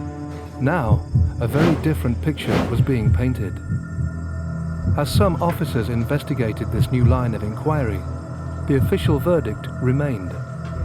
Just 9 days after the shootings, the bodies were released, and Jeremy Bamber laid some of his family to rest.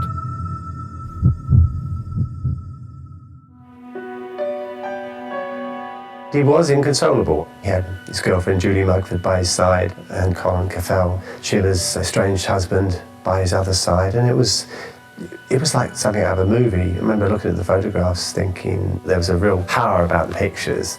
He did appear to be genuinely devastated. As the images of a broken family stunned the nation, officers continued with their inquiries and were soon to be rocked by yet another revelation. Jeremy Bamber's girlfriend at the time was a school teacher, Julie Mugford. She lived in Goldhanger, or stayed in Goldhanger with him. There were other girls around, and Jeremy enjoyed life, as he would say perhaps at the time. He said in the past that he wanted to kill them. It appears that early discussions with her, Jeremy suggested he was going to carry out the murders himself.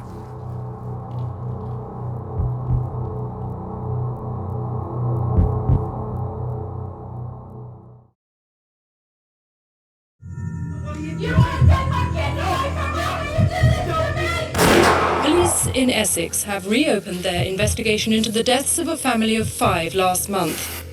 Jeremy Bamber's immediate family have been brutally murdered in a violent attack at their farmhouse. Police believe Sheila Caffell, his sister, who suffers with schizophrenia, has killed her parents and sons before turning the gun on herself.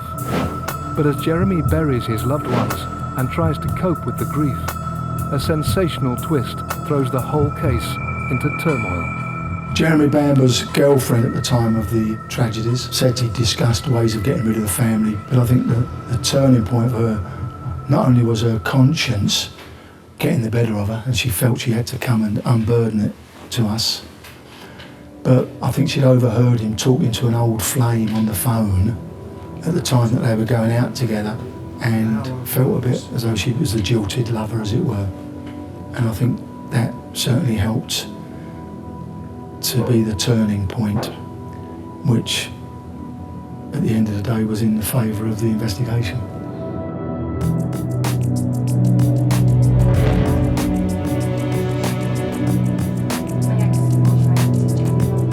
Their relationship had changed, and perhaps it wasn't quite what she hoped it was, so it appears that was the catalyst for her going to the police to make sensational allegations about him being behind the murders. Today was the day he was going to do it. Initially, I believe she said that he'd told her, "Tonight's the night." This startling revelation, along with the blood results from the silencer, gave the police 2 strong indications that Sheila Caffell may not have killed her family. Their attention quickly turned to Jeremy Bamber. The only person with any motive to kill all of that family, not rob the house, not burglarise the house, just to go in and kill a complete family, the only motive could have been the inheritance. And the only people that stood to inherit was Sheila Caffell and Jeremy Bamber. With Sheila Caffell out of the way, the only inheritor would be Jeremy Bamber. Bamber was privately educated and well known in the area for his adventurous lifestyle. Having travelled the world after leaving college, he eventually settled down to work full-time in the family businesses, White House Farm and a nearby caravan park. Bamber's girlfriend at the time, Julie Mugford, claimed he had hired a hitman to carry out the murders. With her statement, and also the evidence found by the family, Detective Inspector Miller and his team were keen to turn the investigation around. Mick Ainsley, Sergeant Jones, myself, Taff Jones were in an office at Whitton Police Station. We related of what we'd got from Julie Mugford, and Mike Ainsley went round the circle of us. Said, right, what do you think? Taff said, I'm sticking with what I've always said, that she's committed the murders and shot herself. He said to Stan Jones, what do you think? He said, well, I think Jeremy's done it. And he said to me, what do you think? And I said, well, this witness seems very plausible. As far as I was concerned, there was enough evidence to bring in and charge with the murders Jeremy Bamber at that point. Officers believed Bamber could have entered the farmhouse through a small downstairs window, then travelled back to his cottage in nearby Goldhanger before alerting police. There's a seawall from Goldhanger round to the farm. I think a bicycle ride to and from the scene would never have been seen in a million years. Certainly wouldn't take a car. Car headlights could have been seen coming around the village. By now, police felt the evidence against Bamber was mounting. During their investigations, he had left the country with a friend for a holiday. In his absence, police were also told that some flecks on the silencer had originated from the mantel, confirming the family's theory that a violent struggle had taken place.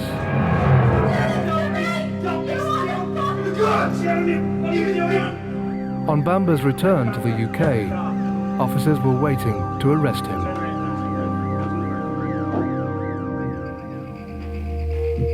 Jeremy Bamber was interviewed and charged with 5 counts of murder on the 29th of September 1985. He vehemently denied any involvement in his family's tragic deaths, stating he was at home when his father called, and that Julie Mugford had an axe to grind, having finished their relationship shortly after the murders. But Essex police had their evidence.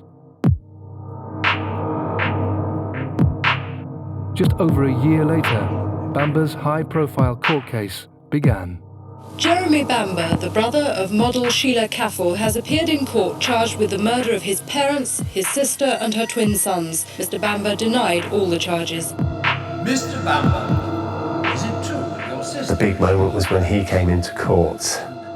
Indeed. My recollection of him standing there being very polite, very attentive, not humble, but trying to portray this image of someone who was quite nice, charming, decent fellow. The key moment in the trial was Julia Mugford's testimony. Miss Mugford, why did it take you 6 weeks? Because the jury had to decide who was telling the truth, Julia or Jeremy. Didn't show much emotion. At times he seemed still a little bit amused by the proceedings. I suspect he really thought he was going to get off. Not for me to defend. No further questions, Your Honour? The silencer evidence, yes, there it was. But that didn't have quite the emotional pull, emotional influence that seeing this young girl in the dock and having to adjudicate on her truth. Is it true, Miss Mugford, that your former boyfriend, Jeremy Bamber, told you of his desire to kill his family? Please tell the court about the events of the night of the murders. It was like nothing I've ever experienced. There was a buzz, you could feel it in your stomach. You know, the court was packed with journalists, packed with spectators. It was probably the most memorable day of my journalistic career. I therefore put it to you, Mr. Bamber, that it was you who killed Jeremy your family Bamber's on that trial tragic night lasted at White 19 House Farm. days. In summing up, the judge outlined key points for the jury to consider. As part of his defence, recalled or had read to you evidence to show that Sheila was mentally ill and argued that in her conduct in killing her family, it is entirely consistent with that illness. The red paint on the knurled end and the mark on the knurled end of the mantelpiece show that on that fact alone, that the silencer was on the gun during the fight in the kitchen. Members of the jury, have you reached a verdict? Yes, Your Honour, we have. The jury, by 10-2 majority, decided that he'd committed all the murders. And he was sentenced to 5 life sentences. Jeremy Bamber, the man who killed his family in order to inherit a fortune, has been sent to jail for at least 25 years. Justice Drake was the presiding judge and said you will serve a minimum of 25 years. You're a warped individual. You are evil beyond belief. Officers, take him away. As Bamber faced the rest of his life in prison, the scale and magnitude of this sensational case played out in a press frenzy. Despite the passing of time, this extraordinary crime rarely leaves the headlines for long. And now, over 20 years on, documentation from the investigation has come to light. New evidence that puts a twist on this heinous crime once more. Here, for the first time, we study the contents. On the morning of the tragedy, Jeremy Bamber was adamant there was movement within the farm. About, 2 minutes past 4 off the house, something strange happened. Jeremy says they saw movement, a figure, a person moving in an upstairs room. They ran away, and certainly other police records confirm that they did run away. In addition to this, police telephone logs from the evening state officers were in conversation with somebody inside the farm at 5:25 a.m. Armed response waited to enter the house until 7:37, over 4 hours after police arrived at the scene, and more than 2 hours after the conversation log. 7:37, they reported that in the kitchen were 2 dead bodies, one male, one female. That same message was picked up and recorded by 2 other sources. After discovering 2 bodies in the kitchen, all but one of the armed officers searched the rest of the house. At 10 minutes past 8, they radioed 3 more bodies found upstairs. So initial inspection of the property reported 2 bodies downstairs and 3 upstairs. Yet by the time of Jeremy Bamber's trial, that had changed. The entire scene of crime presentation at Jeremy's trial and in witness statements should be there were 4 bodies upstairs. That's what they said. Something very strange had gone on. Dead bodies don't move.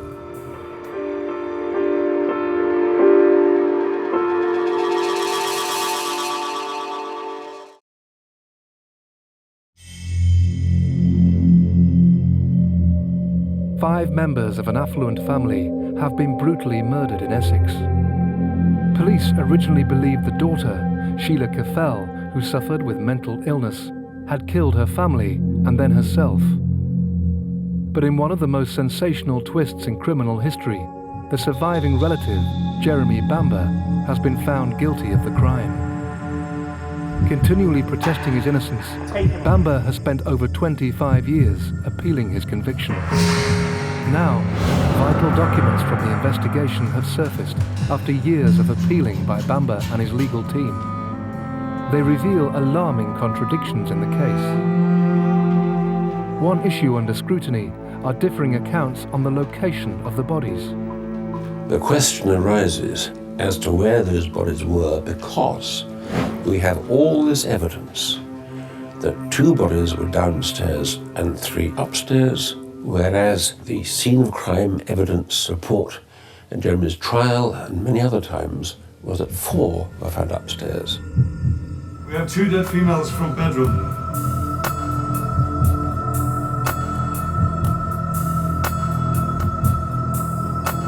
There are 2 young boys in here.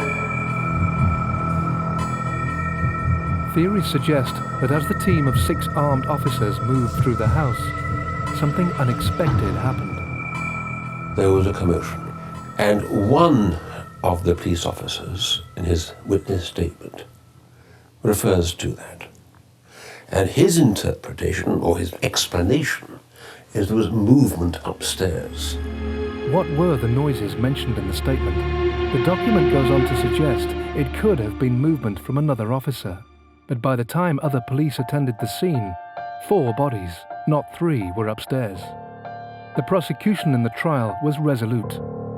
Neville Bamber was discovered in the kitchen, the twins in their beds, and June and Sheila in the main bedroom upstairs.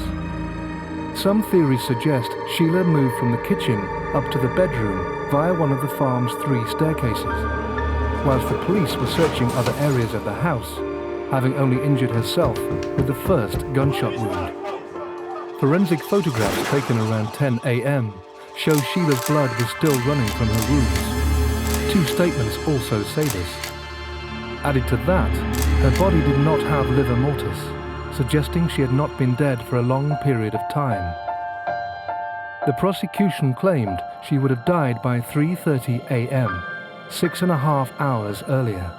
Jeremy had been outside with police since 3:45 that morning. Something had gone wrong. Why were the accounts so different? Further documents suggest the extended family found the silencer in the gun cupboard at a different time than originally thought.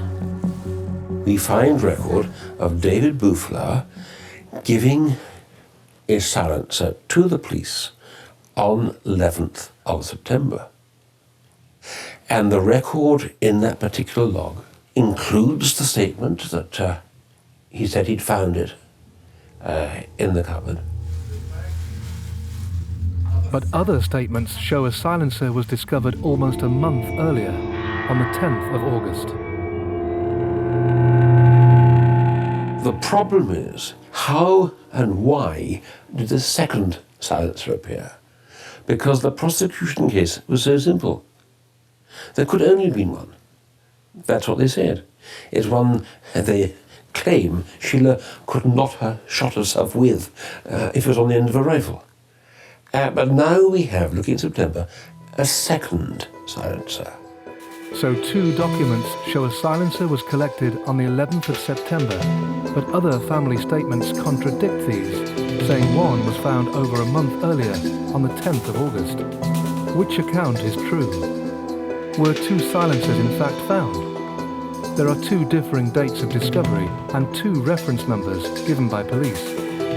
Yet only one silencer was ever discussed at Jeremy's trial. Now, don't ask me what all this means. It does mean the reality is not what was produced at Jeremy's trial and helped secure his conviction. Records also reveal officers searched the gun cupboard shortly after the murders. The police had looked. They had carried out very thorough investigations and they had not found these items. A main element of the prosecution was that a silencer must have been on the murder weapon on the night of the killings. But Jeremy Bamber has always stated that this could not have been the case. From letters he has written during his appeal campaign, he believes there was never such a device on the gun.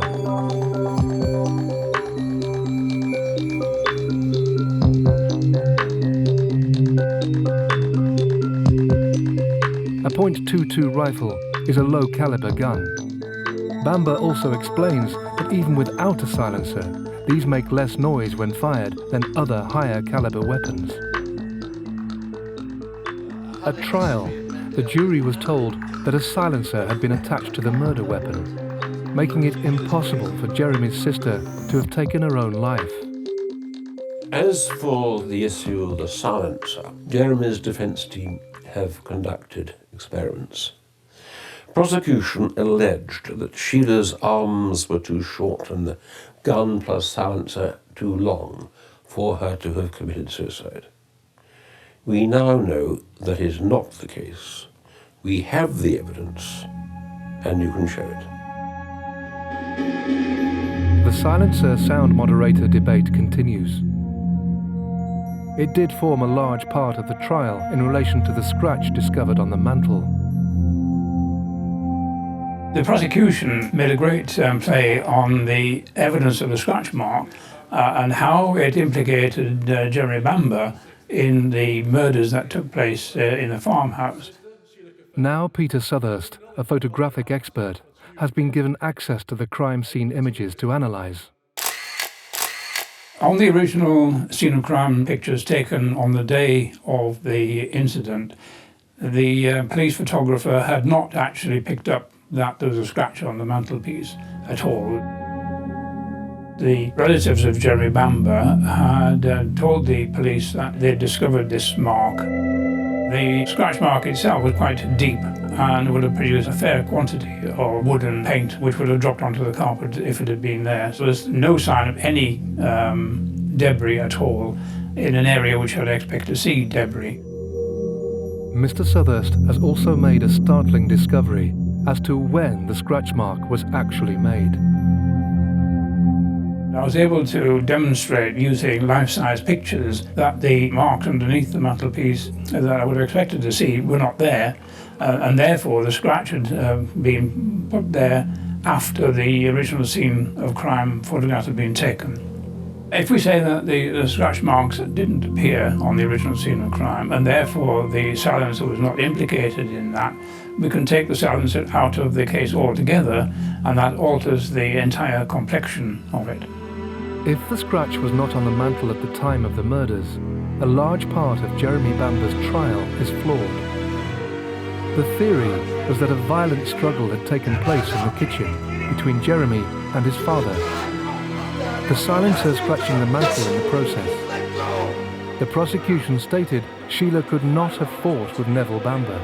He would have simply overpowered her. Yet Neville was sat down when he died. Poor Neville eventually died sitting on a chair, leaning forward. There's nothing in that tragic, ghastly picture that demands or refutes Sheila who did the deed. Also, the jury was told that the blood examined in the silencer was a mixture of human and animal. The human being Sheila's, with the presence of the enzyme AK1. Supporting the argument she could not have killed herself, then placed the device back in the gun cupboard. The blood that was found in the silencer, which allegedly was found in the gun cupboard 2 or 3 days after, had some blood deposit in it. They are totally inconclusive. There is no absolute forensic evidence the silencer was used at all. The enzyme AK1 found by the forensic expert on the silencer and attributed to Sheila Caffel can in fact be found in dozens of animals, including rabbits. This was never outlined in the trial. Prior to the tragedy, Jeremy Bamber said his parents were trying to reason with his sister, suggesting she received extra help with her twin boys. Sheila wasn't really interested in any of the options. She didn't say a lot, and I didn't add a lot to the conversation while I was stood there. But we just didn't know how to reach out. With schizophrenia, it's really difficult, and our understanding of mental illness was very limited. Much more should have been made of the fact that Sheila, the day before the killings, was showing every sign of heading for an episode of paranoid schizophrenia, and that her psychiatrist said, given any hint that she was an inadequate mother, she could flip it, and the defense didn't pursue that enough. You're not only telling me that I need to foster my own children! Statements from Sheila's psychiatrist reveal how he believed her mental state could have driven her to snap if faced with losing her children. Another crucial part of Jeremy Bamber's conviction was Julie Mugford's statement. She claimed Bamber had hired a hitman, but the man in question had a cast-iron alibi. Shortly after the murders, Jeremy had ended his relationship with Julie. They had this enormous fallout. We're talking about the last week in August, if I recall correctly. So hurt was Julie by the breakdown of their relationship, she admitted to officers that she tried to smother Jeremy with a pillow.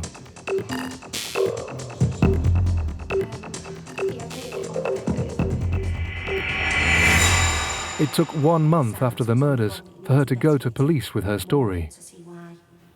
She said that she was in anguish and turmoil and distressed, but she appears to have acted a very ordinary life during August.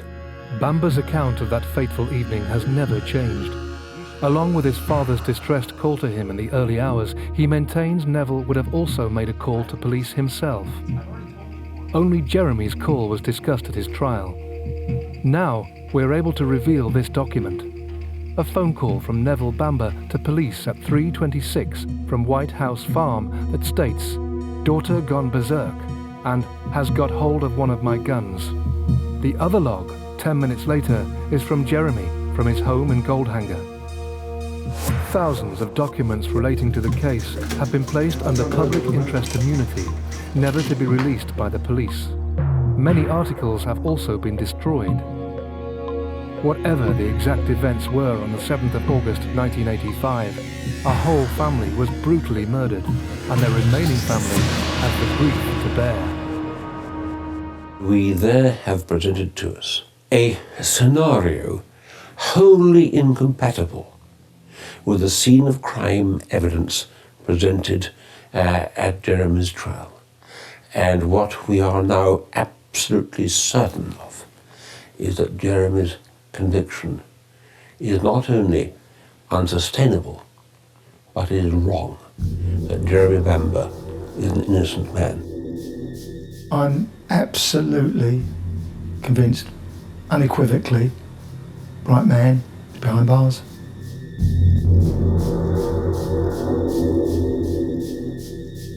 The thought of those two little 6-year-olds, their lives just starting, being shot in such a calculating and terrible way, is still upsetting now. Shortly after the massacre, Neville and June's extended family inherited the Bamber estate, and the Eatons moved into White House Farm. The family stand by the original conviction and continue to make their voices heard in the media. Why's that? Because no one wins. We all lose. I'll bring them back. Jeremy Bamber has appealed his conviction since 1986, so far to no avail. He is one of only 35 prisoners in the UK to be given a whole life tariff. At present, he will die behind bars.